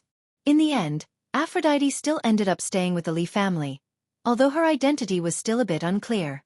In fact, even Su Chongqing's identity was still unclear in the eyes of the old steward Li Hang, the Niu brothers, and Ma Zhou. But ever since Aphrodite moved into the house, Li Wangyu began to feel unhappy. With another woman, not only did nothing unsuitable for children happen as he had hoped, even his original benefits were cancelled. Aphrodite was brought into his room by his beautiful superior, making Li Wangyu completely give up on the idea of secretly eating her. And his original benefit of being able to hold hands with his beautiful superior was also cancelled, making him very depressed. But Li Wangyu's depression only lasted for a day, because the next day, Cheng Chumo and the group of wastrels came to Dingzhou village again. "Zio, what kind of sacred sunfire are you going to collect for the Zoroastrianism today? How exactly are you going to do it?" Cheng Chumo roared as soon as he entered. "It's a secret, you'll know at noon." Hearing Li Wangyu's answer, the group of wastrels couldn't help but want to beat him up. This kid was really too infuriating. That day at the Zoroastrianism temple, Li Wangyu said that he was going to collect the sacred sunfire for the Zoroastrianism. Not only was Sabeo Milman surprised, but the group of wastrels was also very curious as to how this sacred sunfire could be collected. But no matter how they asked, Li Wangyu just said, "It's a secret, you'll know in 3 days," to send them off. Li Wangyu's deliberate mystery piqued the curiosity of the group of wastrels. No one could figure out how Li Jia Shaolang was going to collect the sacred sunfire. As the saying goes, Curiosity killed the cat, and the group of wastrels felt like a cat was scratching their hearts. So early in the morning, as soon as Chang and city gates opened, a group of people rushed to Dingzhou village, urging Li Wangyu to hurry to the Zoroastrianism temple. Li Wangyu and Miraman had originally agreed to meet at noon, but they couldn't resist the urging of these rich playboys. They had no choice but to say goodbye to their beautiful boss and follow them out. They rode to Chang and city. Along the way, Cheng Chumo and the others talked about how the Li family's carriage company had been burned down by the Zheng family of Xingyang. Everyone was filled with righteous indignation. They only found out about this after the fact. Originally, she wanted to help Li Wangyu vent his anger, but unexpectedly, Madame Zhang had already sent that bastard Zhang Kongbua back to Xingyang. This group of silk pants naturally couldn't go to the Zheng family to cause trouble, so they could only mark the Zheng family's black mark in their hearts. Cheng Chumo and the other debauchee clans were not on the same boat as the 5 surnames and 7 Wangs. Although Chang Yaojin's wife was the first daughter of the Chui clan, he was still most loyal to Pai Lupi. He didn't have much contact with aristocratic families. Furthermore, the incident that had happened in the imperial court the day before yesterday had caused Chang Yaojin and the other generals to be even more furious.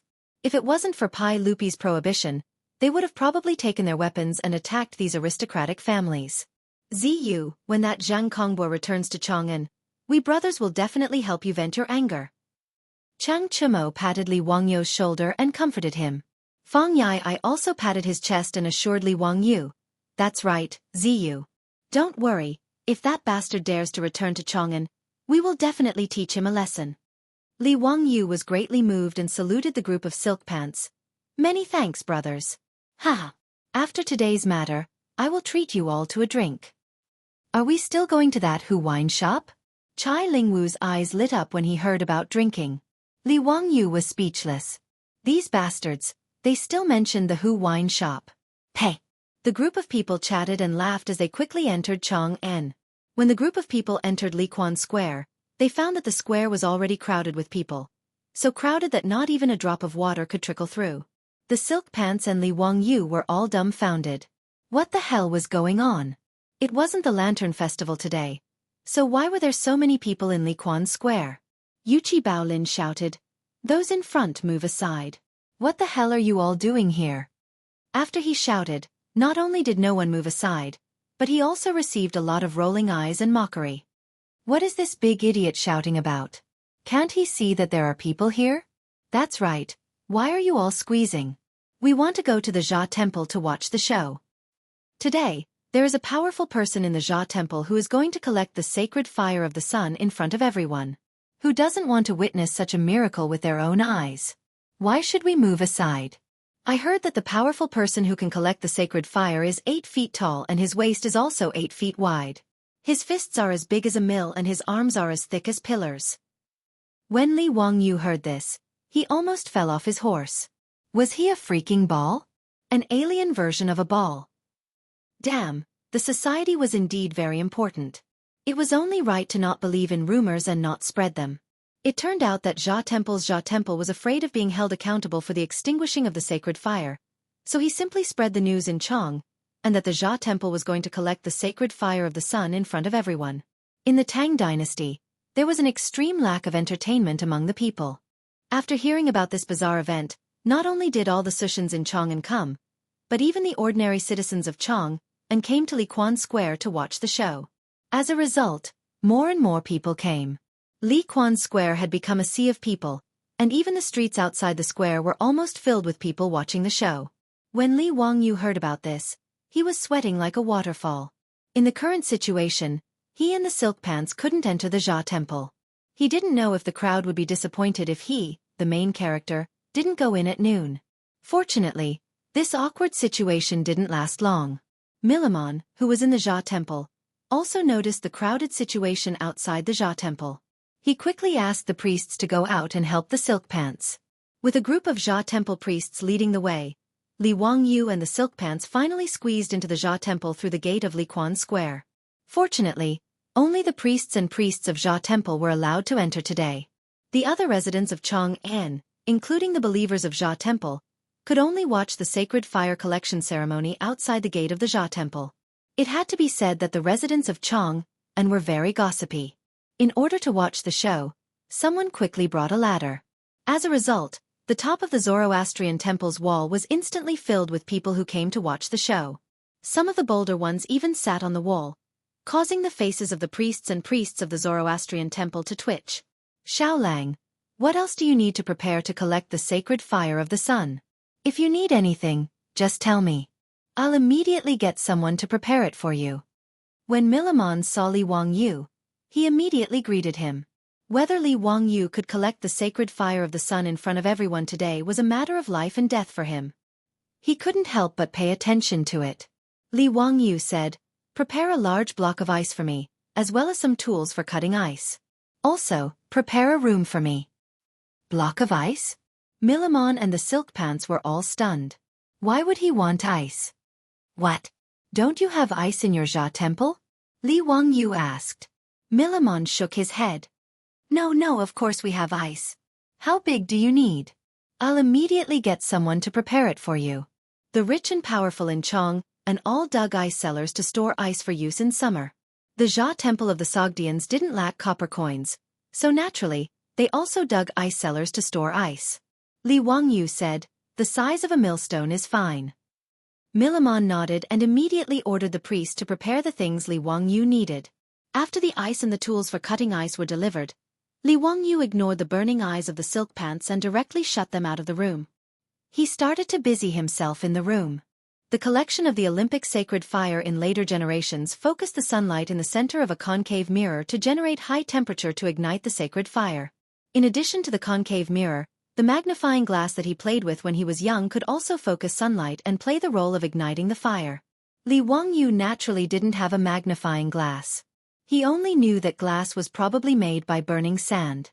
But if he really wanted to make glass in the Tang dynasty, it would be a fantasy. But in addition to glass, grinding ice into a convex lens like a magnifying glass could also play the role of focusing sunlight. Although there would be many bubbles and cracks in the ice, and its transparency was far less than glass, the diameter of the magnifying convex lens could still focus sunlight and ignite flammable objects. So Li Wangyu asked Milamon to prepare a millstone-sized block of ice for him. He took the ice chisel tool in the room and began to grind the convex lens of the ice. As the sun gradually rose, the Jia temple's sacred fire gathering ceremony was about to begin. In Miliman's eagerness, the door finally creaked open. Li Wangyu walked out with a relaxed face. "Sabeo, you can start the sacred fire gathering." Chapter 177. The Sogdian ritual of gathering the sacred fire began with the prayers of the Zoroastrian priests. Dozens of priests murmured their prayers. "Burning sacred fire, burn my broken body. Good and evil, only the light is good. Joy and sorrow, return to dust. Pity my people, they have so many worries." Leading the priests in front of the altar, Milman recited long passages of the Avesta scripture, reciting the hymns of the gods. As mentioned before, the highest level of sacred fire, the fire of victory, was not only a sacred fire, but also an ordinary sacred fire worshipped by believers. For this ritual, Miriam used 3 days to gather the sacred fire worshipped by all the Sogdian worshippers in Chang'an. Now the highlight of the ritual was to wait for Li Wangyu to gather the sacred fire of the sun and combine the two flames into one to complete the ritual. Although the process of gathering the ordinary sacred fire was quite rushed, Miriam believed that as long as Li Wangyu could gather the sacred fire of the sun, it would be the highest level of sacred fire, even higher than the sacred fire worshipped in the Persian temple. After the tedious and solemn ritual was completed, it was Li Wangyu's turn to perform. Li Wangyu's small body could not carry the convex lens of ice the size of a millstone. However, there were foppish sons who fought to help him carry it. When Li Wangyu asked who was willing to help light the sacred fire, the foppish sons almost fought. Clearly, in terms of muscle, the 3 Cheng brothers could crush the foppish sons. Even the Yuchi twins could not compete with them. Under the resentful gaze of the foppish sons, the 3 Cheng brothers carried the huge convex lens of ice onto the stage. However, Li Wangyu did not intend to reveal the secret of using the convex lens to make fire. After grinding the ice in the room, he asked Milman for some silk and satin, and wrapped the ice with the satin. No one could see the original shape of the convex lens of the ice that the 3 Cheng brothers carried out. In the open space of the Zoroastrian temple, the best materials for starting the fire had already been prepared. The oily sandalwood was placed in the bronze cauldron. According to Li Wangyu's instructions, Sandalwood shavings were scattered on top of the cauldron to start the fire. It was noon, and the sun shone down from above. Li Wangyu instructed the three Cheng brothers to raise the ice-convex lens high above their heads. Then, according to the light spots formed by the sunlight passing through the ice, he instructed the three brothers to adjust the angle of the convex lens. This strange action attracted the attention of the crowd outside the Jade temple and caused a commotion. What kind of trouble is this? Didn't he say that he wanted to collect the sacred sun fire? What are these three big guys holding? Why does it look like a block of ice? That's right, there's a round ice cube wrapped in the silk. Is it used to retrieve the solar sacred fire? I don't understand. How can this ice produce fire? Isn't this nonsense? You can gather flames from ice? I'm afraid even an immortal wouldn't be able to do that. TSK. TSK. If I can get some kind of holy flame from this, I'll eat this pile of dog shit. Not only were the onlookers outside the Zoroastrian temple discussing incessantly, but even the priests and priests of the Zoroastrian religion were astonished. When Milman saw this, he was so regretful that his intestines turned green. Was he out of his mind? How could he so easily believe this young man's nonsense and believe that he could collect the solar sacred fire? He wanted to shout out to stop this farce, but when he opened his mouth, no sound came out. Since it had come to this, he would just let this group of dandy do it. In any case, if he couldn't collect the solar sacred fire, his position as Sabeo would come to an end. Since that was the case, he could only pray for a miracle. Cheng Chumo held the large ice-convex lens and asked in a low voice, Ziyu, are you sure you can really collect the solar sacred fire like this? This is not a joke. If you trick the Sogdians, they will really go crazy. Brother Chumo, you can rest assured. There's no problem at all. Brother Chuliang, don't keep swaying. Hold it up properly. Li Wangyu instructed them to adjust the angle of the ice cube while smiling at Cheng Chumo. But although he said so, the three brothers of the Cheng family didn't have the confidence that the solar sacred fire would really be collected from the ice cube they were holding. Under Li Wangyu's constant instructions and adjustments, the noon sun finally condensed into a large spot of light through the ice-convex lens and shone on the wood in the copper cauldron. Li Wangyu clapped his hands. Okay, that's it. Brothers, hold on. Don't move around. Seeing him so determined, the Cheng brothers obediently held the ice cube high. But because the purity of the ice cube wasn't high, and Li Wangyu's level of polishing was limited, although the light spot was condensed and shone on the wood in the copper cauldron, there was no reaction. Milman became more and more anxious. He couldn't help but walk to Li Wangyu's side and ask in a low voice, Xiao Lang, is this how the solar sacred fire is collected? Li Wangyu replied matter-of-factly, Of course, Sabeo, you see, the sun's sunlight has been condensed by me. Soon, the solar sacred fire will come to your temple. Don't worry. Wait patiently for a while. These people of the Tang dynasty naturally didn't know what a convex lens was. A convex lens that was thicker in the center and thinner at the edges had a light-gathering effect. After learning the basic knowledge of junior high school physics, he knew that the convex lens would condense the sunlight that shone on its surface into a beam. The temperature would continue to rise until it reached the ignition point of the wood, and then the wood would be ignited. There was once an expedition team that accidentally lost a fire seed in the Antarctic. They processed the ice cube into a convex lens and condensed the sunlight to ignite the fire. So Li Wangyu didn't doubt that he could collect the solar sacred fire at all. But today, for some reason, the light spot of the ice convex lens shone on the wood in the copper cauldron for a long time, but there was no reaction. Time passed by, and Li Wangyu was a little anxious. He ordered the Chang brothers to adjust the angle of the ice cube several times, trying to make the light spot more focused. Milman didn't care about the solemnity of the ceremony and kept walking around the copper cauldron, making Li Wangyu dizzy. The crowd outside the temple watching the ceremony was getting louder and louder. The group of playboys also looked at each other and thought that things were not good. If the gathering of the solar sacred fire failed today, the consequences would be unpredictable. Feng Yai secretly elbowed Chai Linggu. Brother Linggu, if Zio can't get the solar sacred fire, we'll have to protect him and rush out. Chai Linggu wiped the sweat on his forehead and nodded.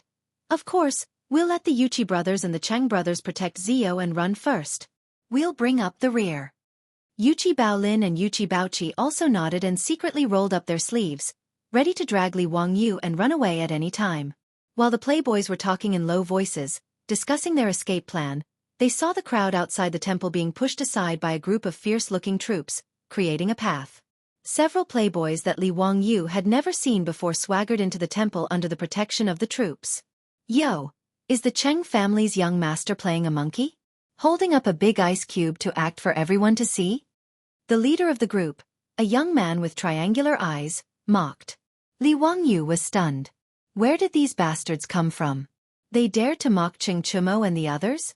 Chapter 178. When Cheng Chumo and his two brothers saw them, they immediately put down the ice in their hands angrily. Fang Yai, Chai Linggu, and the other playboys also rushed forward and blocked the way of the young men. Cheng Chumo rolled up his sleeves and was about to beat them up. Wang. Today, I'll let you know what it means to have a fist as big as a clay bowl. Seeing that the playboys were about to fight, the young men couldn't help but take a few steps back. Their troops immediately rushed up to protect their masters and protected the young men behind them. Li Wangyu pulled Du He and asked, "Brother Du He, who are these people?" Du He replied angrily, "They are the bastards of the Cui, Lu and Wang families." He pointed to the triangular-eyed man who had just spoken. That one with a foul mouth is Wang Ziqiao, the legitimate son of the Taiyuan Wang clan. The others are Cui Daogu of the Qinghe Cui clan, Cui Hong of the Bowling Cui clan, and Lu Xiyang of the Fanyang Lu clan. Li Wangyu was stunned when he heard this. Well, in the Tang dynasty, except for the legitimate sons of the Longxi Li clan and the Li clan of Zhao County, and Zhang Kongbua of the Xingyang Zheng clan, who had run back to his hometown, the rest of the legitimate sons had all come to the Zhuang temple. He had always hated Zhang Kongbua. Now that he heard that these young masters were jackals of the same tribe as Zhang Kongbua, he looked at them with even more disgust. Especially when he heard the words, Taiyuan Wangs, and looked at the triangular-eyed young man. He thought that it was a close call. Was this guy the one who almost became his brother-in-law? Do these guys have a feud with you brothers? Li Wangyu asked. Du He spat hatefully and said, "These bastards are the same as Zhang Kongbua, who provoked your family before. They're all not good people. We don't like them and have fought with them several times. But these cowards always let their own troops get beaten up." Bah! Li Wangyu nodded, understanding in his heart. The 5 clans and 7 watchful clans were of the same breath and branch, especially after the Li family took over the world. The Cui clan of Bowling, the Cui clan of Qinghe, the Lu clan of Fanyang, the Zhang clan of Xingyang, and the Wang clan of Taiyuan, these 5 clans were even more united. The aristocratic families even viewed Pai Lupi as a nouveau riche. Naturally, they would look down on Chang Yaojin and the other founding dukes who had followed Pai Lupi to conquer the world. The elders of both parties maintained their composure on the surface. Even though Chang Yaojin looked boorish, he was actually a cunning old fox in the political arena. But the juniors of these aristocratic families and Cheng Chumo's group were not in the same boat. The two sides had already clashed many times in Chong, and due to various conflicts. Li Wangyu looked at those foppish sons of aristocratic families with disdain. They only knew how to bring a group of troops to put on airs and flaunt their prowess. Li Wangyu had never seen Cheng Chumo and the other top foppish sons of the Tang dynasty go out with their troops. Even if they fought, they would do it themselves. Even Du He, Du Go, Wei Shuyu, and the other sons of civil officials were the same. Wang Ziqiao and the others, who were protected by the troops, began to clamor again when they saw that they were not in danger of being beaten. Wang Ziqiao mocked, "What? You are playing the people of Chang'an like monkeys, and you don't allow us to say anything?" Cui Daogu said, "We heard that some idiots were going to help the Jia sect collect some holy fire. We originally wanted to broaden our horizons. But we didn't expect such a farce. Haha, it's really funny." Lu Xiyang pointed at Li Wangyu and laughed. "I heard that you idiots are getting worse and worse. You actually listen to this young man's nonsense. If he can make fire out of ice, I will kneel down and kowtow to you, okay?" Several people laughed and were very proud. Their words made the crowd outside the Jia sect also began to jeer. Bursts of laughter came, making Cheng Chumo and the others blush. Milamon and the other priests and priests of the Jia sect were also suspicious at this time, wondering if they had really been cheated. Cheng Chumo and the others were so angry at Wang Ziqiao's words that they clenched their fists. The veins on their necks bulged and their faces flushed. Although the foppish sons did not believe that Li Wangyu could collect the holy fire from the sun out of thin air. But at this time, everyone was bound together for good or ill. Mocking Li Wangyu was mocking them. Cheng Chumo and the others were speechless by Wang Ziqiao and the others. Their anger was stuck in their throats, and they were very sullen. Yuqi Baolin, Yuqi Baoqi and the Cheng brothers looked at each other and wanted to directly rush up and talk with their fists. Wang Ziqiao and the others were good at talking. When they saw that Cheng Chumo and the others wanted to fight, they quickly retreated behind the troops and poked their heads out to continue to clamor. What? Now that we've revealed the truth, you want to attack us out of anger? A group of idiots with nothing but brute force. You were sold and you still helped count the money. You really lost face for your duke's mansion. Hey, you want to fight? I'm so scared, haha. The originally solemn Jia sect holy fire gathering ceremony, because of the provocation of Wang Ziqiao and the others, became a mess. The Chang'an residents outside the Jia sect also did not mind that things were getting out of hand, for fear that the two sides would not fight. Milliman's face was as black as the bottom of a pot. He glared at Cheng Chumo and the others, hesitating in his heart whether to throw them all out. Li Wangyu quickly reached out to stop Cheng Chumo and the others. Brothers, please wait. Why do you have to fight with them? Don't ruin the Jia sect's holy fire gathering ceremony because of them. Jia sect is still waiting for the holy fire of the sun to descend on the Jia sect's fire altar. Don't lose sight of the big picture. Li Wangyu seemed to be persuading them, but in fact, he was giving Wang Ziqiao and the others a hard time. The meaning of his words was to push Wang Ziqiao and the others to the opposite side of Jia sect, accusing them of destroying the holy fire gathering ceremony. Sure enough, after he finished speaking, the priests of Jia sect, including Milliman, looked at Wang Ziqiao and the others with unfriendly eyes. But as Li Wangyu said, regardless of whether the holy fire of the sun was collected or not, the holy fire gathering ceremony was still in progress. Wang Ziqiao and the others came out so casually and ridiculed Cheng Chumo and the others, which really interfered with the ceremony. When Li Wangyu said this, Wang Ziqiao and the others' faces changed. They hurriedly defended themselves. Tian Shaolang, don't talk nonsense. It's obviously you guys who deceived the Zoroastrianism. How is it us who are interfering with the ceremony? How did I deceive the Jia sect? Li Wangyu asked. Lu Xiong pointed to the ice block put down by Cheng Chumo and the others. The 5 elements reinforce and restrain each other. This ice is water, water restrains fire, wood breeds fire, isn't it obvious? Even if you break the heavens, it is impossible to use ice to collect the holy fire. What he said was common sense to everyone, and everyone nodded again and again, thinking that it was reasonable. Li Wangyu laughed. Then if I can use this ice block to help Jia sect collect the holy fire of the sun, what will you say? Just like you said just now, kneel down and kowtow to us? Do you dare to bet? Chapter 179. Li Wangyu's words made the faces of Wang Ziqiao and the others change. Nonsense! How dare a brat like you do this? Who do you think you are? How dare a man in white speak so arrogantly? Tian Shilang, you have no manners at all. Do you have the right to speak here? Cheng Chumo put his arm around Li Wangyu's shoulder and said, He is my brother. You don't agree? Do you dare to bet with me? Lu Xiong, Wang Ziqiao, and the others looked at each other, their eyes fierce. Not to mention that they did not believe that ice could make fire. After being provoked by Li Wangyu, they would not let it go. Lu Xiong gritted his teeth and said, Fine, let's bet. If you can make fire with this ice, we will kowtow to you and apologize. But if you can't, you will crawl out of Lishuan Square today. Do you dare to bet? Hiss, the bet proposed by Lu Xiong made Cheng Chumo's teeth ache. He was gambling with his own face. He was really ruthless. If he really lost and crawled out of Lishuan Square in front of everyone, he would be too ashamed to face anyone in Chang'an. But before the foppish sons could speak, Li Wangyu looked at them and said, Brothers, I promise that I can make fire with ice. Do you believe me? Cheng Chumo hesitated for a moment, then slapped Li Wangyu's shoulder and said, Zio, I'm going all out.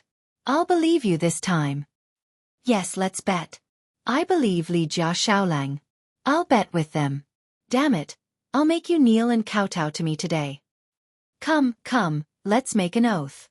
If you don't admit it when you lose, I'll beat you until your mother can't recognize you. Feng Yai shouted. Wang Ziqiao and the others sneered and looked at the foppish sons as if they were idiots. They did not hesitate to make an oath and set the bet. Seeing that the foppish sons believed him without saying anything and made a bet with Wang Ziqiao and the others, Li Wangyu was very touched. Brothers, Cheng Chumo slapped him on the shoulder again. All right, Zio, stop talking. Hurry up and gather the sacred fire. I'm still waiting for someone to kowtow to me. Li Wangyu did not act pretentious, nodding his head and letting everyone disperse. He had the 3 brothers of the Chang family carry the ice again, preparing to gather the sunlight and gather the holy fire again. He instructed the Chang brothers to adjust the angle of the ice convex lens to find the best focal point. The sunlight shone on the ice again, and through the ice, it focused on the wood in the copper cauldron. This time, the 3 brothers of the Chang family were incomparably focused. They carried the huge block of ice without moving an inch. Everyone held their breaths again. Everyone inside and outside the temple turned their eyes to the bronze cauldron. Wang Ziqiao and the others were also a little nervous. They also stared at the wood in the copper cauldron. However, after a long while, the copper cauldron was still the same as before. There was no change at all. Wang Ziqiao, Cui Daogu, Cui Hong, and Lu Xiong could not help but breathe a sigh of relief. They looked at each other, feeling that today they could make Cheng Chumo and the others lose a lot of face. Regardless of whether Cheng Chumo and the others would keep their promise, climbing out of the Li Quan Square from the Zhan Temple was a loss of face. Wang Ziqiao was even thinking about how to persuade the Zhan Temple Sabeo to make trouble for Cheng Chumo and the others. Just as he was feeling proud and smiling, he heard Niu Zhangping suddenly shout, "Look, smoke is coming out of the copper cauldron." His shout made Wang Ziqiao and the others' hearts skip a beat. They quickly turned their eyes to the copper cauldron. Under the noon sun, a wisp of green smoke was rising from the copper cauldron. The wisp of green smoke coming out of the copper cauldron was caused by the sunlight focusing on the wood shavings. Milamon, who was already feeling despair, was overjoyed when he saw this situation. He immediately began to recite the Avesta scripture with a group of Zhan Temple priests. As the Zhan Temple priests recited the scripture, the green smoke in the copper cauldron became thicker and thicker. A flame suddenly rose from the wood shavings, and then the flame slowly began to devour the wood in the copper cauldron. Sacred fire! It's really the sacred fire of the sun! Milamon exclaimed. Witnessing this miracle with their own eyes, the priests and priests of Zhan Temple immediately knelt down. A miracle had come to the Zhan Temple. No one doubted the authenticity of the sacred fire of the sun anymore. This flame was really created out of thin air after the sunlight gathered. The noon sun, after passing through the ice, actually created the sacred fire. This scene was too shocking. Milamon was so excited that his heart was beating so fast that it almost jumped out of his throat. His glory and wealth were saved. At this time, Milamon had already forgotten who extinguished the sacred fire in the Zhan Temple altar. He only knew that the Zhan Temple in Chong and city's Li Quan Square had the world's top sacred fire. And all of this was brought to him by the young man from the Tang dynasty in front of him. Milamon didn't have time to express his gratitude to Li Wangyu now. He hurriedly called the priests of Zhan Temple who were responsible for looking after the sacred fire to come forward and carefully guard the precious sacred fire of the sun. The priests and priests of Zhan Temple excitedly recited the Avesta scripture in unison, while the Sogdian believers outside the Zhan Temple knelt down and murmured prayers. The sacred fire of the sun had descended on the Zhan Temple in Li Quan Square of the Tang dynasty. This was the supreme glory of the Zhan Temple of Zhan Temple. The residents of Chong and who were watching the fun and didn't believe in Zhan Temple, at this time, saw Cheng Chumo and others really use ice to condense the sunlight out of thin air and create a flame. Everyone exclaimed, "My mother, the 3 young dukes of Duke Lu's mansion, have they become immortals? Using a piece of ice to create the sacred fire of the sun? Amazing, amazing, this is really the means of immortals. Where is the brother who said that if he used ice to collect the flame, he would eat dog shit? Where did he go? The brother who said that he would eat dog shit ran away. I don't know what these young masters are going to do. There will be a good show to watch. Isn't that right? If these young masters of aristocratic families were to kowtow to the young dukes, then they would really lose all face. Haha, interesting." Li Wangyu saw that the convex lens of the ice was successful in condensing the sunlight and called the 3 brothers of the Cheng family to break the ice. He didn't want to reveal the mystery of collecting the sacred fire. If Zhan Temple learned it, it would be worthless. After the ice was broken, Li Wangyu smiled and said to the group of playboys, "Brothers, it seems that someone just made a bet with us? Little brother's memory is not good. What did we bet on?" Haha, yes, yes, someone didn't know life from death and made a bet with us. Fang Yai laughed and looked at Wang Ziqiao and others. When the sandalwood in the copper cauldron ignited the flame, Wang Ziqiao and others' faces turned pale. This is impossible, impossible, how can the ice produce a flame? Lu Xiong looked at the copper cauldron and exclaimed. Cui Daogu was even more unbearable. His body couldn't help but sway. If it weren't for the troops beside him supporting him, he would have fallen to the ground. The flame in the copper cauldron began to burn, as if it was roasting them. Their backs began to soak with sweat. Chapter 180. Cheng Chumo walked towards them with an evil grin on his face. He cracked his knuckles with both hands. Hey you guys, now you can kneel down and kowtow. Wahahaha, you bastard. You finally let me vent my anger. Quickly kneel down. Wang Ziqiao now felt dizzy. How did the ice block make the sandalwood in the copper cauldron burn? He began to regret coming to the Zhan temple today to provoke them. Wasn't this the same as sending his face to the door for these playboys to slap? His pale face squeezed out a smile that was uglier than crying. Cheng Chumo, don't go too far. Don't go too far. Yes, what do you want to do? Do you really want to bully my Fanyong Lu family? Lu Xiong and the others were also regretting. They had forgotten to look at the almanac when they went out today. Originally, they wanted to ridicule Cheng Chumo and the others who were not on good terms with them. Who would have thought that the ice block could make the sunlight burn? Today, the few of them could be considered to have been defeated. Their faces were probably going to be completely lost. Wahahaha, you bastards, what are you going to say to me? Don't give me that. If you admit that you don't have balls between your legs, then forget it, I can let you go today. Cheng Chumo put his hands on his hips and laughed. He was sweating in his heart just now. If it were not because he was angry at Wang Ziqiao and the others for being too insidious, and because he had an inexplicable confidence in Li Wangyu, he would not have gambled on this matter. His words made Wang Ziqiao, Lu Xiong and the others pale, but they did not know how to refute. If they really wanted to kneel down and kowtow to Cheng Chumo and the other playboys, they would never do it. This was worse than killing them. Wang Ziqiao simply snorted, Humph, I don't want to lower myself to your level, let's go. After that, he was ready to call the troops to open the way for the four of them to slip away. They would rather renege on their gambling debts and bear the infamy of going back on their words than kneel down and kowtow in front of countless onlookers. The bet between Wang Ziqiao and Cheng Chumo had long been heard by the crowd outside the Zhan temple. As the saying goes, watching a good show is not a bad thing, so everyone began to kick up a fuss. Normally, Wang Ziqiao, Cui Daogu, Cui Hong, and Lu Xiong were profligate disciples from aristocratic families that absolutely no one dared to offend. But now, under the watchful eyes of countless people, it was unknown who took the lead. Waves of shouts came from Liquan Lane. Kneel, kneel, kneel.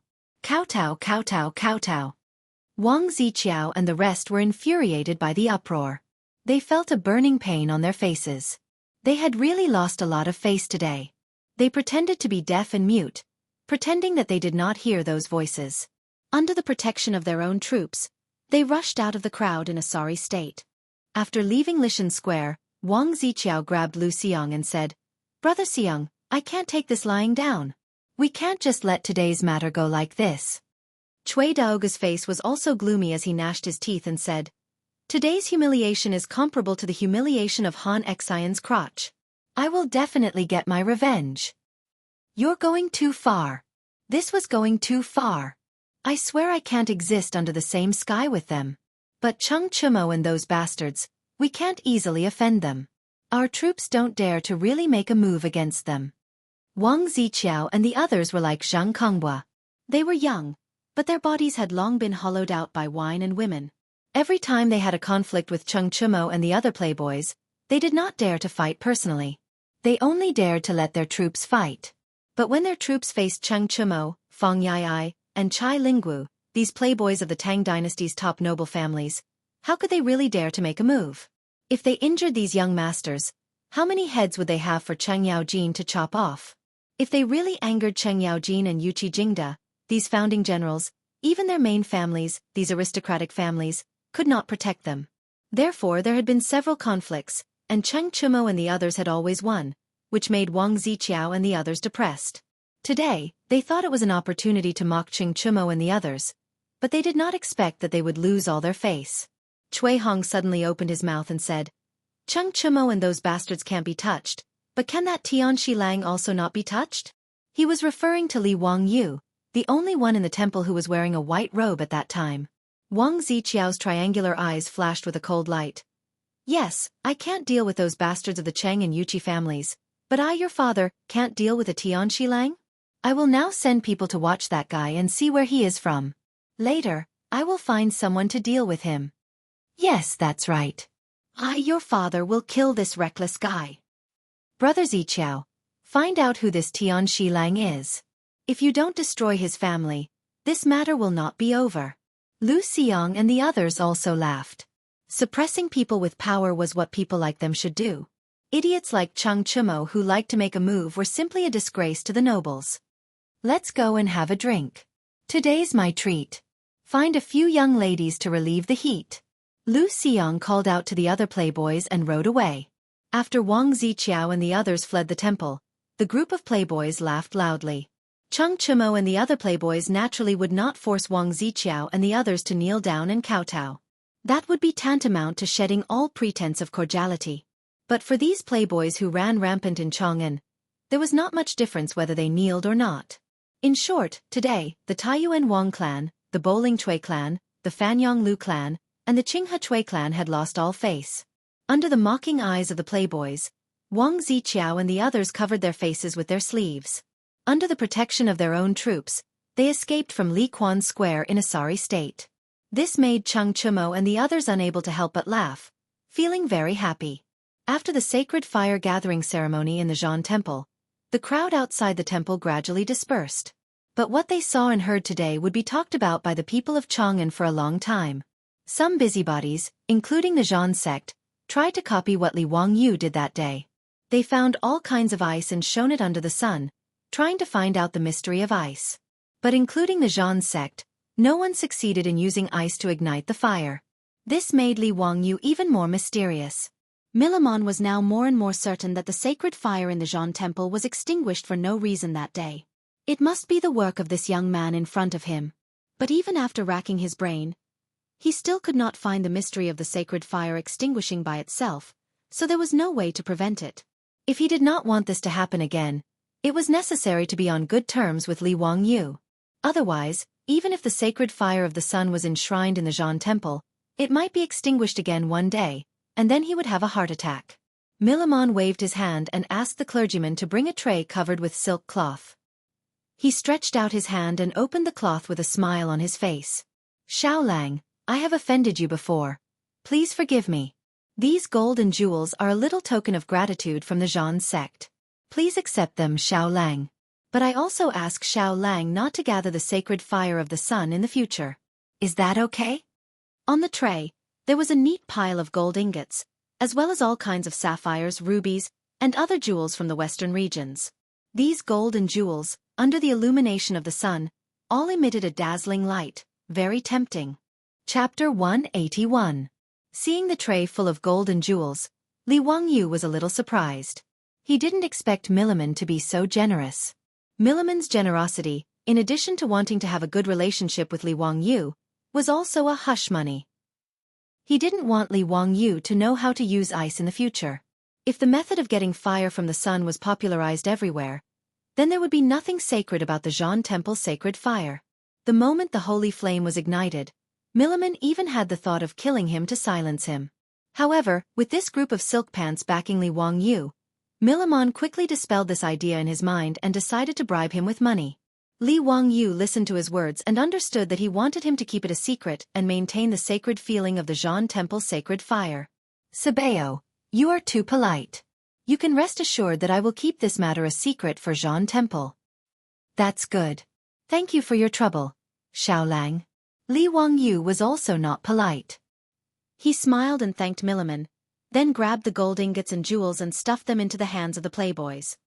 Come, come, everyone has a share. Brothers, let's divide it. Cheng Chumo and the others quickly refused.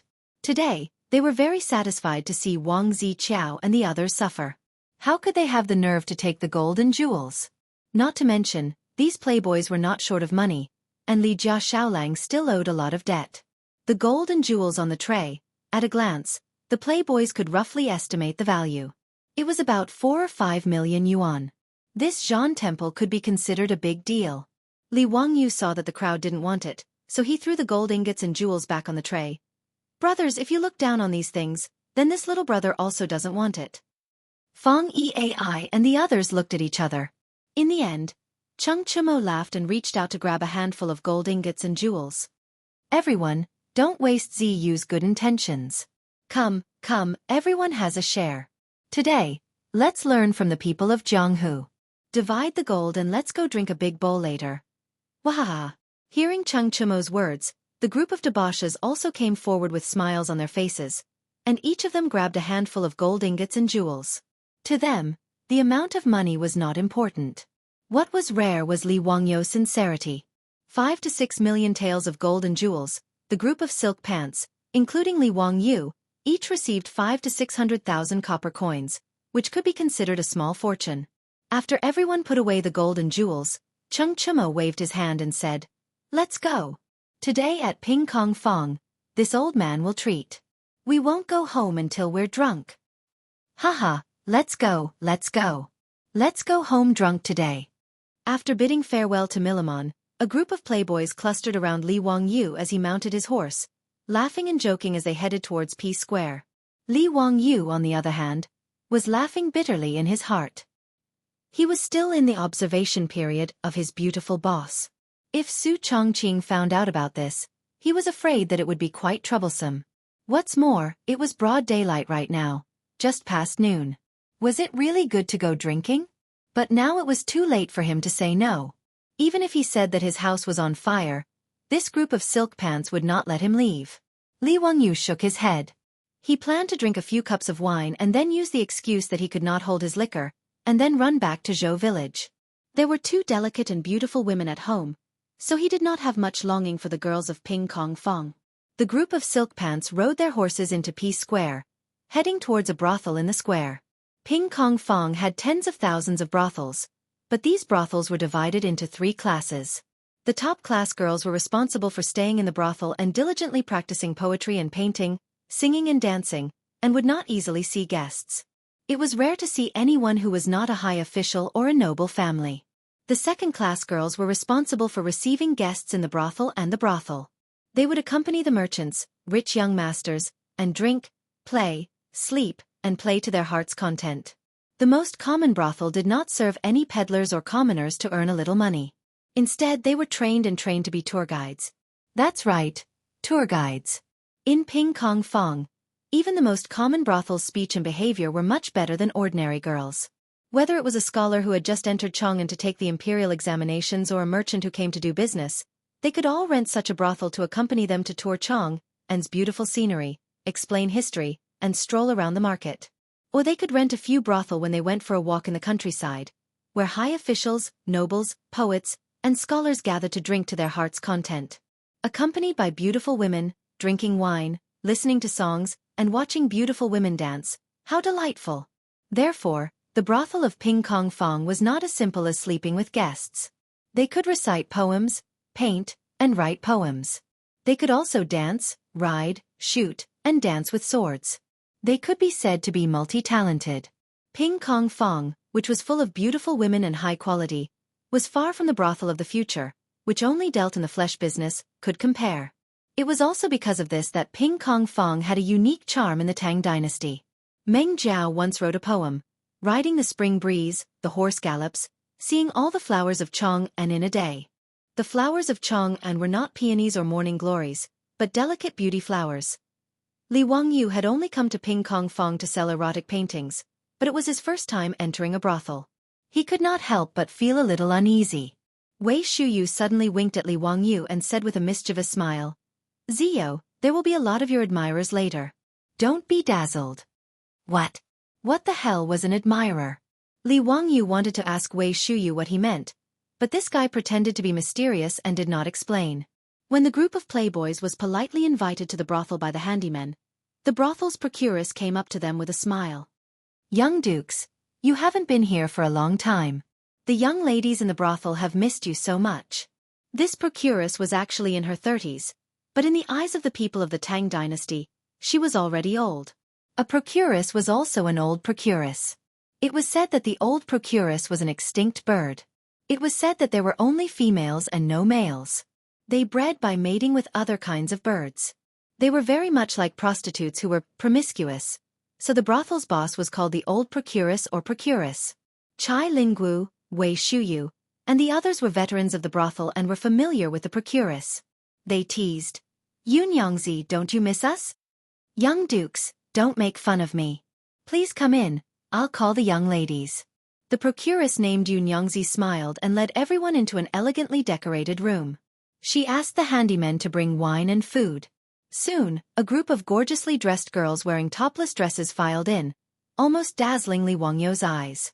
The topless dresses of the Tang dynasty, except for the noble women, were worn by the prostitutes who entertained people with their beauty.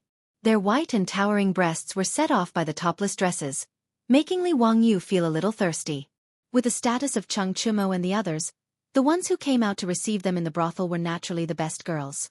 The young ladies of the brothel were only 15 or 16 years old, which was the age of high school girls in the future.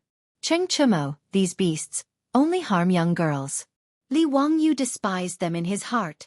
Chapter 182. When Wei Shuyu saw these girls, he immediately pointed at Li Wangyu and laughed. "Qin Yang, Lian Yang, Xuan Yang, don't you want to know the author of the poems, Journey to the Sword, and Hui Chong Chun Jiang Xiaojing? Do you see this Xiao Lang next to me? Why don't you come over and greet him?" His words made these girls' eyes light up, and they looked at Li Wangyu in a strange way. To put it in modern terms, it was like a fan's eyes were sparkling when they saw their idol. Li Wangyu was also stunned. How could he have fans in this brothel after plagiarizing a few poems? Were these the admirers that Wei Shuyu had mentioned? He didn't know that these girls in the brothel were not ordinary people. They knew everything about music, chess, calligraphy, and painting. Their love for poetry was no less than the pursuit of idols by fans in the future. It had to be said that in the Tang dynasty, being a poet was really a good profession. Wei Shuyu's words immediately caused Li Wangyu's side to be surrounded by girls. Each and every one of them looked at Li Wangyu with tender and admiring eyes. "Is this Li Wangyu from Hu County? Greetings, Mama Shui. I love Longjuan's song, Going Out of the Frontier. Can I sing it for you later? Greetings, Lang Jun. I am Qin Yang. Lang Jun, I am Lian Yang." Li Wangyu was surrounded by a group of girls who were 15 or 16 years old. Although he was a veteran in the future and had watched all kinds of Japanese action movies, he still felt a little helpless. "Zio, why are you still standing there? Why don't you compose a poem in this situation?" Cheng Chumo also laughed. "Cheng Chumo, are you sure you are not possessed by Song Xiaofeng?" Li Wangyu was speechless and rolled his eyes. But in the face of a group of girls who were looking at him with shining eyes, he couldn't say no. Forget it. If he wanted to compose a poem, then so be it. It was just plagiarism. Anyway, he was used to plagiarizing, right? Picking up the wine that the young lady beside him had eagerly poured for him, he raised his head and drained it in one gulp. Li Wangyu shouted, "Bring me pen and paper." In the Tang dynasty, poets composing poems in brothels was part of the standard work routine. This brothel's art house had already prepared for it. Immediately, some odd job workers brought over paper, inkstone, brush, and ink. Several young ladies diligently helped him grind the ink. Li Wangyu thought for a moment and decided on a poem to plagiarize. He picked up the brush and began to write. As he wrote, he recited, "For Xiaonyang, Luo Xiongling Bo gave birth to Weichen. How could he succeed in visiting his relatives? How can 1,000 cups of green wine be drunk? A face full of red makeup kills people." He shamelessly plagiarized another one of Li Bai's poems, For 7th Madame Duan, and even changed the title of the poem to For Little Madame Zhu. This poem was not famous among Li Bai's poems, but it was very suitable for Li Wangyu's feelings. He needed to recite a poem. The poem was, "You are like Luo Xiongling Bo, Luo Xiong giving birth to Weichen. How could I get close to you? I really feel a little drunk with 1,000 cups of wine. Who gave you such a beautiful face?" To put it bluntly, it was Li Bai's romantic poem to coax the girls. As soon as Li Wangyu copied this poem, the girls in the room looked at him with even more strange eyes. Every girl felt that this poem was written for them. Now, all the girls recruited by the brothel keeper Yun Yang all surrounded Li Wangyu. Cheng Chumo and the others were not annoyed. As they drank and made merry, they watched Li Wangyu being surrounded by a group of prostitutes. Seeing Li Wangyu's battered and exhausted appearance, everyone laughed. Li Wangyu was surrounded by these delicate and soft girls, who kept urging him to drink. A girl who was good at singing and playing the pipa began to sing his poem, for little Madame Zhu. Some who were good at dancing also began to dance. In the room, the atmosphere began to warm up. A group of playboys, under the service of the prostitutes, continued to drink wine. Li Wangyu also unconsciously drank a few more cups. The alcohol went to his head and he began to teach the girls around him how to play the finger-guessing game. Two little bees, flying in the flowers, fly. Papa. Ah! Kiss kiss. Lang Jun, you are so bad it doesn't count, let's play again. The playboys had never seen such a way of playing the finger-guessing game. They were very interested and soon learned it. They began to play the little bees. However, Li Wangyu was starting to regret it. The scene in the VIP room was too *king painful to the eyes. Can you imagine the scene of the burly Cheng Chumo and Yuchi Bao Lin playing the little bees game? Especially when the two of them played the same game, the way they puckered their lips and kissed made Li Wangyu feel nauseous and disgusted. He wanted to vomit. In the room, after 3 rounds of wine, the atmosphere was in high spirits. Li Wangyu was thinking about how to disguise himself and retreat. Just as he was thinking of an excuse to let the playboys let him go, the door of the room was suddenly slammed open and several figures rushed in. Cheng Chumo, Fong Yai and the others heard the noise and glared at the newcomers. They wanted to see who was so blind that they dared to disturb their good mood. When they saw the newcomers, the group of playboys laughed instead of being angry. Yo, surnamed Wang, are you here to kowtow to us? Fong Ai clapped his hands and laughed. Was it because there were too many people just now? Come, there are fewer people now. Hurry up and kowtow. The people who rushed into the room were Wang Ziqiao and the others who had just been humiliated by them at Li Quan Fong. It could be seen that Wang Ziqiao and the others had drunk too much. Their bodies were swaying and if not for the troops supporting them, they would not have been able to stand. Wang Ziqiao didn't pay any attention to the profligate son's taunting words. He stared at Li Wangyu with bloodshot eyes and cursed fiercely. So you, Tian Shaolang, are the little bastard of the Li family of Hu County. Li Wangyu had not yet spoken when Cheng Chumo and the other playboys pushed the table and stood up, glaring at Wang Ziqiao. Surnamed Wang, clean your mouth. There was actually a reason why Wang Ziqiao had rushed in like this. Today, after they had been defeated at Li Quan Fong, they had left behind a few troops to follow them and gather information while he, Lu Xiong, Chui Daogu and the others went to Ping Kong Fong's brothel to drink. Because they had a bellyful of anger today, after drinking a few cups of wine, the 4 of them quickly began to get drunk. Just as they were drinking, they saw the troops come back to report that Cheng Chumo and the others had also come to the brothel to drink in the private room next to theirs. Originally, Wang Ziqiao and the others were still a little afraid of Cheng Chumo and the others. They were afraid that the matter of kneeling and kowtowing would be brought up again and they would be the ones to lose face. Just as they were about to leave the brothel early, they heard the troops report that they had found out the identity of the white-clothed youth. After hearing that the youth was actually Hu County's Li Wangyu, Wang Ziqiao could not bear it anymore.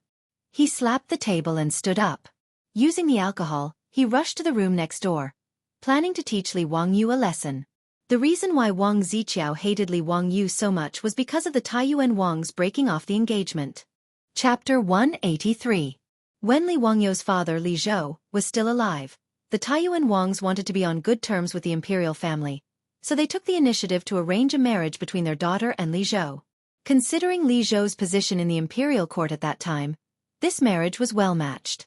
Even though the 5 families and 7 families looked down on the imperial family of Li Tang and felt that they were nouveau riche, this did not affect the marriage of the Wang family's daughter. In the patriarchal society of the Tang dynasty, women were just appendages of the family. As the daughter of the Taiyuan Wangs, in the eyes of the Wang family, she was not that important. It was very appropriate to use this to win over an important official in the imperial court. Who would have thought that after the Xuanwu Gate incident, Li Yuan would abdicate and Pai Lupi would ascend the throne. Then, Li Zhou would be demoted and dismissed, and then die of illness. This naturally made the Taiyuan Wangs want to break off the marriage. Although it was not very pleasant to hear, The Taiyuan Wang clan would definitely not sacrifice a daughter of the Wang family to marry a disciple of a ruined family. Originally, whether it was the Li family or Li Wangyou's previous owner, they would not break off the marriage even if they were beaten to death. If the Taiyuan Wang clan were forced to do so, they would really cause trouble in the Yamen. If it really came to that, no matter how unwilling the Taiyuan Wang clan was, they could only pinch their noses and let their daughter marry over. But it just so happened that Li Wangyou's soul transmigrated to the Tang dynasty and replaced the stubborn Li Wangyou. After receiving 170 taels of gold from the Taiyuan Wang clan, he happily wrote a letter to break off the marriage and ended the marriage. Logically speaking, Li Wangyou and the Taiyuan Wang clan should have nothing to do with each other anymore. But who would have thought that in just a month, the Li family, which the Wang family thought was ruined, would actually be made famous by Li Wangyou. Li Wangyou's stunning performance at the Zhujiang Pool Poetry Meet began to spread in Chang, and along with those legendary masterpieces. Although Pai Lupi had left in a huff that day, as news of what had happened at Chongping County Duke's birthday banquet spread, many people began to speculate. The officials and nobles of the imperial court were all discussing this. If nothing unexpected happened, this Qilan son of the Li family would soon restore the family's glory. 2 days ago, the eldest son of the Zhang family in Xinjiang set fire to a carriage shop in the East Market, which made Empress Zhang's son furious. This made the nobles in Chong and even more shocked. With the methods of the nobles, they quickly found out that this carriage business was originally the property of the Li family in Hu County. Now, it was a joint venture with Empress Zhang's son. Not only did Pai Lupi appreciate him, but he could also connect with Empress Zhang's son. This made the nobles in Chong and think more highly of Li Wangyou. Of course, Li Wangyou did not know about this at all. How could he have known that the bearded man he had dissed several times was the emperor of the Tang dynasty, Pai Lupi? The more outstanding Li Wangyou was, the more short-sighted and snobbish the Wang clan of Taiyuan was. These days, the Wang clan of Taiyuan had taken the initiative to annul the marriage with the Li family in Hu County. This had become a joke among the nobles in Chang'an. At every noble banquet or gathering, the matter of the Wang family annulling the marriage would be brought up and ridiculed. Even Prince Qiao, the eldest son of the Wang clan of Taiyuan, was ridiculed by the nobles in Chang, and because of this, Prince Qiao was engaged to Li Wangyou, and he was the elder brother of the little fat girl of the Wang family. If not for the annulment of the marriage, Li Wangyou would have to call him brother-in-law. Now, Prince Qiao hated the Li family in Hu County to the core. The Wang family did not feel that they had done anything wrong by annulling the marriage. Everything was the fault of the Li family in Hu County, and it was all Li Wangyou's fault. In the Wang family's view, Li Wangyou's actions today were deliberately slapping the face of the Wang clan of Taiyuan. What right did a farmer have to be so domineering? Prince Qiao was planning to go to Hu County in a few days to seek revenge on the Li family, but he did not expect that the culprit who had caused him to lose so much face today was Li Wangyou. So when he heard the troops explain Li Wangyou's identity, he felt his blood boil. Coupled with the stimulation of alcohol, he brazenly barged into the VIP room where Li Wangyou and the others were, wanting to get even with Li Wangyou. Of course, Li Wangyou did not know the whole story. After being scolded by Prince Qiao, he still did not understand what had happened. On the other hand, Du He, Du Go, Wei Shuyu, and the others remembered that the nobles in Chang and had been laughing at the Taiyuan Wang clan for annulling the marriage. They immediately realized what had happened. Surnamed Wang, do you have any shame? Fang Yai also slammed the table and stood up, pointing at Prince Qiao and scolding him. Prince Qiao's face was gloomy, and he did not even look at the group of wastrels. Today's matter has nothing to do with you. I only want to get even with this Tian Shalang. If you insist on interfering, then you will be making an enemy of the Taiyuan Wang clan. Bastard! Do you think I'm scared? So what if I become an enemy of the Taiyuan Wang clan? Do you think my Qing family is afraid of your Wang family? The 3 brothers of the Cheng family also angrily rebuked. Fang Yai, Yuqi Baolin, Yuqi Baoqi, Wei Shuyu, Niu Zhengping, Chai Linggu, and the Du brothers also pushed aside the singers beside them and stood behind the Cheng brothers. Do you Taiyuan Wang still want to cover the sky in Chong and with one hand? Today, we will protect Li Jia Shaolang. What are you going to do? You. Prince Qiao really wanted to ignore everything and order his troops to rush up and beat up all these bastards. But even if he had drunk too much wine, he did not dare to do so. Although the 5 families and 7 hopes had great political and economic power, If they really fell out with these founding dukes, it would not be good for them. Li Wangyu was a little confused. Why did it seem like the spearhead was now pointed at him? He and the Taiyuan Wang clan had no enmity in the past, nor did they have any recent grievances. What did this Prince Qiao mean? Brother Chumo?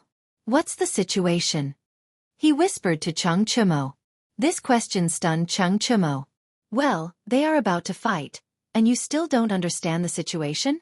Cheng Chumo had no choice but to tell him about the Taiyuan Wang clan's annulment of the engagement with him. Li Wangyu was dumbfounded.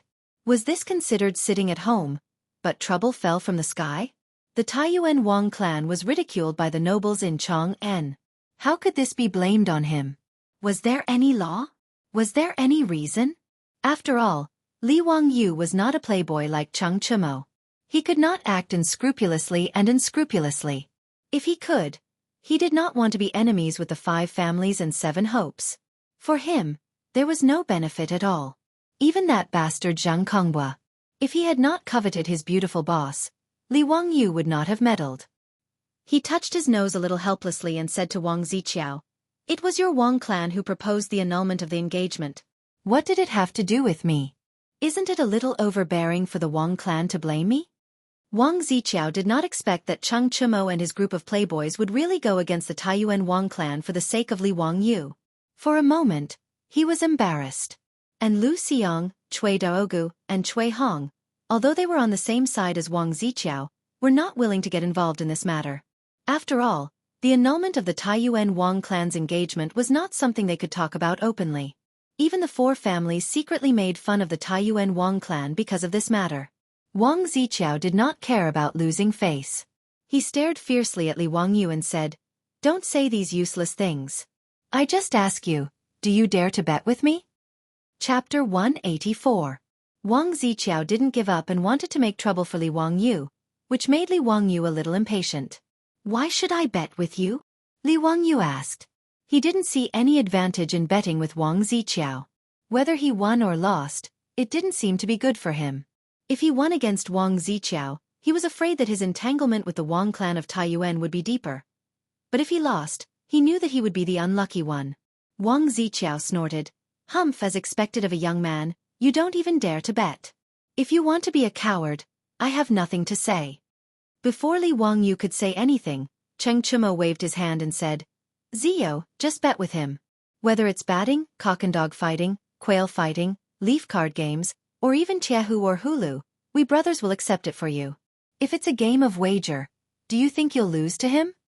"Yes, Xiao Lang, bet with him. Wang, you won't deny it after you lose, right?" "How dare he? If he doesn't admit it after he loses, does he still want the face of the Wang clan of Taiyuan?" "Zio, just bet with him." "That's right. Wang, tell us, what do you want to bet?" "No matter what you want to bet, we brothers will accept it for Li Jia Xiaolang." Fang Yai and the others were also enjoying the show and started to urge Li Wangyu to bet with Prince Qiao. Seeing that the playboys wanted him to accept Wang Ziqiao's bet, Li Wangyu was a little dumbfounded. The people of the Tang dynasty really liked to gamble. Many emperors of the Tang dynasty liked to gamble. Emperor Xuanzong of Tang and Yang Guifei often gambled for fun. Wu Zetian also once hosted gambling games and invited civil and military officials to join in. Under the influence of the imperial court, the officials and the people of the Tang dynasty were also very fond of gambling, which almost became a fashion. What Cheng Chumo said just now, batting, cockfighting, quail fighting, leaf card, hurling were all the ways the Tang people were used to gambling. Batting, similar to polo, is also called batting. Running dog racing is dog racing, to see whose dog runs faster. The Tang dynasty not only liked cockfighting, but also quail fighting. Yezi Mahjong could be considered the ancestor of Mahjong. As for throwing arrows into the pot, the winner was the one who threw the most arrows into the pot. Hulu was a gambling method unique to the Tang dynasty. It was a small square made of wood, similar to dice, painted in black and white. When gambling, grab 5 black and white dices and throw them into the bowl. The one with the most black faces wins. When he threw it out, he had to shout, "Lu!" What Lu meant was 5 black faces facing up. One of the signs of the Tang dynasty was that in every square in Chang'an, people could hear the words Lu and Lu at any time. Therefore, this kind of gambling was also called hulu. Other than that, there was also literary gambling. It was not uncommon for scholars to gamble on poems and essays. Cheng Chumo and this group of debauches were proficient in all kinds of gambling, so they were full of confidence in urging Li Wangyu to bet with Wang Ziqiao. Li Wangyu was speechless and resisted the urge to roll his eyes. This group of debauches, why were they so excited when they heard about a gambling fight? These hopeless gamblers. The gambling fight proposed by Wang Ziqiao was different from the one they had with the debauches in the Jia Temple. The bet in the Jia Temple was more of a fight between the rich playboys, a battle of personal feelings. Therefore, even if Wang Ziqiao and the others reneged on the bet, Cheng Chumo and the others just laughed, because if they lost, they would also do the same. If they could sweep the other party's face, they would have already achieved their goal. The gambling fight was more similar to the duels between nobles in the West. The result of the gambling fight would not be easily reneged, otherwise it would be despised. Emperor Shizong of the Tang dynasty once gambled with an official, using his position as the stake. The official, Chen Jingguan, won the bet and was conferred the title of Sichuan Jidushi. After the bet, he became a governor of the border, ruling over 26 states including Zhang, Yi, and Han. Li Wangyu knew this, so he did not want to accept the gambling fight proposed by Wang Ziqiao. But now it was too late for him to refuse. The debauches had accepted the gambling fight for him. If he did not accept the challenge, he would be sweeping the face of Cheng Chumo and the other debauches, and the gains would not make up for the losses. Fine, a gambling fight it is. How do you want to gamble? Li Wangyu looked helplessly at Wang Ziqiao. At this time, Wang Ziqiao had sobered up a little, and after being disturbed by the debauches, he felt some regret. Just now, when he blurted out that he wanted to gamble with Li Wangyu, he forgot about the group of debauches behind Li Wangyu. Just as Cheng Chumo said, he was not sure if he could win against this group of debauches in a gambling fight. If he lost the gambling fight, he would lose all his face today. Wang Ziqiao's triangular eyes involuntarily looked behind him, wanting to see if Lu Xiang and the others had any good ideas. But when he saw one of the Wang family's troops standing behind the crowd, he suddenly had an idea. Since we are willing to gamble, then let's play something new. Wang Ziqiao shook his head. Let's gamble on ventriloquism. What the hell? Ventriloquism? Wang Ziqiao's words stunned Li Wangyu and the other debauches. They did not know how to gamble on ventriloquism. Ventriloquism had existed in China since ancient times. The records of the Grand Historian recorded that Lord Meng Chongjun of the state of Qi during the Warring States period used the ventriloquism of his followers to escape from the state of Qin back to the state of Qi. This was also the origin of the idiom, the crow of the rooster and the thief of the dog. Li Wangyu also remembered the ventriloquism from his middle school Chinese class. In the capital, there is a person who is good at ventriloquism. All the guests stretched their necks, glanced sideways, smiled, and sighed silently, thinking that it was wonderful. Looking at the screen, the person, the table, the chair, the fan, and the ruler were all the same. But how could they gamble on ventriloquism? Moreover, Li Wangyu did not know any ventriloquism. Would box work? He knew a little about ventriloquism. He looked at the group of debauches, who also seemed to be a little dumbfounded. It seemed that they also did not know any ventriloquism. Wang Ziqiao's drunken eyes swept across the crowd proudly. He pointed to the troupe behind him and said, I know a little about ventriloquism for this song. I will not bully you. I will give you 2 chances. No matter what sounds you can make from your mouth, if you can imitate this song, then I will win this gambling fight. If not, then you win. He paused, stared fiercely at Li Wangyu and said, If you lose today's gambling fight, you will kick this guy out of Chang'an City. From now on, he will not be allowed to take a step into Chang'an City. Cheng Chumo and the others looked at each other and did not know how to respond. They had never heard of the gambling fight proposed by Wang Ziqiao.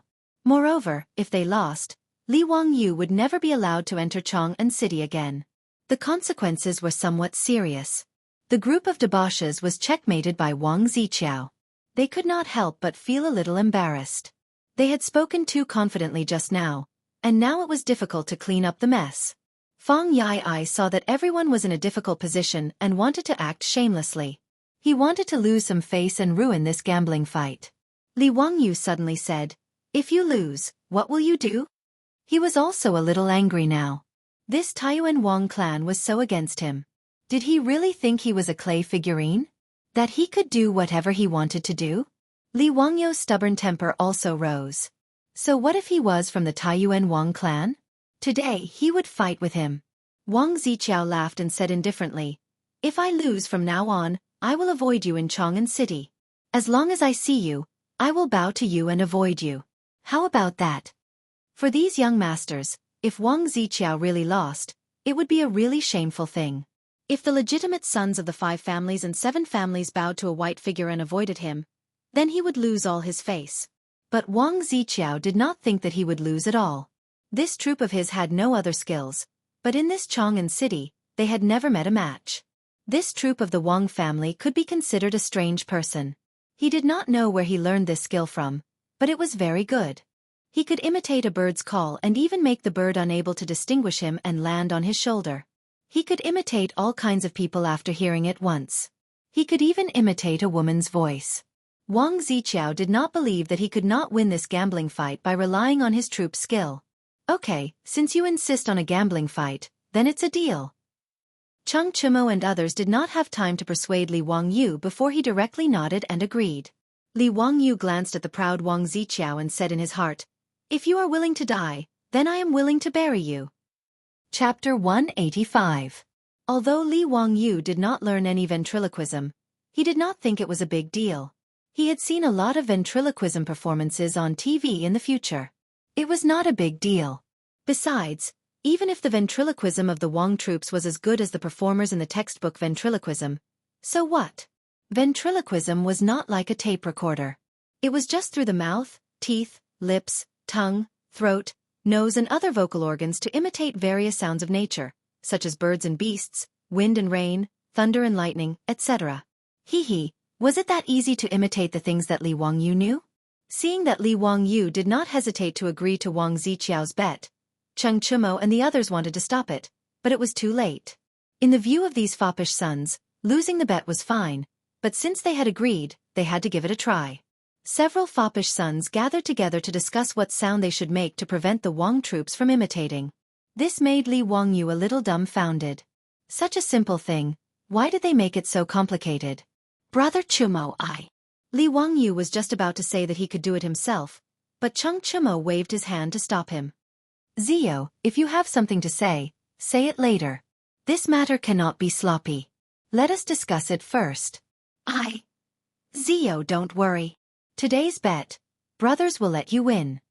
Li Wangyu wanted to speak several times, but he was interrupted by Cheng Chimo, which made him very depressed. Forget it, let them do it. Anyway, there were 2 chances, so there was no need to worry. Li Wangyu simply acted as if nothing had happened. He sat back down at the table and let the young ladies pour him wine. He then began to drink the wine on his own. Cheng Chimo and the others discussed for a long time and came up with several ways that they thought could stump the Wang troops.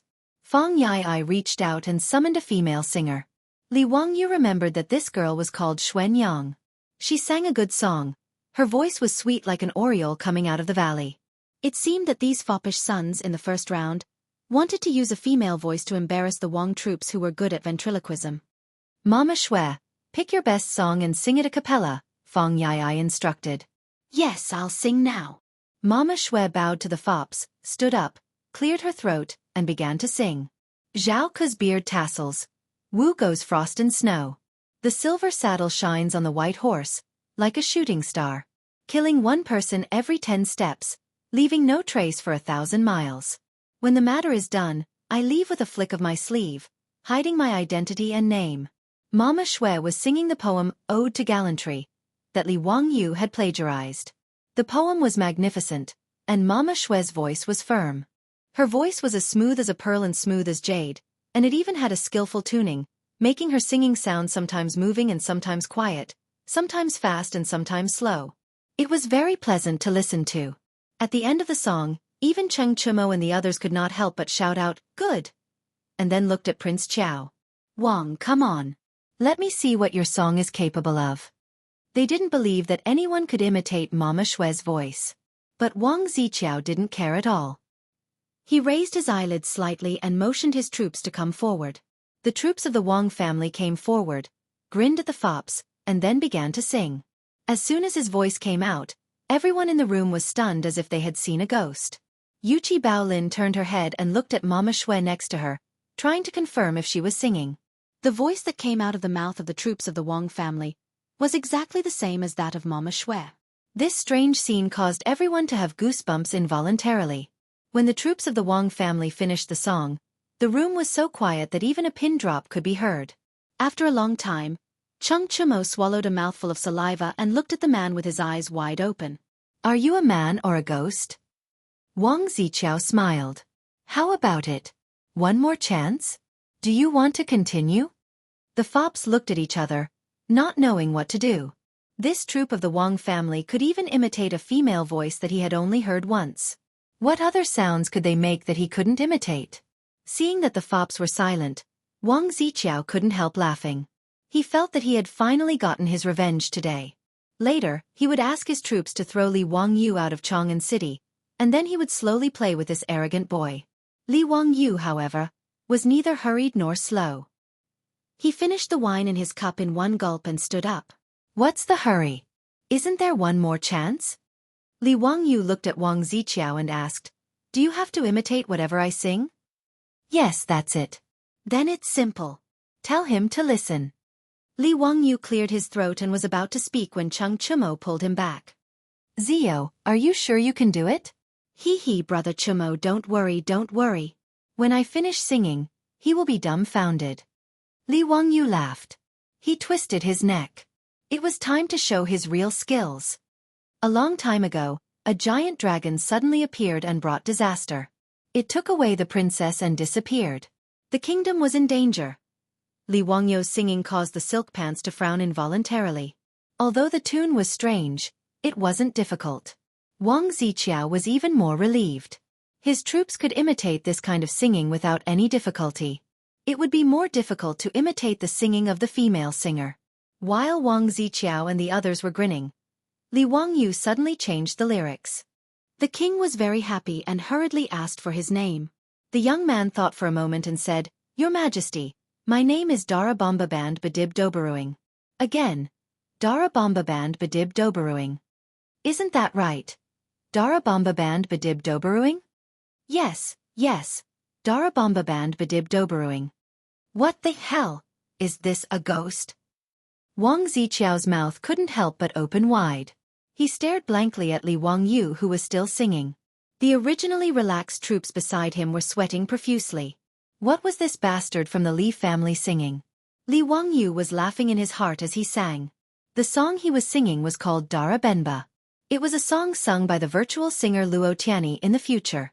The melody of this song was very brainwashing, but it was impossible to remember the lyrics. The lyrics of Dara Benba were simply magical.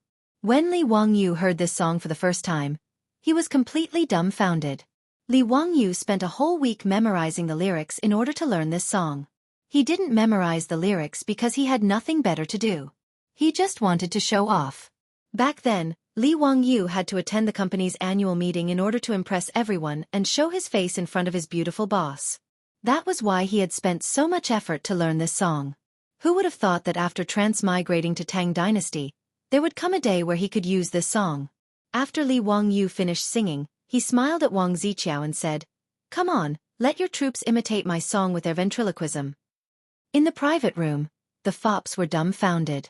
The singers were also dumbfounded. Wang Ziqiao was even more dumbfounded. "Imitate your ass.